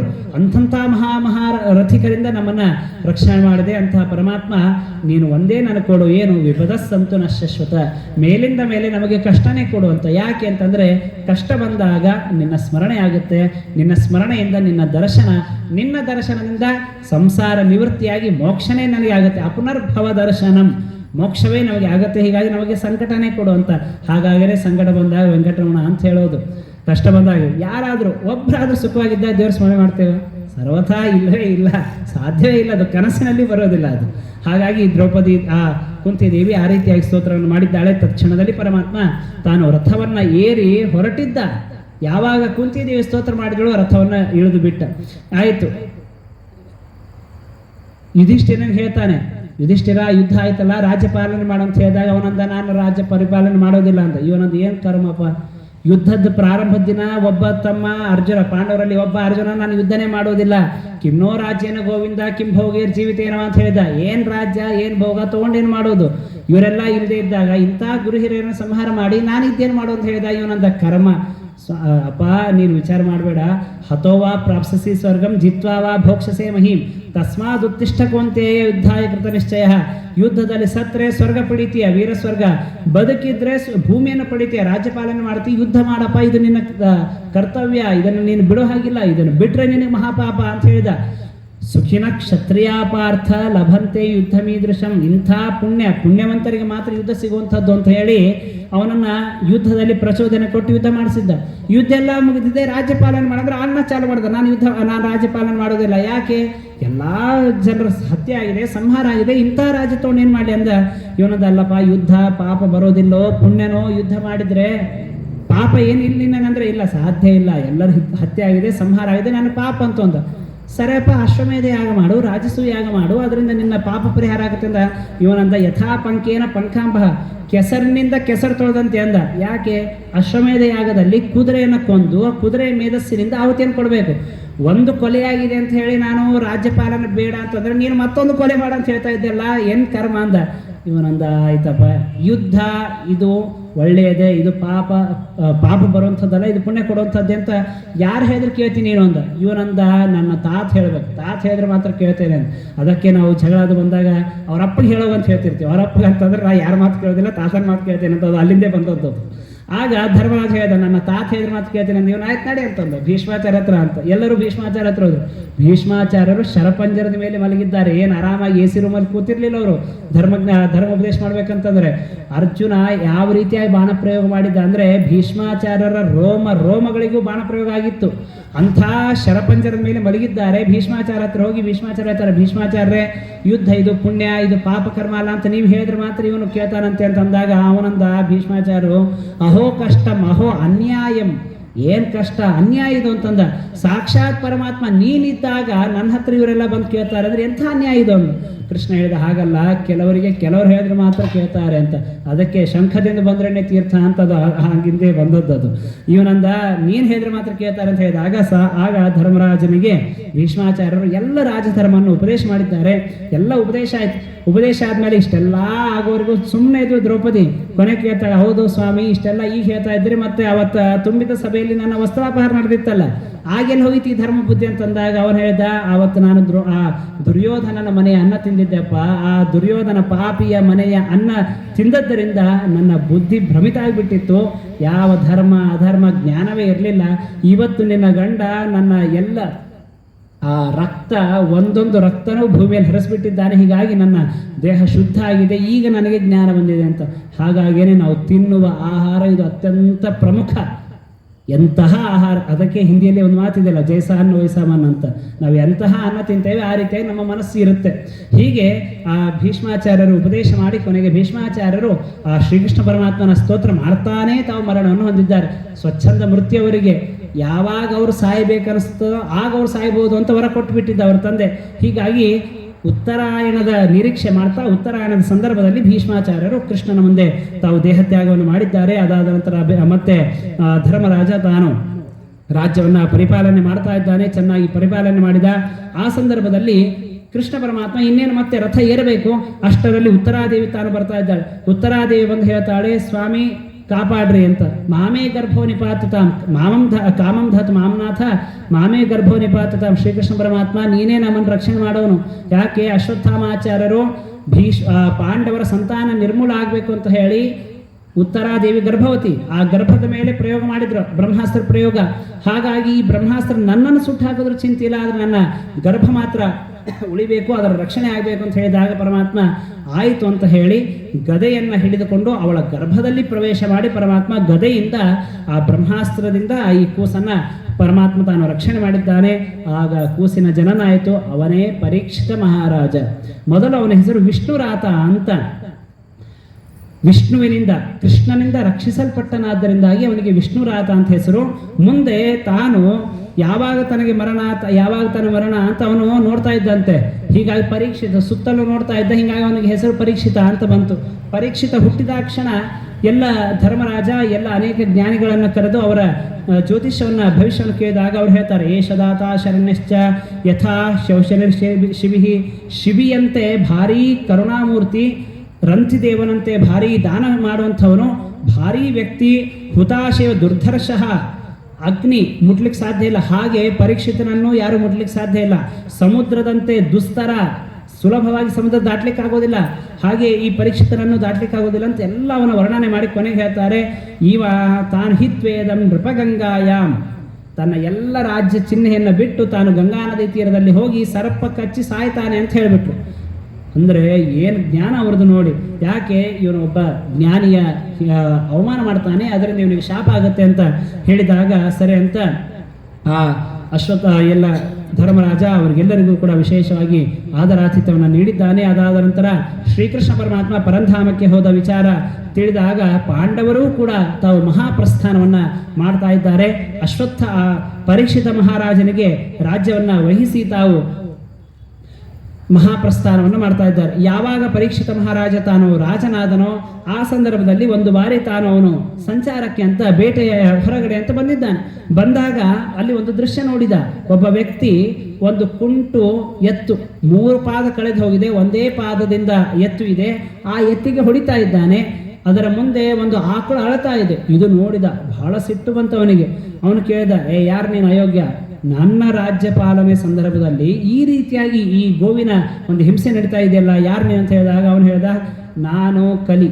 ಶ್ರೀಕೃಷ್ಣ ಪರಮಾತ್ಮ ಯಾವಾಗ ಪರಂಧಾಮಕ್ಕೆ ಹೋದನೋ ಆಗ ನನ್ನ ಆಟ ಪ್ರಾರಂಭ ಆಯಿತು ಅಂದ. ಇವನಂದ, ಪಾಂಡವರ ಮೊಮ್ಮಗ ನಾನು ಇರಬೇಕಾದ್ರೆ, ನಾನು ಈ ರಾಜ್ಯ ಪಾಲನೆ ಮಾಡ್ತಿರ್ಬೇಕಾದ್ರೆ ನೀನು ಬಂದ್ ಹೇಗೆ ಅಂತಂದ. ಇಲ್ಲ, ಕೃಷ್ಣ ಯಾವಾಗ ಹೊರಟನೋ ಹಾಗೆ ನನ್ನ ಯುಗ ಪ್ರಾರಂಭ ಆಯ್ತಂದ. ಸಾಧ್ಯವೇ ಇಲ್ಲ ಅಂತಂದ.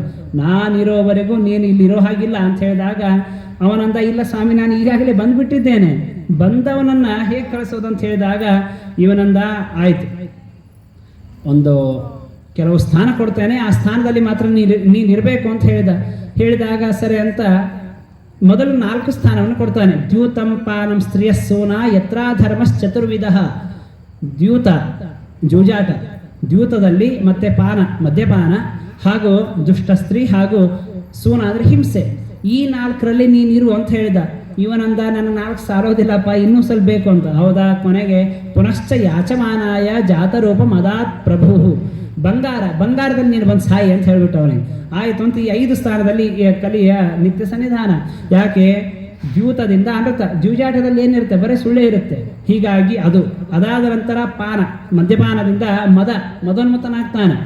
ಅದಾದ ನಂತರ ದುಷ್ಟ ಸ್ತ್ರೀಯಿಂದ ಕಾಮ, ಅದಾದ ನಂತರ ಸೂನ, ಹಿಂಸೆಯಲ್ಲಿ ರಜ, ಅಲ್ಲಿ ಅವನಿಗೆ ದಯಾನೇ ಇರೋದಿಲ್ಲ. ಹೀಗಾಗಿ ಅದು ಒಂದು. ಅದಾದ ನಂತರ ಬಂಗಾರದಿಂದ ಏನು, ಮಾತ್ಸರ್ಯ, ಸಿಟ್ಟು, ದ್ವೇಷ ಇತ್ಯಾದಿ. ಹೀಗಾಗಿ ಈ 5 ಸ್ಥಾನಗಳನ್ನು ಪರೀಕ್ಷಿತ ಮಹಾರಾಜ ಕಲಿಗೆ ಕೊಡ್ತಾ ಇದ್ದಾನೆ. ಹೀಗೆ ಕಲಿಯನ್ನು ನಿಗ್ರಹ ಮಾಡಿದ ಮಹಾನುಭಾವ ಪರೀಕ್ಷಿತ ಮಹಾರಾಜ. ಅಂತಹ ಪರೀಕ್ಷಿತ ಮಹಾರಾಜ ಒಂದು ಬಾರಿ ತಾನು ಅರಣ್ಯಕ್ಕೆ ಬಂದಿದ್ದಾನೆ.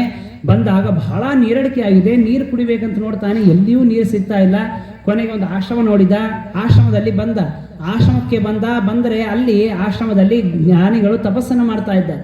ತಪಸ್ಸು ಮಾಡಿದ ಇವನಂದ, ಓಹೋ, ಈ ಮಗ ನಾನು ಈಗ ಬಂದದ್ದು ನೋಡಿ ಸುಮ್ಮನೆ ನಟನೆ ಮಾಡ್ತಾ ಇದ್ದಾನೆ ಅಂತ ಹೇಳಿದ. ಸಿಟ್ಟು ಬಂತು, ಬಹಳ ಹಸಿವಾಗಿತ್ತು, ನೀರಡಿಕೆ ಆಗಿತ್ತು, ಸತ್ತು ಅಲ್ಲಿಯೇ ಸಮೀಪದಲ್ಲಿ ಸತ್ತು ಬಿದ್ದ ಒಂದು ಹಾವನ್ನು ತೆಗೆದುಕೊಂಡು ಅವರ ಕೊರಳಲ್ಲಿ ಹಾಕಿ ಹೊರಟು ಹೋದ. ಈ ವಿಷಯ ಗೊತ್ತಾಯಿತು ಆ ಋಷಿಗಳ ಮಗನಾದ ಶೃಂಗಿಗೆ. 8 ವರ್ಷದ ಬಾಲಕ ಶೃಂಗಿ ಅಂತ ಅವನ ಹೆಸರು. ಅವನಿಗೆ ಈ ವಿಷಯ ಗೊತ್ತಾಯಿತು. ತಕ್ಷಣದಲ್ಲಿ ಅವನು ಶಾಪ ಕೊಡಿದ, ಇತೋ ಲಂಘಿತ ಮರ್ಯಾದ, ಯಾರೋ ನನ್ನ ತಂದೆಗೆ ಈ ರೀತಿಯಾಗಿ ಅವಮಾನ ಮಾಡಿದ್ದಾನೆ, ಅವನು ಸರಿಯಾಗಿ ಇವತ್ತಿನ 7ನೇ ದಿನಕ್ಕೆ ತಕ್ಷಕ ಸರ್ಪ ಬಂದು ಕಚ್ಚಿ ಅವನು ಸಾಯಲಿ ಅಂತ ಶಾಪ ಕೊಟ್ಬಿಟ್ಟ. ಶೃಂಗಿ ನೀರನ್ನು ತೆಗೆದುಕೊಂಡು ಕೌಶಿಕ್ಯಪ ಉಪಸ್ಪೃಶ್ಯ, ಕೌಶಿಕಿ ನದಿಯ ನೀರನ್ನು ತೆಗೆದುಕೊಂಡು ಅಂತ ಭಾಗವತದಲ್ಲಿದೆ. ಇಲ್ಲೊಂದು ಮತ್ತೆ ಶ್ರೀಮದಾಚಾರ್ಯರ ಅನುಗ್ರಹ ನೋಡ್ರಿ. ನೀರು ಇಲ್ಲ ಅಂತ ತಾನೇ ಆಶ್ರಮಕ್ಕೆ ಬಂದಿದ್ದು ಪರೀಕ್ಷಿತ ಮಹಾರಾಜ. ನೀರೇ ಸಿಕ್ಕಿದೆ, ಅವನೇ ಆಶ್ರಮಕ್ಕೆ ಬರ್ತಾ ಇದ್ದ. ಆದರೆ ವೇದವ್ಯಾಸ ದೇವರು ಕೌಶಿಕ್ಯಪ ಉಪಸ್ಪೃಶ್ಯ ಅಂತ ಹೇಳಿದ್ದಾರೆ. ಅದಕ್ಕೆ ಶ್ರೀಮದಾಚಾರ್ಯ ಹೇಳ್ತಾರೆ, ಕೌಶಿಕಿ ಅಂದರೆ ಕುಶಪಾಣಿಹಿ, ಕೈಯಲ್ಲಿ ದರ್ಭೆಯನ್ನು ತೆಗೆದುಕೊಂಡು ಶಾಪವನ್ನು ನೀಡಿದ. ಶೃಂಗಿ ಹೋಗಿದ್ದೆ ದರ್ಭಾ ಸಮೇತ ತರೋದಕ್ಕೆ ಅಂತ, ಅರಣ್ಯಕ್ಕೆ ದರ್ಭಾ ಸಮೇತ ತರೋದಕ್ಕಾಗಿ ಹೋಗಿದ್ದ. ಆ ಸಂದರ್ಭದಲ್ಲಿ ಈ ವಿಷಯ ಗೊತ್ತಾಯಿತು. ಗೊತ್ತಾಕ್ಷಣ ಅದೇ ದರ್ಭವನ್ನು ಕೈಯಲ್ಲಿ ಹಿಡಿದುಕೊಂಡು ಶಾಪವನ್ನು ಕೊಟ್ಟ. ಶಾಪ ಕೊಟ್ಟಿದ ಕ್ಷಣ ಓಡಿ ಬಂದ ಆಶ್ರಮಕ್ಕೆ. ಆಶ್ರಮದಲ್ಲಿ ಬಂದು ನೋಡ್ತಾನೆ, ಅಳ್ತಾ ಇದ್ದಾನೆ ಜೋರಾಗಿ. ಆಗ ಎಚ್ಚರಾಯಿತು ಶಮೀಕ ಋಷಿಗಳಿಗೆ. ಅವರು ಅಸಂಪ್ರಜ್ಞಾತ ಸಮಾಧಿಯಲ್ಲಿ ಹೋಗಿದ್ರು. ಅಸಂಪ್ರಜ್ಞಾತ ಸಮಾಧಿ ಅಂತಂದರೆ ಯಾವ ಜಗತ್ತಿನ ಪರಿವೇ ಇರೋದಿಲ್ಲ. ನಿಮಗೆ ಸುಮ್ಮನೆ ಒಂದು ದೃಷ್ಟಾಂತ ಹೇಳಬೇಕು ಅಂದರೆ, ನೀವು ಒಬ್ಬ ಹುಡುಗನಿಗೆ ಮೊಬೈಲ್ ಕೊಡ್ರಿ, ಆ ಮೊಬೈಲ್ ನೋಡ್ತಾ ಇದ್ರೆ ಹಗಲು ರಾತ್ರಿ, ಅದರಲ್ಲಿಯೂ ಅದು ಅನೇಕ ಗೇಮ್ಗಳಿವೆ. ಪಬ್ಜಿ ಅಂತ ಒಂದು ಕೆಲವೊಂದು ಭಾರಿ ಉತ್ಕೃಷ್ಟವಾದ ಗೇಮು, ಅದು ಆಡ್ತಾ ಇದ್ರಂತೂ ಹರ ಇಲ್ಲ ಶಿವ, ನೀವು ಗೊತ್ತೇ ಆಗೋದಿಲ್ಲ. ಸಾಮಾನ್ಯವಾದ ಅಯೋಗ್ಯ ಅಂಥ ಒಂದು ಕಾರ್ಯ ಮಾಡಬೇಕಾದ್ರೆ ನಮಗೆ ಯಾವ ಜಗತ್ತಿನ ಪರಿವು ಇರೋದಿಲ್ಲ. ಅಂದರೆ ಸ್ವತಃ ದೇವರನ್ನು ಧ್ಯಾನ ಮಾಡುವ ಆ ಜ್ಞಾನಿಗಳಿಗೆ ಏನು ಜಗತ್ತಿನ ಜ್ಞಾನ ಇರಬೇಕು. ಆಗ ಜೋರಾಗಿ ಅಳ್ತಾ ಇರಬೇಕಾದ್ರೆ ಇವರೆದ್ರು. ಏನಾಯ್ತು ಅಂತಂದ್ರು, ಇಲ್ಲ ಸ್ವಾಮಿ, ಹೀಗೆ ಒಬ್ಬ ಯಾರೋ ರಾಜ ಅಯೋಗ್ಯ ಬಂದಿದ್ದಾನೆ, ಬಂದು ನಿಮ್ಮ ಕೊರಳಲ್ಲಿ ಸತ್ತು ಬಿದ್ದ ಹಾವನ್ನು ಹಾಕಿದ್ದಾನೆ, ನಿಮ್ಮ ಅವಮಾನ ಮಾಡಿದ್ದಾನೆ ಅಂತ ಹೇಳಿದಾಗ ಆಯಿತು. ನೋಡ್ತಾರೆ, ಆಗ ತಮ್ಮ ದೇಹದ ಮೇಲೆ ಹಾವು ಅದನ್ನೇ ತೆಗೆದಿದ್ದಾರೆ. ಇವನೊಂದು, ಅಪ್ಪ ಏನು ಚಿಂತೆ ಮಾಡಬೇಡಿ, ನಾನು ಅವನಿಗೆ ಭಾರೀ ಶಾಸನ ಮಾಡಿದ್ದೇನೆ, ಸರಿಯಾಗಿ 7ನೇ ದಿನಕ್ಕೆ ಅವನು ತಕ್ಷಕ ಸರ್ಪ ಕಚ್ಚಿ ಸತ್ತು ಹೋಗ್ತಾನೆ ಅಂತಂದ್ರು. ಶುಕ ಆಗ ಶಮೀಕ ಋಷಿಗಳು ನಾಭ್ಯನಂದತ, ಸಂತೋಷ ಪಡಲಿಲ್ಲ. ಅವರಂದ್ರು, ಏನೋ ಎಂಥ ದೊಡ್ಡ ತಪ್ಪು ಮಾಡಿಬಿಟ್ಟು ಅಂತ. ರಾಜರು ರಾಜ್ಯವನ್ನು ಪರಿಪಾಲನೆ ಮಾಡಿದರೆ ನಾವು ಆರಾಮಾಗಿ ಅರಣ್ಯದಲ್ಲಿ ಇದ್ದು ತಪಸ್ಸನ್ನು ಮಾಡ್ಬೋದು. ಅಂಥ ರಾಜರೇನೇ ಇಲ್ಲ ಅಂತಂದಮೇಲೆ ನಾವು ಹೇಗೆ ತಪಸ್ಸು ಮಾಡ್ಲಿಕ್ಕೆ ಸಾಧ್ಯ ಅಂತ ಹೇಳ್ತಾರೆ. ಆದರೆ ಅದನ್ನು ತಡೀಲಿಲ್ಲ. ಅವ್ರು ಹೇಳ್ತಾರೆ, ಯಾರೋ ಒಬ್ಬ ಶಿಷ್ಯನಿಗೆ ಹೇಳಿ ಕಳಿಸ್ತಾರೆ, ಇಲ್ಲ ಇನ್ನು 7 ದಿನ, ಗೌರಮುಖ ಅಂತ ಅವನ ಹೆಸರು. ಆ ಗೌರಮುಖ ಅನ್ನುವಂತಹ ವಿಪ್ರಕುಮಾರನ ಮುಖಾಂತರ ಕಳಿಸ್ತಾರೆ. ನೋಡಪ್ಪ ರಾಜ, 7 ದಿನ ನಿನಗೆ ಆಯಸ್ಸು, 7 ದಿನದಲ್ಲಿ ಏನು ಸಾಧನೆ ಮಾಡ್ಕೊಳ್ತೀವಿ ಮಾಡ್ಕೊ ಅಂತ ಹೇಳಿದಾಗ, ಮಹಾತ್ಮರ ಲಕ್ಷಣವೇ ಹಾಗೆ. ಪರೀಕ್ಷಿತ ಮಹಾರಾಜ ಬರುವಾಗ ಮಾರ್ಗಮಧ್ಯದಲ್ಲಿ ಏನೋ ಸಿಟ್ಟಿನಲ್ಲಿ ಮಾಡಿಬಿಟ್ಟಿದ್ದ. ಆದರೆ ಮಾರ್ಗಮಧ್ಯದಲ್ಲಿ ಬರುವಾಗ ಅವನಂತ ಇದ್ದ, ನಾನು ಬಹಳ ದೊಡ್ಡ ತಪ್ಪು ಮಾಡಿದೆ, ನನಗೆ ಮಹಾ ಶಾಸನ ಆಗಬೇಕು, ಅದೇ ನನಗೆ ಯೋಗ್ಯವಾದದ್ದು. ಇವತ್ತೇ ನನ್ನ ಎಲ್ಲ ರಾಜ್ಯ ಅದೆಲ್ಲ ಸುಟ್ಟು ಹೋಗಬೇಕು, ನಾನು ನನ್ನ ಕೋಶಾಗಾರ ಎಲ್ಲ ಸುಟ್ಟು ಹೋಗಬೇಕು, ನಾನು ಈ ಕ್ಷಣದಲ್ಲೇ ಸತ್ತು ಹೋಗಬೇಕು ಅಂತ ಇಷ್ಟು ತನ್ನನ್ನೇ ತಾನು ಬೈಕೊಳ್ತಾ ಇದ್ದ. ಅಷ್ಟರಲ್ಲಿ ಆ ಗೌರಮುಖ ಬಂದು ಹೇಳಿದ, ಸ್ವಾಮಿ ಈ ರೀತಿಯಾಗಿ ನಿಮಗೆ ಶಾಪ ಆಗಿದೆ ಅಂತ ಹೇಳಿದಾಗ ಅವನು ಭಾರೀ ಸಂತೋಷಪಟ್ಟ. ಆಯ್ತು, ಇದೇ ನನಗೆ ಸರಿಯಾಗಿ ಆಗಬೇಕಾದ್ದು, ಮಹಾತ್ಮರ ನಿಂದೆ ಮಾಡಿದ ನನಗೆ ಇದೇ ಸರಿಯಾದದ್ದು ಅಂತ ತಾನು ವಿಚಾರ ಮಾಡಿ ತನ್ನ ಎಲ್ಲ ರಾಜ್ಯ ಚಿಹ್ನವನ್ನು ಎಲ್ಲವನ್ನೂ ಕೂಡ ತ್ಯಾಗ ಮಾಡಿ ತಾನು ಆ ಗಂಗಾ ನದಿಯ ತೀರದಲ್ಲಿ ಪ್ರಾಯೋಪವೇಶಕ್ಕಾಗಿ ಬಂದು ಕುಳಿತಿದ್ದಾನೆ. ಆ ಸಂದರ್ಭದಲ್ಲಿ ಎಲ್ಲ ಋಷಿಮುನಿಗಳು ಕೂಡ ತಾವು ಪರೀಕ್ಷಿತ ಮಹಾರಾಜನ ಉದ್ಧಾರಕ್ಕಾಗಿ ಬಂದಿದ್ದಾರೆ. ಅದೇ ಸಂದರ್ಭದಲ್ಲಿ ಶುಕಾಚಾರ್ಯರು ಬರ್ತಾ ಇದ್ದಾರೆ. ದ್ವೆಷ್ಟ ವರ್ಷ 16 ವಯಸ್ಸಿನ ಶುಕಮುನಿಗಳು, 16 ವಯಸ್ಸಿನಂತೆ ಕಾಣುವಂಥವರು ಅವರು ತಾವು ಬರ್ತಾ ಇದ್ದಾರೆ. ಅವ್ರು ಬರಬೇಕಾದ್ರೆ ದಿಗ್ವಸ್ತ್ರ, ಮೈ ಮೇಲೆ ಯಾವ ವಸ್ತ್ರ ಇಲ್ಲ. ಬರ್ತಿರ್ಬೇಕಾದ್ರೆ ಅನೇಕ ಜನ ಮೂಢರು, ಮೂರ್ಖರು, ಅಜ್ಞಾನಿಗಳು ಅವರ ಮೇಲೆ ಉಗುಳ್ತಾ ಇದ್ದಾರೆ, ಬೈತಾ ಇದ್ದಾರೆ, ಏನೇನೋ ಮಾಡ್ತಾ ಇದ್ದಾರೆ. ಇವ್ರು ಯಾವುದು ತಲೆನೇ ಕೆಡಿಸ್ಕೋತಾ ಇಲ್ಲ. ಅವಧೂತರವರು ಅವರು ಹಾಗೆ ಬರ್ತಾ ಇದ್ದಾರೆ, ತಮ್ಮಷ್ಟಕ್ಕೆ ತಾವು ಬರ್ತಾ ಇದ್ದಾರೆ. ಬಂದಾಗ ಯಾವಾಗ ಪರೀಕ್ಷಿತನ ಹತ್ತಿರ ಬಂದರೋ ಆಗ ಎಲ್ಲ ಋಷಿಗಳು, ಮುನಿಗಳು, ಜ್ಞಾನಿಗಳು ಎಲ್ಲರೂ ಎದ್ದು ನಿಂತಾಗ ಈ ಎಲ್ಲ ಅಯೋಗ್ಯರೇನು ಬಂದಿದ್ರಲ್ಲ ಮೂರ್ಖರು, ಅವ್ರು ಅಂದ್ಕೊಂಡ್ರು ಇವರು ಸಾಮಾನ್ಯರಲ್ಲ, ನಾವು ಮೂರ್ಖರು, ಇವರು ಮೂರ್ಖರಲ್ಲ, ಇವರು ಮಹಾಜ್ಞಾನಿಗಳು ಅಂತ ಅಲ್ಲಿಂದ ತಾವು ಹೊರಟು ಹೋದಾಗ ಆ ಎಲ್ಲ ಋಷಿಮುನಿಗಳನ್ನು ಶುಕಾಚಾರ್ಯರು ಆಶೀರ್ವದಿಸಿ ಪರೀಕ್ಷಿತ ಮಹಾರಾಜ ಅವರಿಗೆ ವಿಶೇಷವಾಗಿ ಅರ್ಘ್ಯಪಾದ್ಯಾದಿಗಳಿಂದ ಪೂಜೆ ಮಾಡಿ ಅವರಿಗೆ ಕೂಡುವುದಕ್ಕೆ ಆಸನವನ್ನು ಕೊಟ್ಟು ಹೇಳ್ತಾನೆ, ಸ್ವಾಮಿ ನನಗೆ 7 ದಿನ ಆಯುಸ್ಸು, ಈ 7 ದಿನದಲ್ಲಿ ನನ್ನ